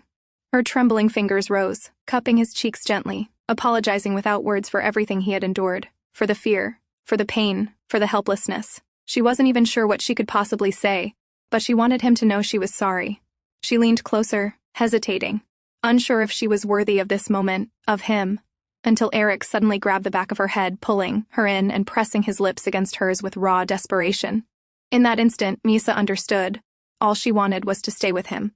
Later, Aerik sat on the bed with her settled on his lap. His voice trembled as he spoke. "I see your voice still isn't coming out. Is there anything else that's making you uncomfortable?" Tears slid down his cheeks, dampening her shoulder. He had been holding himself together for too long. Miesa shook her head, indicating she was fine otherwise. Aerik pressed his forehead to her shoulder. "I was terrified," he whispered. "Your fever went down days ago, but you didn't wake up for more than a week." He pulled back suddenly and gently turned her body toward him. "I was scared you'd never wake up. And your body—" He paused, hands trembling as he loosened the knot of her robe. The fabric slipped, revealing the faint but still visible purple marks scattered across her skin. "You had these marks everywhere," he said, voice tight. "They're fading now, but—" He swallowed hard. "Miesa, when I lost sight of you, did Lady Namiera force you to drink something?" Miesa nodded slowly. Aerik exhaled shakily. So it was her. She was the only one who would know what that was. All of this, none of it would have happened if only I— He stopped, expression twisting with self-blame. Before he could finish, Miesa hurried to the bedside drawer. After fumbling for a moment, she found a sheet of paper and wrote quickly. "Lady Namiera became suspicious of me being sane." Aerik read it and answered, carefully, "Don't worry, she's dead now. The king killed her. As long as he hasn't found out, it should be fine." Miesa immediately scribbled more and showed it to him. "I am not certain, but I think I spoke to Anika. Maybe she knows the truth, too." "Anika?" Aerik asked. "The king's concubine, the one who stood beside him on Foundation Day?" Miesa nodded. "What did you tell her?" "I'm not sure." I remember her looking shocked. She wrote another line, hesitating before showing it. "Did you think Anika was me at first?" Aerik frowned slightly while reading. So she had hallucinated, likely, because of the drug. An unfamiliar fear rippled through him. What exactly had that poison done to her? And he hadn't been there to protect her. Miesa wrote again, her hands shaking now. "Aerik, what if I made a mistake? What if Bermil finds out about me? What if House of Cladinae falls into danger because of me?" Tears rolled down her cheeks uncontrollably. Aerik immediately pulled her close, his hands firm and warm on her shoulders. "Don't worry, Miesa. Even if she tells the king, he won't be able to do anything, because admitting that would mean his concubine acted as Namiera's accomplice." He tried to soothe her, but her tears wouldn't stop. Aerik hugged her tightly. "This is my fault," he whispered. "All of this happened because I failed." Then, with a low, steady voice, he vowed, "But I swear, on the name of Cladinae, I will protect you with everything I have." Later that evening, Aerik informed Gela of his plan. "I will be away for a few days," he said quietly. While I'm gone, take good care of Miesa, and try to find out exactly what poison she was given. Then he turned to Cullen. Cullen, have you received any reply? Cullen exhaled with regret. I'm afraid not, my lord. He said he didn't want any visitors. Aerik closed his eyes for a moment, steadying his breath. Then we will have to meet him in secret. What is his current schedule? He usually wakes up in the afternoon, Cullen replied, and doesn't sleep until dawn. Then I will leave tomorrow, around sunset. After that, he looked back toward Gela. Gela, the poison. Find out what drug causes hallucinations, high fever, and purple marks. Gela frowned, thinking deeply. Yes, sir, I'll research. But the symptoms suggest she was given something that wasn't meant for human use. Gela sought help from her fellow medics, but everyone shook their heads. No one had even heard of such a substance. Then one woman hesitantly suggested, Why don't you ask your teacher? Gela stiffened. Her teacher belonged to the House of Crispin, the same house that had once tried to kill Miesa. It felt dangerous, but her teacher was knowledgeable. If there was even a slight chance of finding answers, she had to consider it. Far away in the royal residence, a man lay sprawled on a long sofa, surrounded by empty bottles. His hair was disheveled, his hollow eyes fixed on nothing. The House of Cladinae sent another letter, Your Grace, the servant said cautiously. Perhaps consider meeting them just once. The man scoffed and leaned back without lifting his head. Not interested. Bring me more liquor. The butler bowed and stepped out. The man, Archduke Hargale, let out a slow, exhausted breath. He didn't even have the strength to lift a finger anymore. So what did that young Cladinae heir want from him? Before the thought could settle, the blinds rattled sharply as a cold gust entered the room, revealing someone standing in the darkness. Archduke Hargale turned his head slightly. I didn't even notice when a thief snuck in. The figure stepped forward. I apologize for entering your home this way, Aerik said with composure. But you refused every request. I had no other choice. It is an honor to finally meet you, Archduke Hargale. Before coming here, Aerik had gone to see his mother. He explained the events of the Foundation Day, Lady Namira's betrayal, the king's growing tyranny, and the near death of Miesa. He told her plainly that absorbing the king's abuse and waiting for disaster was no longer an option. I've decided, he said, eyes unwavering. I will draw my sword first. Before Bermel destroys us. Lady Cladinae listened without interrupting. Her brows knitted together. Do you have a plan? Aerik nodded. He explained that the money demanded from House of Crispin, as compensation was deliberately impossible for them to pay. Eventually, they would have no choice but to come and renegotiate with him. And when that day comes, Aerik said, I intend to accept their new terms, in exchange for a small favor. Lady Cladinae's eyes narrowed. A favor? Aerik nodded again and laid out his strategy. After hearing everything, she responded in a low, serious voice. Your plan is sound, but after the rebellion, what then? Archduke Hargale is a broken man now. Even if we use him as a figurehead, ruling a kingdom with someone like that will be difficult. For now, we don't have another choice, Aerik replied. A king's duty is to make decisions, not always to come up with the solutions. But yes, it will be difficult. Most of those in power are Bermel's allies. Have you considered any replacement candidate? Lady Cladinae asked. Aerik thought for a moment. The head of Salakese might be useful. Lady Cladinae didn't seem convinced about Lord Salakese being a worthy candidate, and truthfully, Aerik wasn't either. He could not accurately measure how valuable he would be in the future, and for the future he envisioned, usefulness wasn't enough. To shape the kingdom after Bermel, to legitimize a rebellion. He needed someone irrefutable, someone with royal blood, enough to silence every noble faction at once, and there was only one person alive who fit that description. Archduke Hargale. And so Aerik had come tonight, to the mansion of a shattered man who once stood next in line to the throne. As they sat, Hargale kept staring at the man in front of him. Aerik's expression was grave, unwavering, so determined it almost made Hargale tired just looking at him. With a long sigh, he leaned his head back against the sofa. Well, since you've come this far, he muttered, waving a lazy hand, I suppose I can at least listen to your prattle for a few minutes? At his cue, the butler, silent until now, stepped forward and placed a sand clock on the table. Lord Cladinae, His Grace cannot maintain conversation for long. Please finish before the sand runs out. Hargale snorted. It's not that I wish to be disagreeable. I simply can't sit still in one place for long. If I do, the horrible memories start drifting back, especially when I'm sober. Aerik nodded, acknowledging the warning, then began immediately. Why did you reject my proposal? Oh, straight to the point, are we? Hargale replied, reaching, clumsily, for another bottle. You look at me in this state and still think I can cooperate? I barely have the strength to exist, let alone scheme. His hand trembled as he tried to open the cap. Aerik rose and began unsealing it. Hargale eyed him. Thank you, but I was referring to my ability to commit treason, not my ability to open a damn bottle. I understand, Aerik said calmly, but I didn't want to waste any of the little time you're allowing me. Hargail exhaled, sinking deeper into his seat. Fine. Let's say I somehow became king. What then? Do you expect me to rule when I can't even hold a sober conversation for more than 10 minutes? Aerik hesitated, then asked quietly, My apologies, but may I ask what happened to you? For a moment, Hargail simply stared up at the ceiling, expression hollow, as if gazing at a memory rather than plaster.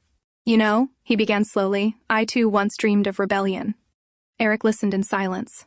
Hargail continued, voice low and heavy. He explained how he'd been involved in the Giel assassination attempt, something very few knew. At that time, House Cladinae was entirely occupied on the battlefield against Sidate. House Crispin, despite their desperation, was too disorganized to achieve anything on their own, and House Seleucus had long since declined. So, Hargail said with a bitter smile, the only thing left was to win over the commander of the Royal Knights. And once that was done, all we needed was timing. They tried 5 times. 5 attempts on Bermel's life. On the last attempt, they made it as far as the king's bedchamber. Hargail's jaw tightened, and then Tilburig betrayed us. Aerik's eyes narrowed, finally understanding why Miesa once called Tilburig a fraud. He told Bermel, Hargail continued, that he only pretended to cooperate with us so he could root out the traitors. But I don't believe that. Not for a moment. He was far too enthusiastic about our cause at the beginning. His voice hardened. I remember it vividly. We were just about to finish everything when Tilburig walked in with his men and told us to halt. Said one of the assassins had already confessed, so we should surrender quietly. Hargail scoffed. A hero's welcome followed, of course. He was greatly honored for saving the king. Then his gaze slid to Aerik, and as a reward for his oh-so-noble service, he asked for that girl. Aerik's grip tightened. You mean Miesa? Right, Hargail murmured. Your wife, now. I heard the rumor. His eyes softened slightly, tired but curious. So she managed to become the mistress of House Cladinae. Tell me, Lord Cladinae, how is she doing? Seeing the look on Aerik's face, Hargail let out a short, humorless laugh. So, you really must care for her. He tipped his chin toward the empty bottle on the table, then added, that girl was far too useful to simply hand over as a reward to a loyal dog. Naturally, the king refused, Tilburig's request on the spot. Hargail's eyes slowly lowered, his voice dimming. The king killed everyone who put their trust in me, and through that, I learned something very clearly.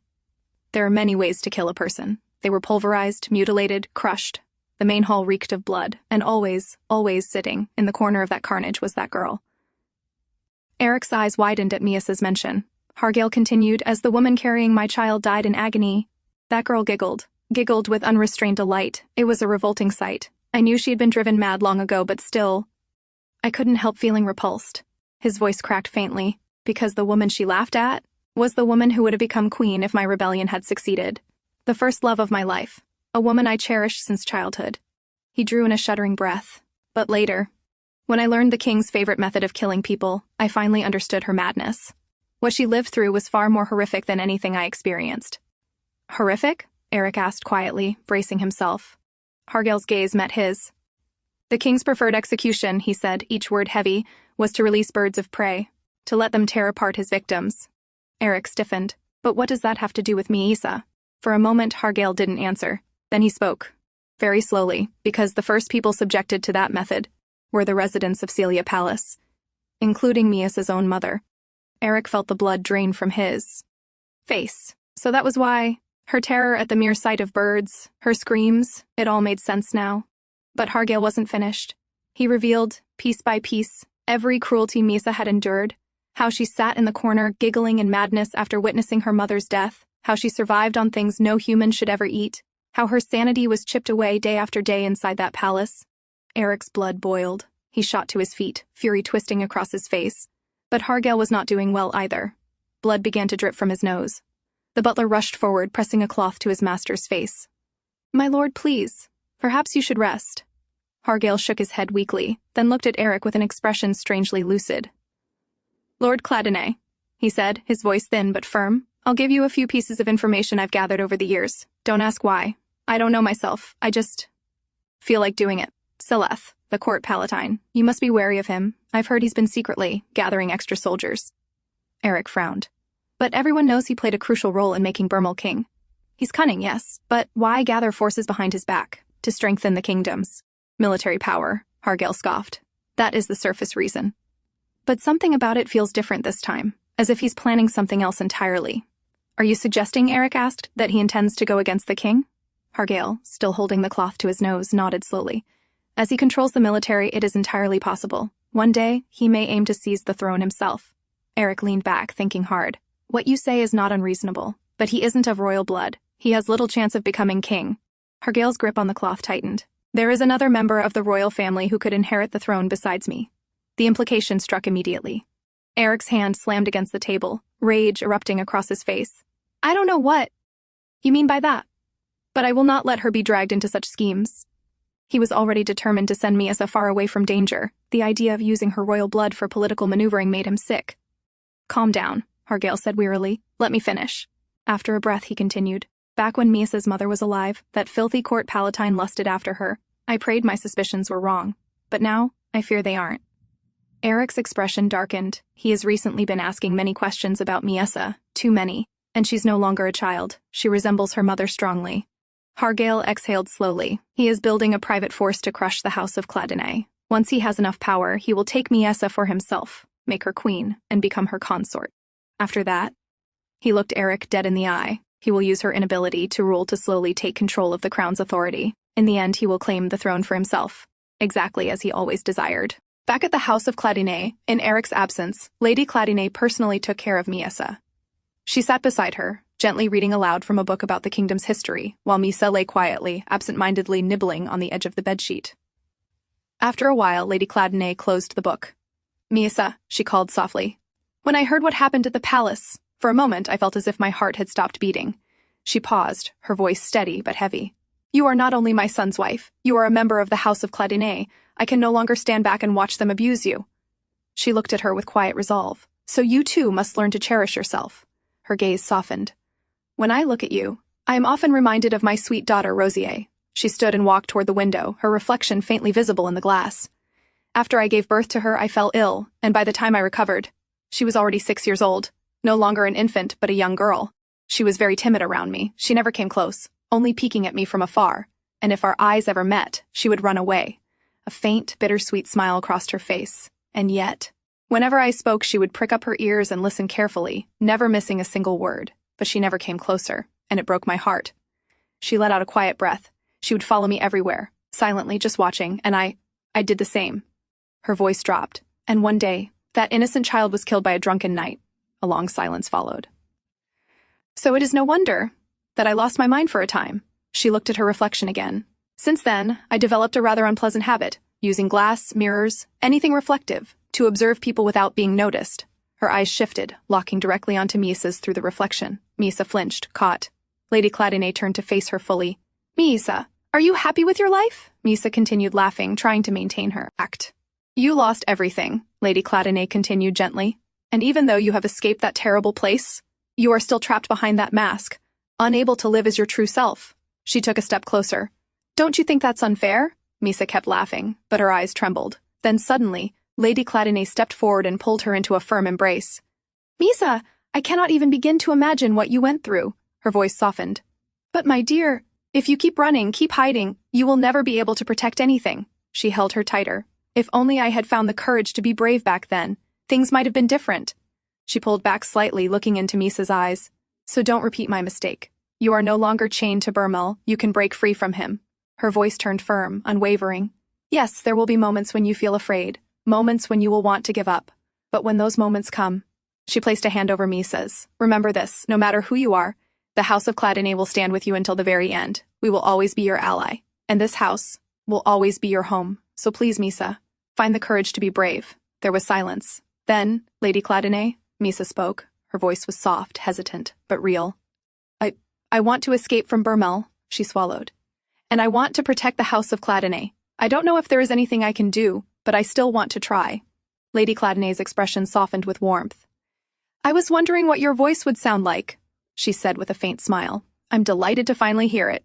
You have a beautiful voice, she continued gently. Physical strength is not everything, Miesa. Sometimes a single person's intellect can save many lives. Miesa hesitated. But I don't know much.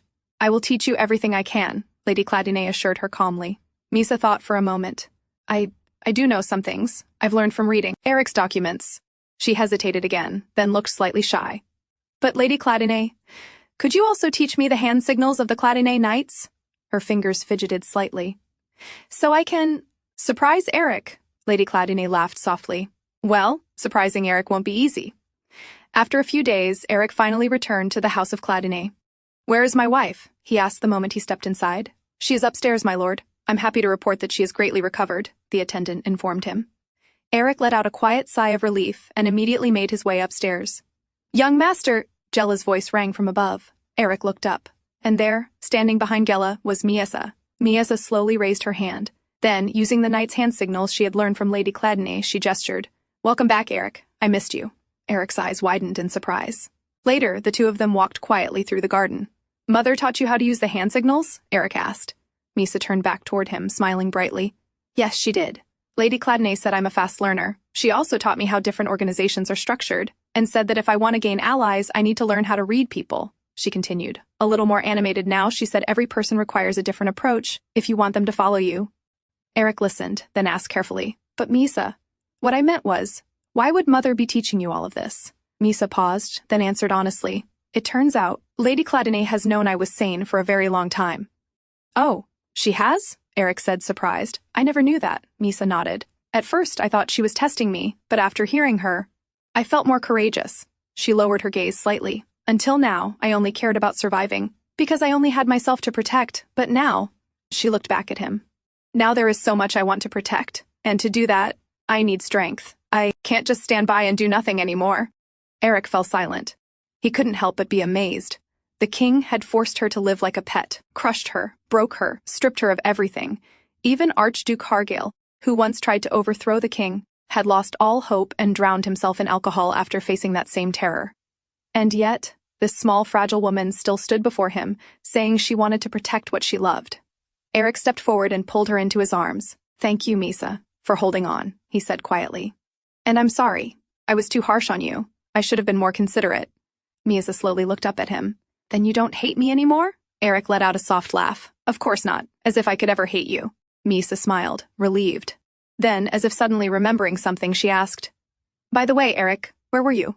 I went to meet Archduke Hargale, he replied. Now that we've decided to take down the king, we need to plan everything carefully. He paused for a moment, then looked at her.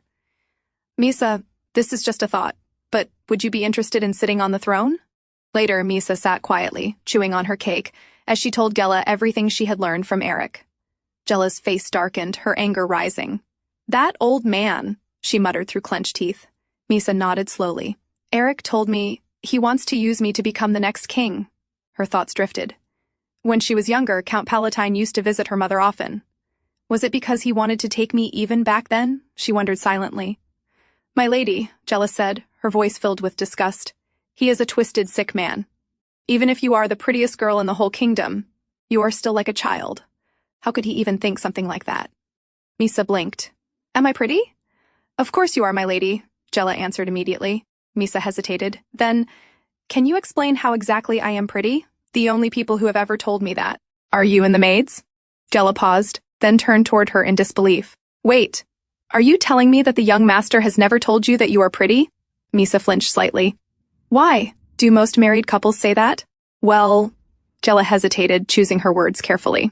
Not everyone, but couples who get along well usually act more affectionate. I know the young master can be a bit stiff, but I thought he would soften around you. Miesa tried to lift her spirits. Aerik once told me I was cute, when I spoke in the Kazan accent. Just once? Gela blinked in surprise. I'm honestly shocked the young master is still so reserved even with you. She stopped mid-sentence. Miesa's gaze had dropped, her eyes trembling, as if she might cry at any moment. Gela panicked. No, don't cry, Mistress Cladinae. He's just shy. You know how much he cares about you. On the other side, Aerik received a letter from the House of Crispin, more specifically from Lacane Crispin. Back in the room, Gela opened the window, letting in fresh air. Then she turned back. Are you still feeling down? She asked softly. Miesa lay quietly on the sofa, staring blankly. Gela walked over and crouched beside her. You know how much he loves you, she said gently. It shows in everything he does. You don't have to worry.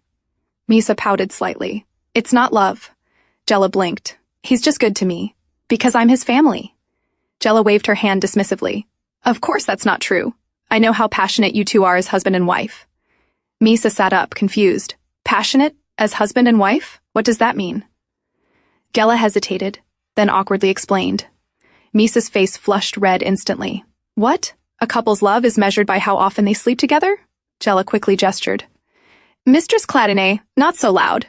And no, that's not the only way to measure love. Miesa hesitated, then spoke softly, but lately, Aerik has barely touched me at all, even when we consummated our marriage. I had to beg him for a long time. It's all right, Gela reassured her gently. I'm sure the young master is just being careful. Especially after what happened, she continued, her tone turning serious. Your condition became unstable after you were drugged. I've been researching the substance you were given, and there's a high possibility it was a mixture of different drugs. I'm worried there might be side effects. She glanced at Miesa's hands. But since your skin has been itching, it seems the poison is slowly leaving your system. Miesa fell silent for a moment. Then she spoke again, quieter this time. But Gela, what about the drugs I was forced to take before? Gela looked at her sharply. Remember when I told you? Back at the palace I was often drugged? Miesa continued. Namiera had an entire collection of strange drugs. Sometimes they made me bleed. Sometimes I felt dizzy. Once, I was unconscious for 2 days. She paused. And before the wedding, they made me drink 2 bottles of sedative. What? Gela shouted in shock. Are they insane? That amount could knock out a full-grown horse. Her hands trembled with anger. They're unbelievable. She quickly pulled Miesa into a tight embrace. My poor little miss, I'm so sorry for everything you went through. Miesa gently shook her head. No, Gela. What matters is that I survived. So you don't need to feel sorry for me. Please don't cry. On the other side, Aerik sat across from the vice-captain of the House of Crispin. The man had arrived on behalf of the Crispin family to offer compensation. But something about it felt off. Instead of sending a family member, they had chosen a mere vice-captain. Aerik found that strange. The man placed several gold bars on the table, along with a written memorandum. The House of Cladinae will not be charged for the use of the port of Nias for the next 50 years, he stated. Aerik picked up the memorandum and read it carefully. Then his gaze shifted back to the vice-captain. This man held only minor influence within the Crispin family, and yet he had been sent as their representative. Does that mean Lacane Crispin is now the one holding all the power? Aerik thought. I am concerned, Aerik said calmly, about how the House of Crispin intends to provide the remaining compensation. When there are only 3 years left, his tone sharpened slightly. I hope they are not planning to gloss over it. The knight quickly raised his hand. Of course not, my lord. The amount we brought today is small only because it had to be prepared on short notice. He hesitated briefly, then added, Lady Lacane also sent me with a private message. Aerik's eyes narrowed slightly. She wishes to negotiate with you, if you are willing to reduce the compensation. We are prepared to agree to whatever you demand. Aerik leaned back slightly, letting out a quiet sigh. The people of Cladinae have been quite restless lately. The war has ended, and the soldiers have returned. But the harvest has been poor. His gaze remained steady. That means many people in our estate urgently need new ways to make a living. The vice-captain listened, carefully, tension building in his expression. So, Aerik continued, if they seek new work and new places to live, I imagine the port of Nias would inevitably be filled with many young men from our estate. And since all they know is how to wield a sword, I suppose they would be carrying some basic armor and weapons with them. Silence fell. The implication was clear. The port of Nias was only a day's ride from the capital. A large group of armed men passing through would normally be reported to the crown. What Aerik was asking was for the House of Crispin to turn a blind eye. The vice-captain swallowed hard. Understood, my lord. Aerik nodded slightly. And one more thing. The current doctor of the House of Crispin is Hafendel, correct? Somewhere in the palace, Margrave Cladinae confronted Lady Cladinae. He had been growing suspicious lately. After all, she had been arranging meetings with other noble ladies more often than usual. Why do you insist on protecting the princess, he demanded, his voice rising with anger, who is treated as nothing more than an animal in this palace? His eyes narrowed. Don't tell me, you are planning to go against the king? Lady Cladinae looked at her husband calmly. Lately, he had been getting on her nerves more and more. Perhaps I should just get rid of him. The thought crossed her mind naturally. But no. If she were to harm him and get caught, Aerik's legitimacy as the successor to his father's title could be thrown into doubt. She took a slow breath, steadying herself. Of course not, dear, she replied smoothly. Going against the king? As if I would ever do something so dangerous. Until Aerik's succession was finalized, they needed to remain a faithful couple, at least on the surface. Her expression softened instantly. And more importantly, she added gently, shifting her tone, would you like to have dinner with me today? She looked every bit the lovely, docile wife. Margrave Cladinae blinked, clearly surprised. Then he coughed lightly, almost embarrassed. I was merely surprised, he admitted. You've been siding with our son, treating me like a hindrance. He paused, then turned slightly. Then, How about we eat outside? Lady Cladinae smiled without hesitation. Yes, that sounds wonderful. Then let us go to that restaurant you always liked, the Margrave suggested. For a brief moment, Lady Cladinae's gaze sharpened as she looked at him. When is the next royal event? That would be the perfect time to execute her plan. She already wanted to avoid seeing the king anyway, and surely no one would blame her if she declined an invitation under the excuse of mourning. At the royal palace, Salath knelt before the king. He lowered his head respectfully as he began reporting. Your Majesty, there have been rumors spreading among the public, he said calmly. There is a shortage of food in the capital, and prices are rising rapidly. Because of that, people have started saying that the scarcity is due to you going against the goddess's will and incurring her wrath. The king scoffed immediately. How dare they attempt to slander their own king with such ridiculous nonsense? Salath's lips curved slightly into a faint smile. I have yet to confirm it, he continued, but I have heard that there has been a rather unusual increase in gatherings among the nobles. He paused, then added meaningfully, I believe someone is intentionally organizing these gatherings, with some kind of purpose in mind. Bermel's expression hardened. Salath lowered his gaze further. To restore your Majesty's rightful honor, allow me to find the source of these rumors. By the time Aerik finished his meeting and returned to take Miesa with him, she was already asleep in Lady Cladinae's lap. Aerik gently lifted Miesa into his arms. As he did, Lady Cladinae spoke. By the way, the meeting of the house's vassals will be held next week. Aerik paused slightly. And if we are to prevent any legitimacy issues from arising with your succession, she continued, it would be best if your father is the one to call the meeting. Aerik blinked in surprise. Father? Then you must have— Lady Cladinae rubbed her temple lightly. Yes, she said with a sigh. It took some effort to appease him. She waved her hand slightly. So let's call it a night. I am tired as well. Aerik nodded. Good night. With that, he turned and began walking toward his room. Suddenly, Miesa stirred in his arms and lifted her head. Why were you so late in coming to get me? She asked, pouting. Aerik looked down at her, surprised. I hadn't realized you were awake, he said. I had some renegotiations for compensation with the House of Crispin. Miesa's pout deepened. Then, does that mean you were with Lady Lacan all this time? Aerik blinked. No, he answered calmly. Only the vice-captain visited today. As he continued walking, he explained further. I think that since Lady Crispin sent the vice-captain with her message, it means she is now the one holding power. He paused slightly. After all, she wishes to become the head of the house. Aerik sat on the bed. Miesa pouted slightly, then nodded. I see. Well, I am glad that it will be good for us to get the help of the House of Crispin. She averted her gaze as she spoke. Aerik noticed it immediately. He reached out and gently patted her cheek. You don't look glad, he said softly. Did something happen today? It seems you are unusually cold. Miesa pushed his hand away. I am not cold. Then why are you avoiding looking at me? Aerik asked, leaning a little closer. Miesa bit her lips, then suddenly shoved him away. I am going to sleep. She didn't want to seem petty. They had decided to take Bermel down together, so how could she behave like a sulking child? But before she could get away, two arms wrapped around her, pulling her back, she fell onto the bed on her back. I believe we agreed that there would be no more secrets between us, Aerik said, meeting her eyes, so I would appreciate it if you would tell me why you are acting like this again. Miesa quickly covered her face with her arms, embarrassed. Why are you questioning me like this? She muttered in a low voice. Aerik watched her quietly, then spoke again. You see, I came to realize that having doubts between husband and wife is more painful than I imagined. He leaned a little closer. So from now on, if there is something I want to know, I plan to ask you about it. Very, very persistently. He paused. So what has upset you? I can't tell you. It's too embarrassing, Miesa whispered. Aerik looked at her for a moment, then slowly reached out. Then I have no other choice, he said calmly. I'll just have to tickle you until you answer me. Miesa immediately burst into laughter as he tickled her.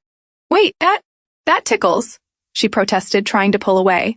But Aerik didn't stop. In a hurry, she grabbed his collar and pulled him closer. He paused. Their faces were suddenly close. Aerik looked straight into her eyes. Miesa couldn't bear his gaze. She turned her eyes away, her voice soft and hesitant. I wanted to ask you something, she swallowed, then finally said it. Why won't you sleep with me anymore? Aerik just stared at her, as if he had heard something he never expected. Pardon me? He asked. Miesa flushed instantly. Stop pretending that you don't understand what I mean, she burst out, embarrassed. I know now that couples sleeping together isn't just to consummate their marriage. It's also a way to measure their love for each other. Aerik blinked, listening, then started to respond. Miesa, who on earth told you such? But before he could finish, Miesa grabbed him by the collar and pulled him closer. You are always so kind to me, Aerik, she said softly, almost trembling. But you never seem to desire me. You never do something like this. And before he could react, she leaned forward, pressing her lips against his chin in desperation. Aerik froze for a moment, clearly surprised. Then he let out a low groan, trying to steady himself. Miesa, he called. attempting to explain. But she didn't stop. Her lips brushed along his neck, restless, searching, as if trying to find something he hadn't shown her. Aerik finally caught her gaze, leaning closer. "Miesa, why are you suddenly acting like this?" he asked. He sighed, then spoke carefully. Engaging in physical contact and sharing a bed aren't reliable ways of measuring affection. Many people indulge in such things without feeling even a shred of emotion for each other. Tears welled up in Miesa's eyes. But you never even tell me I am pretty," she said, her voice breaking slightly. Aerik froze. "Am I nothing more than a family member to you?" she continued softly. "Am I the only one who wants more, the only one who gets nervous around you? Even now, I'm the only one." Her fist pressed lightly against his chest. And then, unexpectedly, Aerik collapsed forward slightly, laughing. Miesa blinked, confused. Why are you laughing?" she asked. "Can't you see I'm being serious here?" Before she could finish, his hand gently cupped her face, and he kissed her, softly. "You are beautiful, Miesa," he murmured between breaths. He pulled back just enough to look straight into her eyes. "There are no jewels, no art, no landscapes as breathtaking as your smile." His voice softened. "You have no idea how even the smallest glimpse of it makes my heart flutter, or how every day I have to force myself to suppress the urge to just pull you into my arms." He paused, his gaze steady. "But Miesa, you haven't fully recovered yet, so when you regain your health—" Before he could finish, Miesa wrapped her arms around his neck, pulling him closer. "But Aerik," she whispered softly, "I want you to hold me right now." Aerik looked at her for a long moment, then swallowed. He leaned close to her ear. "Miesa," he whispered, "then tell me what you want to do." What Miesa wanted was not just his gentle, careful touch. She wanted more. She wanted him to desire her, just as fiercely as she desired him. That look in his eyes, that heat beneath his skin, the intensity she had never seen before, it made her dizzy, filled with a strange, thrilling warmth. And finally, Miesa felt it, the affection she had been longing for. She turned her face toward him. "I love you, Aerik," she whispered. Aerik silenced her with another kiss. "I love you, Miesa," he murmured quietly, the words echoing softly in his heart. After an affectionate night, as they lay in bed, Aerik pressed light kisses against Miesa's skin. "Aerik," she called. "Yes," he whispered back, his voice low and hoarse. Miesa swallowed, then spoke hesitantly. "About Lady Lacane. You said she now holds the power of her house, right? But you also told me that it is very difficult for a woman to become the head of a house." Aerik opened his eyes slightly. "Yes," he replied, "especially since until now there has been no precedent of a female head. Each house already has a son who is meant to inherit." He paused, then added, "So if a woman becomes the head, it means there will be twice as many opponents to fight against. Naturally, they are reluctant to create such a precedent." Miesa nodded slowly. "I see." She hesitated for a moment, then continued, "But if a powerful family like Cladinae were to support Lacane, that would put her in a position of great advantage, right?" Aerik listened quietly. "So instead of suggesting that she lower the amount of compensation," Miesa went on, "if you emphasize that you would help Lacane become the head, you might also be able to align yourself with her supporters." She looked at him. "And through Lacane, you would be able to wield the name of Crispin as well." Aerik remained silent, listening to every word. "The House of Cladinae is powerful," Miesa added softly, "but it cannot take down the king on its own, right?" "That's right," Aerik replied gently, lifting her hand and pressing a kiss to it. "I will make sure to remember your suggestion, and act upon it. The House of Crispin was one of the 3 pillars of the kingdom. If it were to be ruled by a female head, then maybe one day, Miesa herself could become queen. And perhaps someday, the people would accept her more easily." But Aerik still couldn't shake his doubts. Was it right to lead her down a path filled with such danger? The next week, Margrave Cladinae held a meeting. Standing before the gathered vassals, he spoke solemnly. "Thank you all for coming." He paused, his voice steady but tired. "My body has long grown frail, and I am no longer the man I once was." A brief silence filled the room. "So I intend to pass on my title and step down." He lifted his head slightly. "Let us begin the succession immediately." Inside the room, Gela arrived carrying a dress for Miesa, but she froze the moment she saw her.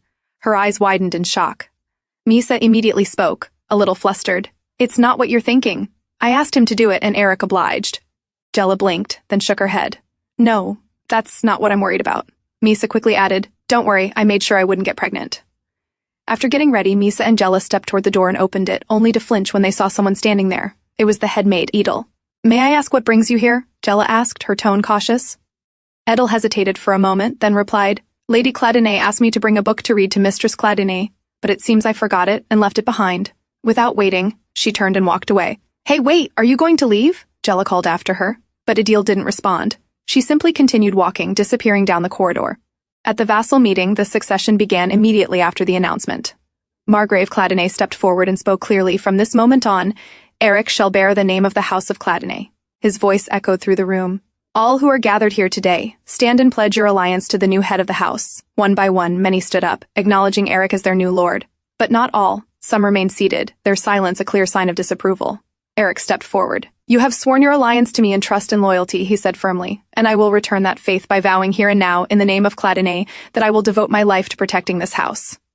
A scoff broke the silence. It came from one of the men still seated, Aerik Cladinae, Aerek's father, who had wanted his own son to become the head. Aerik's gaze shifted toward them. I assume those who remain seated do not welcome me as the head of the house, he said calmly. But the House of Cladinae cannot harbor those who refuse to follow its head. Khalid stood up abruptly. Why were we not informed about the succession beforehand? He demanded, his voice filled with irritation. His gaze swept across the room. Do none of you feel even the slightest doubt about this?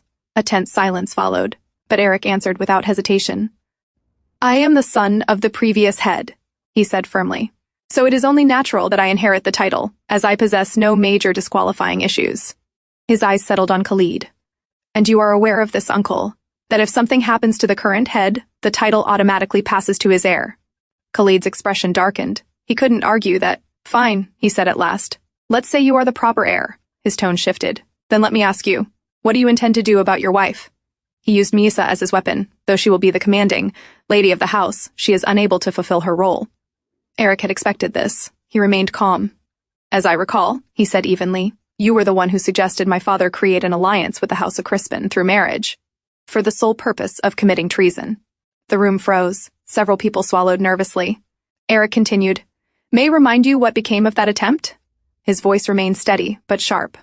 Not only did the House of Crispin become swayed by the king's manipulation, ruining the entire plan, but they even schemed together with the ladies-in-waiting of the royal palace. They kidnapped our medic, and even attempted to besmirch my name. Khalid's expression wavered, but he still refused to back down. That may be true, he snapped, but that does not give you the right to force us to serve a lady who is not of sound mind. Aerik did not react. I am not asking you to, he replied calmly. Miesa will simply exist as the wife of the head of the house, enjoying comfort. He paused. Meanwhile, the lady who handles the affairs of the House of Cladinae will be chosen from among our relatives. The room stirred, eyes widened in shock at first, but then quickly shifted. As soon as they realized what he meant, voices began to rise. Suggestions came one after another. My daughter, my sister would be suitable. Aerik clenched his hand quietly. He did not want this, but he had no choice. Then raising his voice, he spoke firmly. If there are any among you who cannot trust my decision and judgment, then return to your territories. The room fell silent again. I assure you, he continued, aside from no longer being recognized as our vassals, you will face no punishment. His gaze hardened. And even if all of you leave, I and my knights will remain and fight for our land. He paused.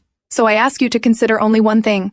His voice dropped, cold and absolute. Those who return to their territories now will be remembered forever as pathetic. Whether we succeed or fail, they will remain cowardly traitors. Khalid clenched his teeth. This time, he had no argument left to make. Later, Aerik returned to Miesa and Lady Cladinae and informed them how the succession had gone. It went as we expected, he said. Khalid opposed with everything he had, but in the end, everything was handled. He paused, then added, and since we cannot reveal Miesa's secret, I told them that I would choose the lady of the house from among our relatives. Miesa blinked, confused. The lady of the house? What is that? Lady Cladinae turned toward her and explained calmly. The lady of the house is responsible for managing the estate, entertaining guests, and attending social gatherings. Social gatherings? Miesa repeated softly. So it mainly involves dealing with other people? Lady Cladinae nodded. Are you interested in that? She asked. Now that I think about it, you have never made an official debut in high society. Miesa shook her head. No, I never have. Her expression dimmed slightly. Now that Aerik is the head of the house, and yet there is nothing I can do for him. She lowered her gaze. If only I could become the lady of the house, and at least stand before others as a sane woman. Her voice softened. Then I could proudly stand by Aerik's side at official events and assist him in any way I can. Aerik and Lady Cladinae listened to her quietly. Then suddenly, Lady Cladinae spoke. Miesa, don't feel pressured. Take things one step at a time. Her tone was gentle but firm. We all know you are far more capable than simply becoming the noble lady of the house. She paused, thinking, but It is a shame that your opportunities to interact with others are so limited. A faint smile appeared on her lips. I have rather an interesting idea. Both of them looked at her. How about this, she continued. If we disguise Miesa and let her attend a social gathering with me? Aerik blinked in disbelief. You are joking, right? He asked. Lady Cladinae's eyes sharpened slightly. No, she replied calmly. I am actually quite serious. Later, Aerik argued with Lady Cladinae. What you are suggesting is too risky, he said, his voice tense. Lady Cladinae, however, remained calm. To prepare Miesa, it is important that she stands in front of others, she replied evenly. We can teach her many things, but some things can only be learned by meeting different people. Aerik let out a quiet sigh. I understand that, but the truth is, I am still not sure if this is the right choice. She will merely be attending a party in disguise, Lady Cladinae said. And more importantly, Aerik, this is Miesa's decision to make. Her gaze sharpened slightly. Do you think, after everything she has gone through, she made this decision lightly? Of course not, Aerik murmured, knowing she was right. Before he could say anything further, the door opened. Jella stepped inside, bringing Miesa out with her. Aerik froze. Miesa stood there, completely transformed. Her hair was a different color, styled differently, and her clothes gave her an entirely new presence. I tried my best with what I could do, Jella said. Lady Cladinae smiled warmly. You look pretty, Miesa. Aerik's eyes remained fixed on her. Really? Miesa asked shyly, a faint blush rising on her cheeks. Yes, Lady Cladinae nodded. You look good even with black hair. Keep your back straight and your posture upright, Jella added, adjusting her slightly. Thank you, Lady Cladinae. And Jella, Miesa said softly. Then she turned to Aerik. Aerik, what do you think? Aerik smiled gently. Yes. You look beautiful, Miesa. He understood her decision now, and how could he stop her? See? I told you he thinks you are beautiful too, Jella whispered playfully into Miesa's ear. Miesa's cheeks flushed even deeper. Lady Cladinae, she said, a hint of excitement in her voice. I wanted to go into the city like this first, and practice talking with strangers before I go to the party. She hesitated slightly, then added, and I also want to go to a store and buy things myself. But Aerik's expression immediately changed. Absolutely not, he said firmly. I cannot be there with you, and people will recognize me. Lady Cladinae sighed softly. Was he even listening earlier, she thought? Miesa's expression fell. She lowered her gaze. You mean, I can't go outside, she whispered, her voice small. And you won't even let me go to the party, she sniffed quietly. Aerik's face paled. How could he say anything to that face? Guilt washed over him instantly. Jella and Lady Cladinae immediately stepped in, patting Miesa gently. Oh, poor thing, Lady Cladinae murmured. How horrible of you, Aerik, to forbid her from stepping out even for one day. I didn't mean it like that, Aerik tried to explain. But it was too late. The two women had already cornered him. I suppose this is a little better, Aerik said, gazing at his wife.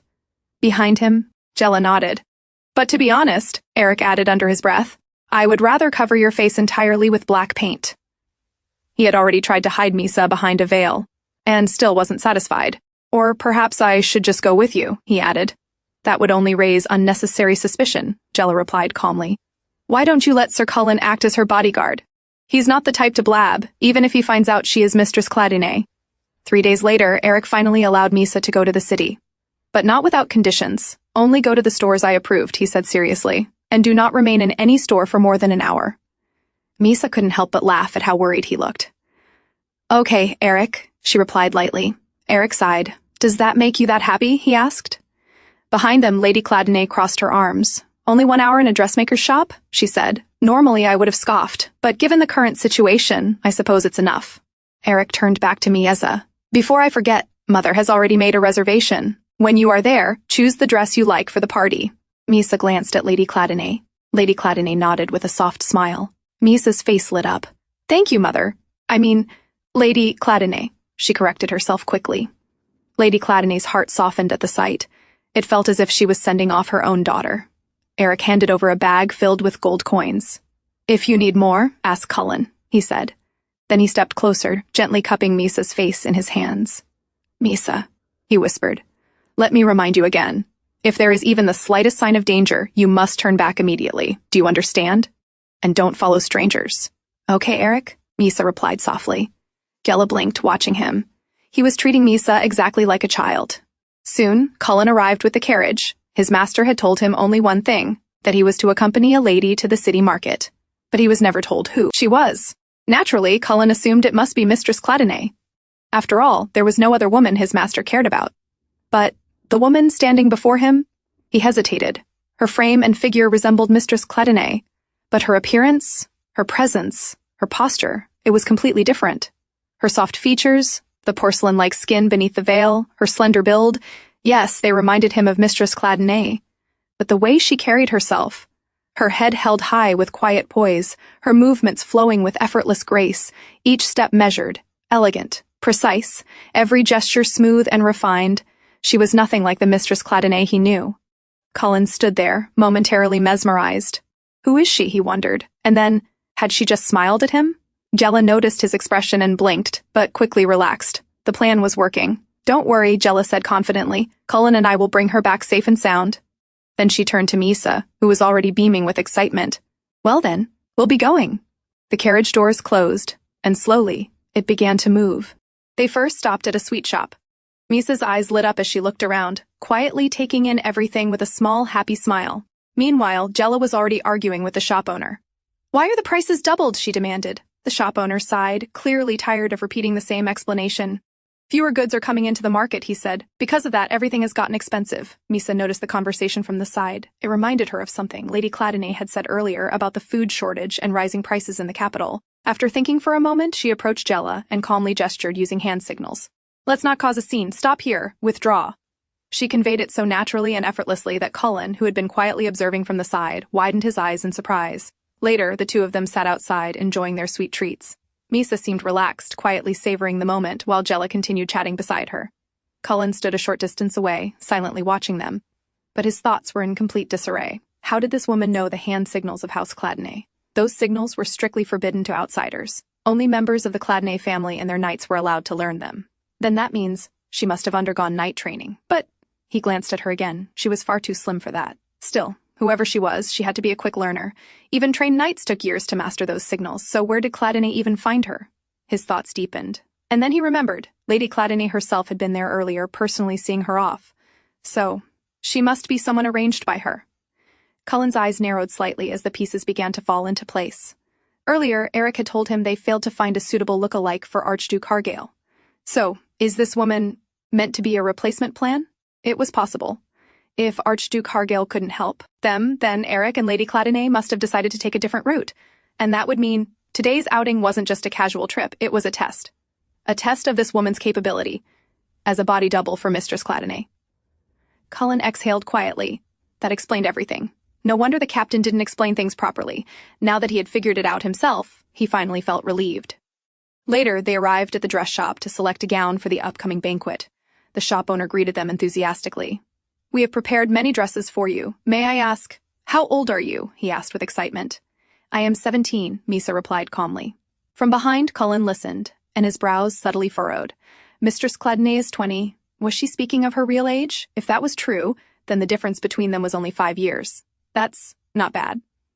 The thought crossed his mind so suddenly that Cullen felt his ears heat up slightly. Master Cladinae instructed us to prepare the finest gown, the owner continued proudly. He even provided a large sum in advance. Cullen's eyes widened a little at that. Even if she was meant to be Mistress Cladinae's double, wasn't his master being a bit too generous? As Miesa stepped toward the trial room, the shop owner quickly hurried after her. Miss, that room is occupied, he said, stopping her.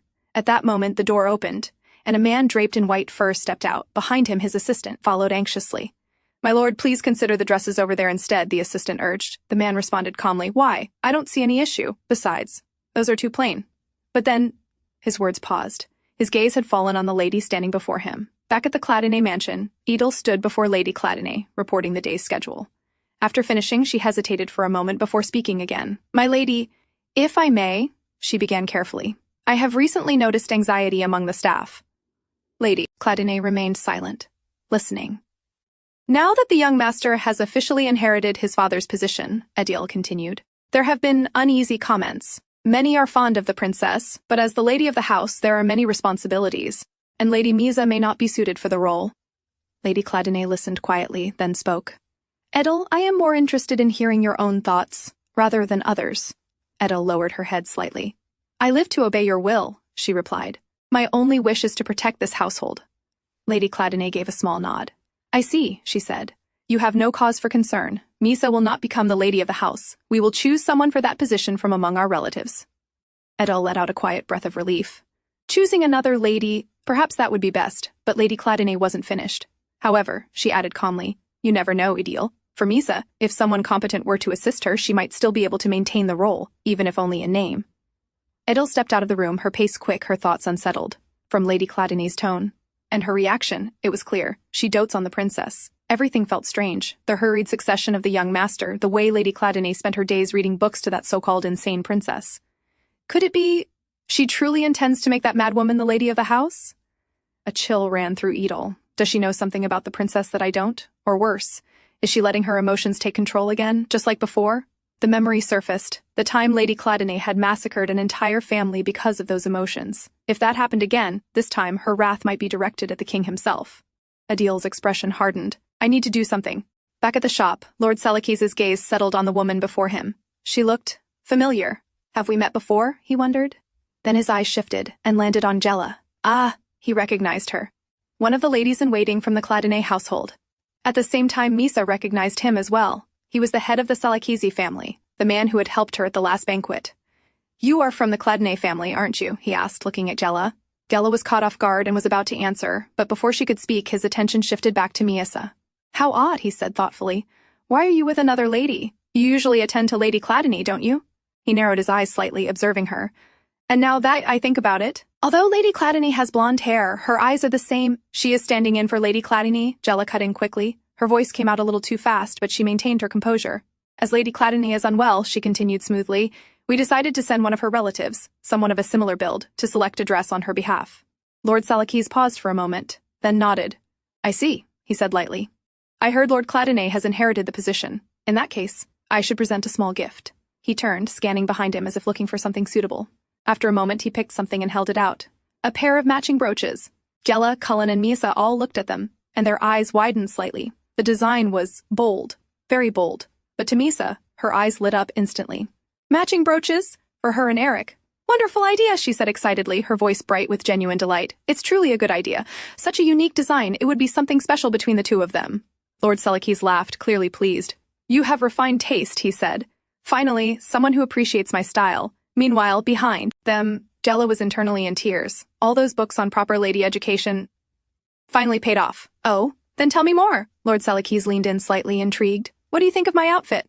Miesa tilted her head, observing him carefully. Oh, you look like an alpaca, she said sincerely. It's a magnificent creature with a soft and elegant sheen. For a moment, Lord Seleucus froze. Out of all the animals they could have chosen to compare him to, why do people keep choosing a herbivore? First peacock and now alpaca?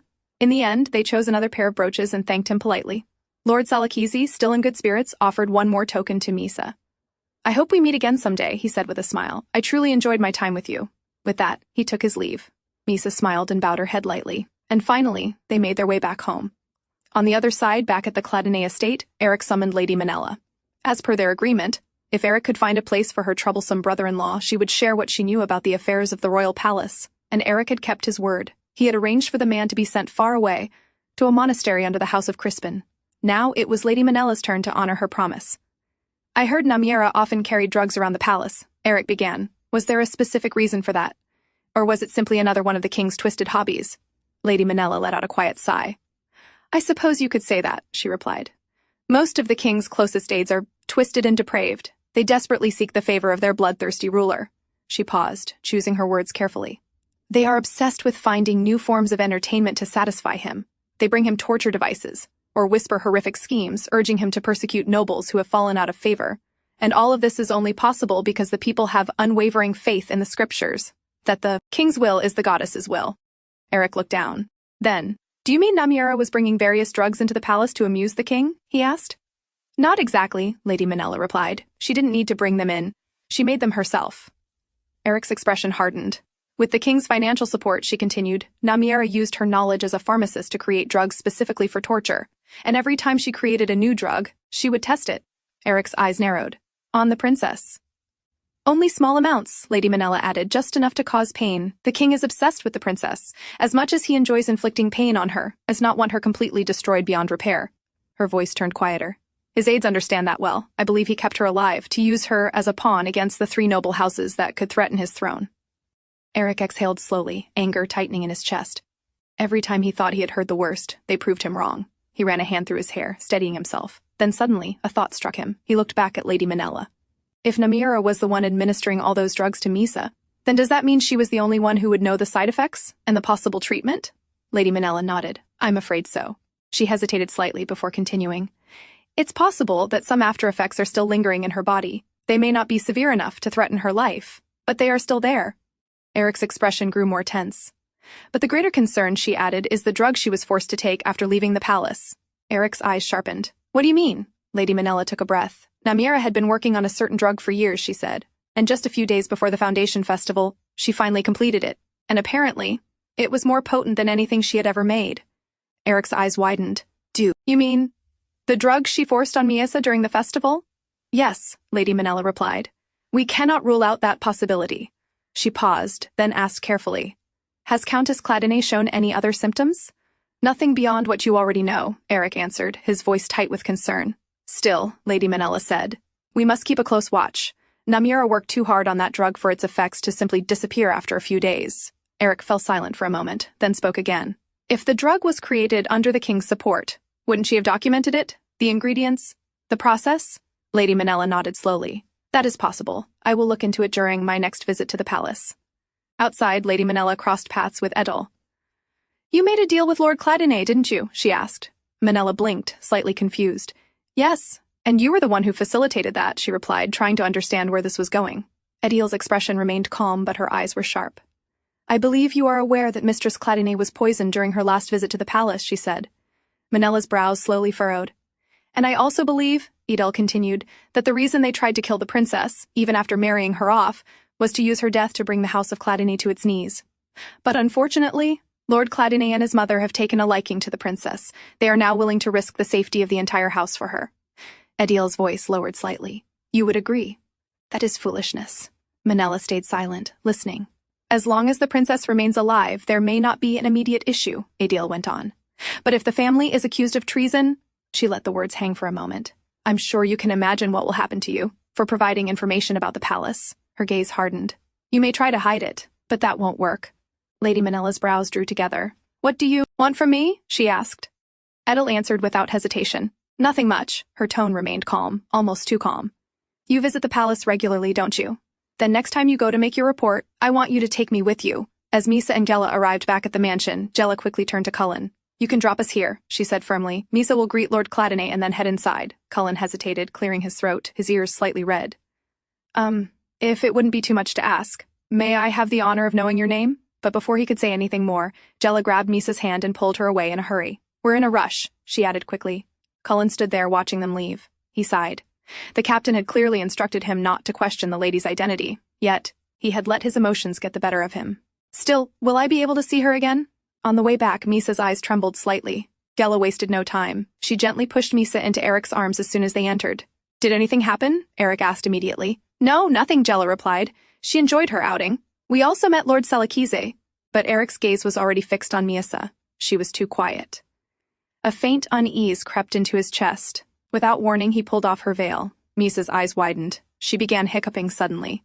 Aerik, she murmured softly. Seeing her like that, Aerik finally relaxed. I apologize for startling you, he said, later in the library as he picked up a book for her. Miesa smiled lightly. Oh, it's nothing. My hiccups are finally gone thanks to you. Aerik let out a breath. No, I overreacted. I thought you were unwell. You worry too much, Aerik, she said softly. Come here, Miesa, he said, sitting down. Did you enjoy your outing? Miesa climbed into his lap naturally. Yes, she said, her face lighting up. I met Lord Selekise. He was so interesting and funny. He looked like an alpaca. Aerik blinked at that, but she continued excitedly. For the first time in my life, I went outside, talked to strangers. I was a little nervous at first, but I had more fun than I thought I would. Her smile was bright, genuine. Let's open the gift, she added eagerly. She opened the box and revealed the pair of brooches. I'm going to wear it all day, she said, leaning against him. So you need to wear yours too, okay? Aerik looked at her for a moment, then smiled. All right, he said softly. I'll make sure to do as you ask. He leaned in, kissing her lightly before asking, and the hairpin in the box. Is that the one you bought? Miesa shook her head. Oh, that? No, that's another gift from Lord Selekise. She smiled innocently. He gave it to thank me for helping him choose his clothes. Aerik paused. A personal gift? He asked. Then, after a brief moment, he added calmly, then we should store it somewhere safe, so it doesn't get lost or damaged. Miesa blinked, confused. But Aerik, Then I won't be able to wear it. I'll buy you another one, he said simply, a prettier one. Then his expression shifted slightly, more serious now. Miesa, promise me, he said, holding her gently. If you notice any changes in your body, you will tell me immediately. Miesa nodded slowly. Then she told him what she had noticed earlier at the market. Aerik listened carefully. I believe Mother is already adjusting to the situation, he said after a moment. I am also keeping an eye on things. It would be a disadvantage for us if a riot breaks out before we proceed with our plan. The royal palace must have been informed by now. They will make a move soon. And that should take care of the current shortage. I've also looked into some social gatherings you could attend. I think it would be better if you attend a larger event, he explained, with many guests, so no one focuses too closely on you. He paused briefly. Count Laviat's upcoming engagement party would be our best option. At the royal palace, Synopsis tapped his fingers lightly against the desk, carefully analyzing the reports laid before him.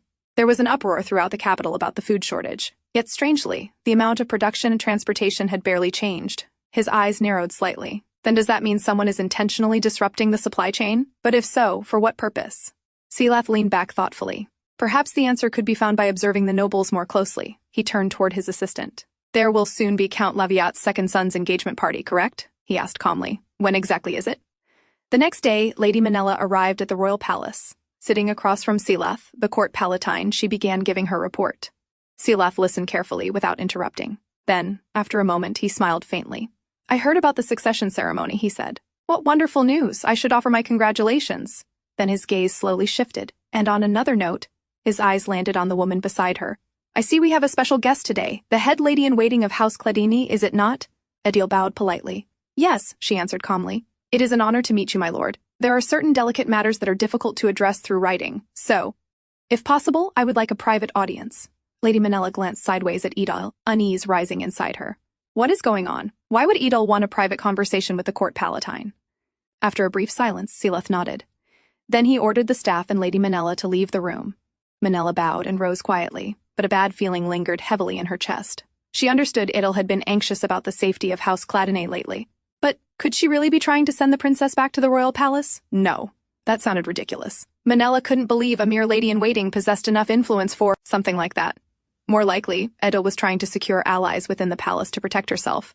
And honestly, whatever Edil was planning, Minella had no intention of involving herself further. She had finally managed to send her troublesome brother-in-law away. She could not allow him to return. Her priority now was protecting her child. Still, Edil's words from before echoed faintly in her mind. If something happens to the princess, you too will be accused of treason alongside House Cladinae. Because of that, she needed to find those documents quickly. Her thoughts drifted back to the conversation she had with Aerik the day before. Aerik had pointed out the obvious problem. If you are caught searching the head maid's room, he had sighed, it will immediately raise suspicion. Minella had agreed. Then Aerik paused thoughtfully. If only we had someone inside the palace who could manipulate the guards for us. And after that, he suggested an idea.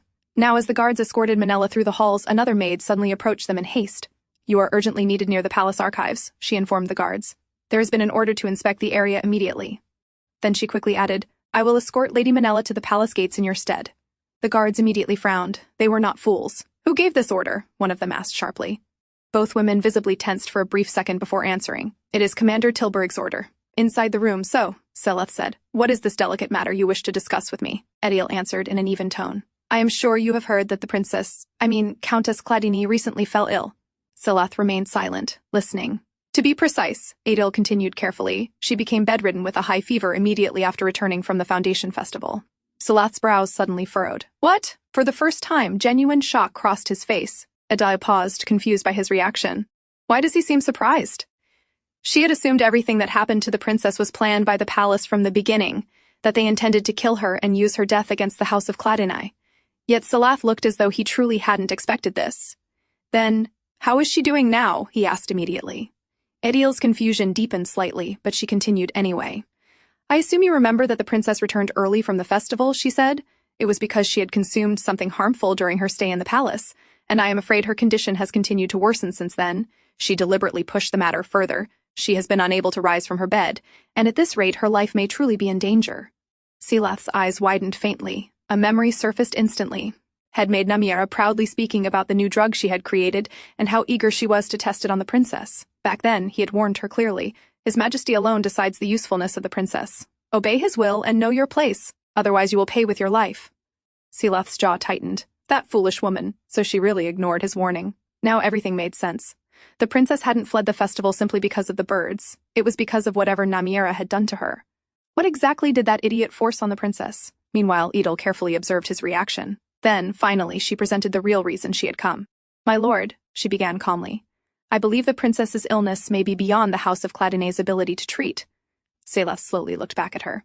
"So, for the sake of her health," Edel continued, "I believe it would be best if the princess returned to the place that had been her home for many years, and took time there to recuperate. This was her chance. A chance to send the princess back to the royal palace, a chance to free the House of Cladinae from that madwoman. To Edel, it almost felt like an opportunity granted by the goddess herself.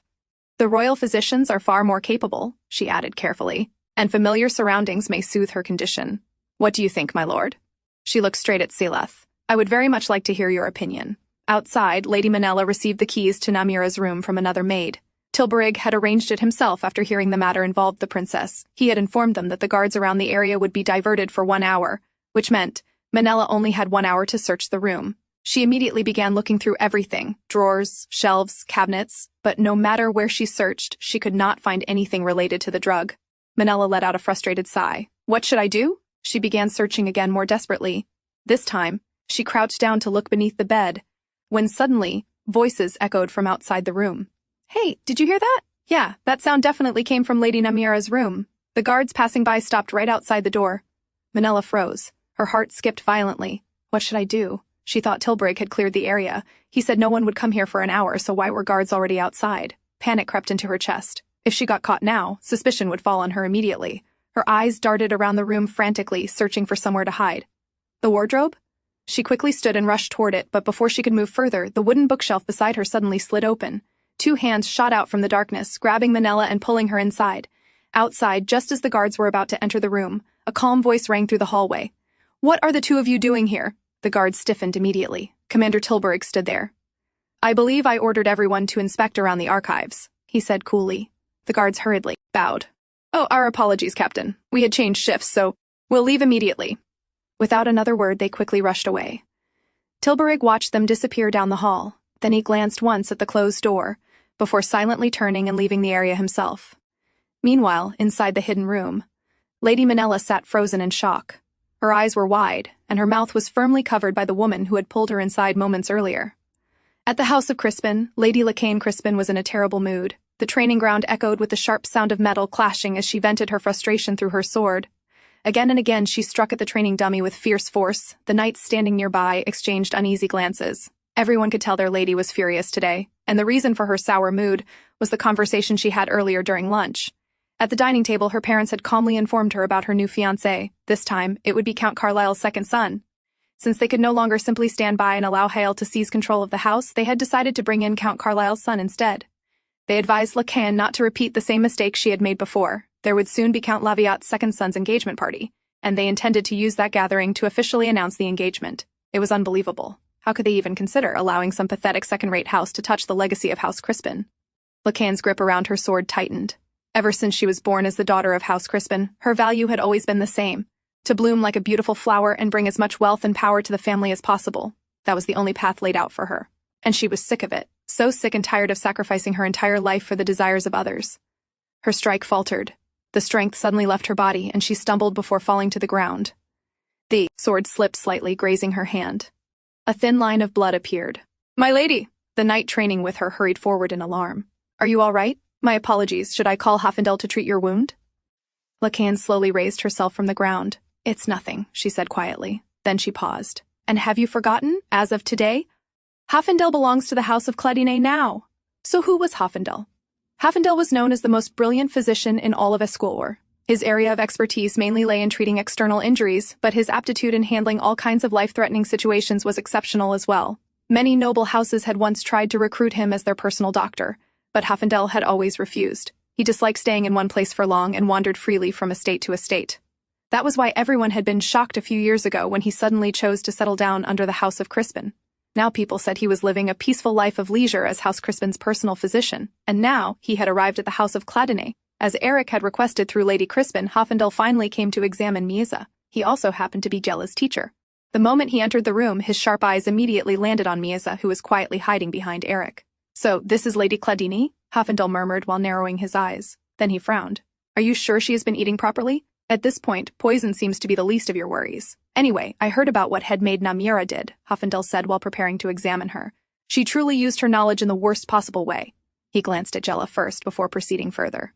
Have you tried giving her wolf-eye mushrooms? He asked suddenly. Jella sighed. No, I've been searching for them everywhere, but I haven't been able to find any. Aerik looked confused. What are those? Jella explained carefully. Wolf-eye. Mushrooms are capable of extracting almost any toxin from the body. They're especially effective in treating menstrual irregularities and poisons that affect the nervous system.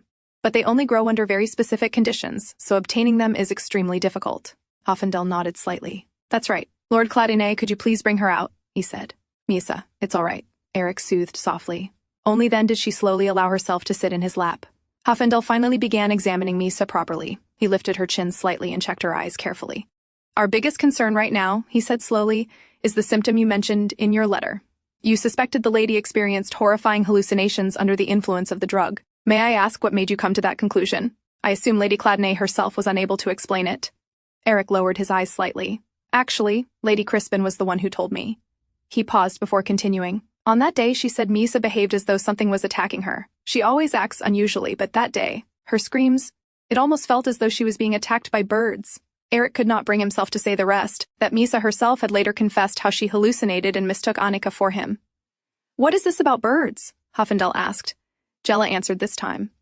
When Lady Miesa was young, something happened involving birds. Ever since then, she's had severe trauma connected to them. That drug, it seemed to drag out her deepest fears.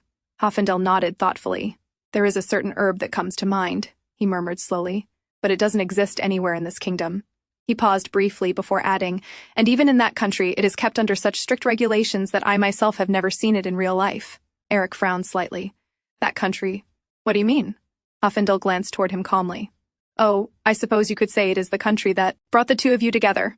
Aerik's eyes narrowed slightly. Hafendel continued. It is the country defeated by the House of Cladinae, the very war where, as a reward for victory, you were given the princess as your wife. The Principality of Sidate. Elsewhere, inside the hidden room behind Namira's chamber, Lady Manella stared at the woman behind her in shock.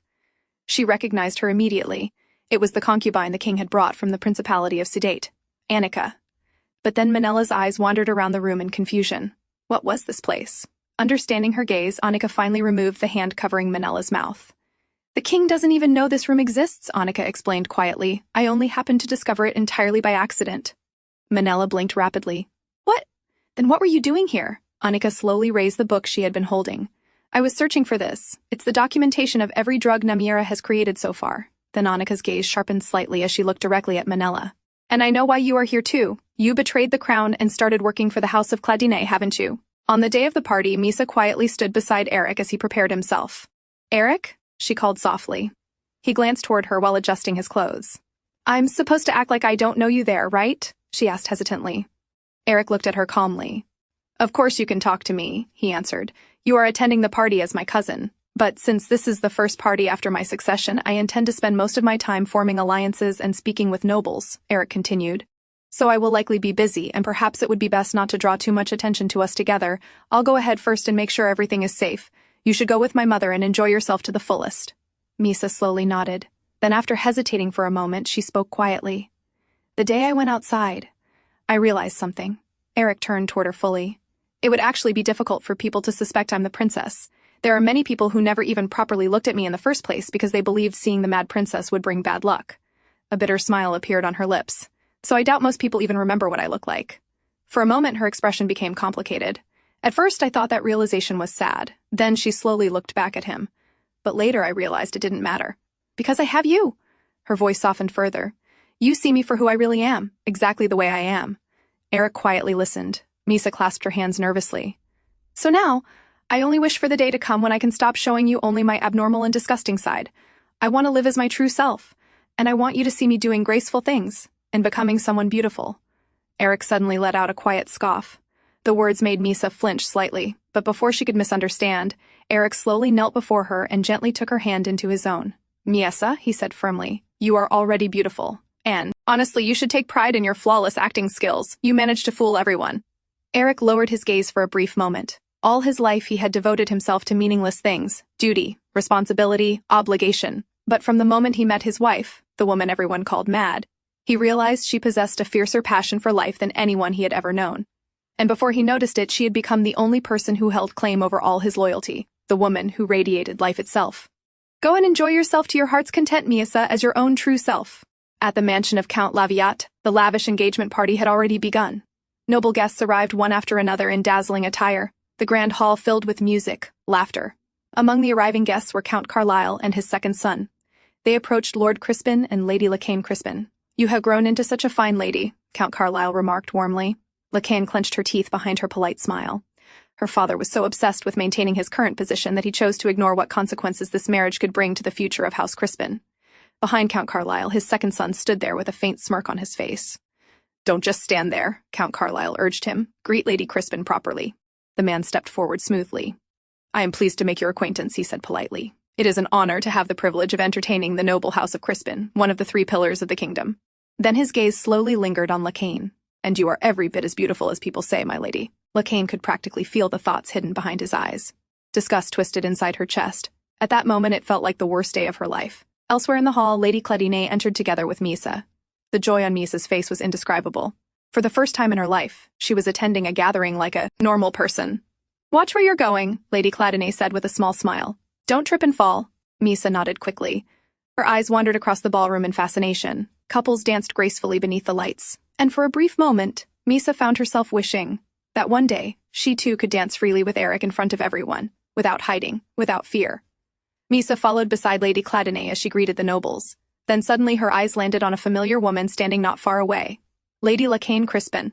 Miesa immediately recognized her. At the same time, Lacane sensed someone staring and turned slightly. Her brows furrowed. Why is she looking at me, she wondered. And who is that woman? Before she could think further, Lady Cladinae called Miesa over and began introducing her to the noble ladies nearby. This is Elisa Velmore, she explained smoothly. One of my cousins from my mother's side. Miesa politely greeted everyone as she had practiced. At first she remained close to Lady Cladinae, but after some time she slowly drifted away so they would not attract suspicion by staying together too long. As she quietly looked around the hall, a familiar voice suddenly approached from behind. Oh, I was looking for you, Miesa turned. Lord Salakis stood there smiling brightly. We meet again, he said happily. I was hoping you would attend the party. Miesa smiled as well, genuinely happy to see him again. Lord Salakis proudly raised a hand toward his outfit. See? I followed your advice and wore something simpler today. Then he added eagerly, By the way, what is your name? Yes, you look lovely, Miesa answered honestly before lightly giving him a high five. My name is Elisa Velmore, she introduced herself with a smile. At that exact moment, Aerik happened to pass nearby, and when he saw his wife standing there smiling and chatting happily with another man, an unfamiliar jealousy quietly crept into his chest. Meanwhile, Miesa was quietly enjoying herself. I'm quite relieved to run into someone I know, she admitted honestly. You see, this is my first time attending such a large event. Lord Salakis blinked in surprise before smiling. Then you must have debuted in society only recently. He tilted his head thoughtfully, which means, you are not married, are you, my lady? Before Miesa could answer, Aerik suddenly stepped forward. His cold gaze landed directly on Lord Salakis. And why exactly would that concern you, if I may ask? Lord Salakis turned toward him before laughing cheerfully. It is good to see you again, Lord Cladinae. Then he suddenly brightened. Did you receive my present? He smiled awkwardly afterward. You know, you never treated me like I was nothing, even though I'm merely the illegitimate son of a house whose glory survives only in name. Aerik silently looked at him for a moment before giving a small nod. Then he introduced the nobleman standing beside him. This is Count Laviat, he said, the host of today's celebration. Miesa politely greeted him. Then Aerik smoothly introduced her as well. This young lady is my mother's cousin. She happened to be visiting, so I brought her along. Miesa greeted Count Laviat gracefully. Since he appeared close to Aerik, she quietly wondered if Erik's negotiations were proceeding smoothly. Count Laviat soon began conversing with her. At first, it almost felt as though he was testing her knowledge, but Miesa did not hesitate. Everything Lady Cladinae had taught her flowed naturally from her lips. She answered calmly and elegantly, discussing noble customs, social affairs, and estate matters with remarkable grace. Count Laviat looked visibly impressed. You sound just like Lady Cladinae herself, he remarked with surprise. I would very much like to invite you to our mansion again someday, Lady Eliza. Relief washed over Miesa. Her attempt had succeeded. I would be honored, she replied politely. Then she secretly glanced toward Aerik, silently asking with her eyes, Did I do well? Aerik gave the faintest nod in approval. Miesa's smile immediately brightened. If you'll excuse me, she said politely afterward, I think I'll step outside for some fresh air. Of course, Lady Elisa, Count Laviat replied warmly. Then perhaps I should join you, Lord Salakis began eagerly, but before he could finish, Aerik suddenly grabbed his shoulder. Why exactly would you be joining her? He asked calmly. Though his voice remained polite, the pressure in his grip made Lord Salakisi stiffen slightly. Sensing the growing tension, Miesa quietly slipped away before things escalated further.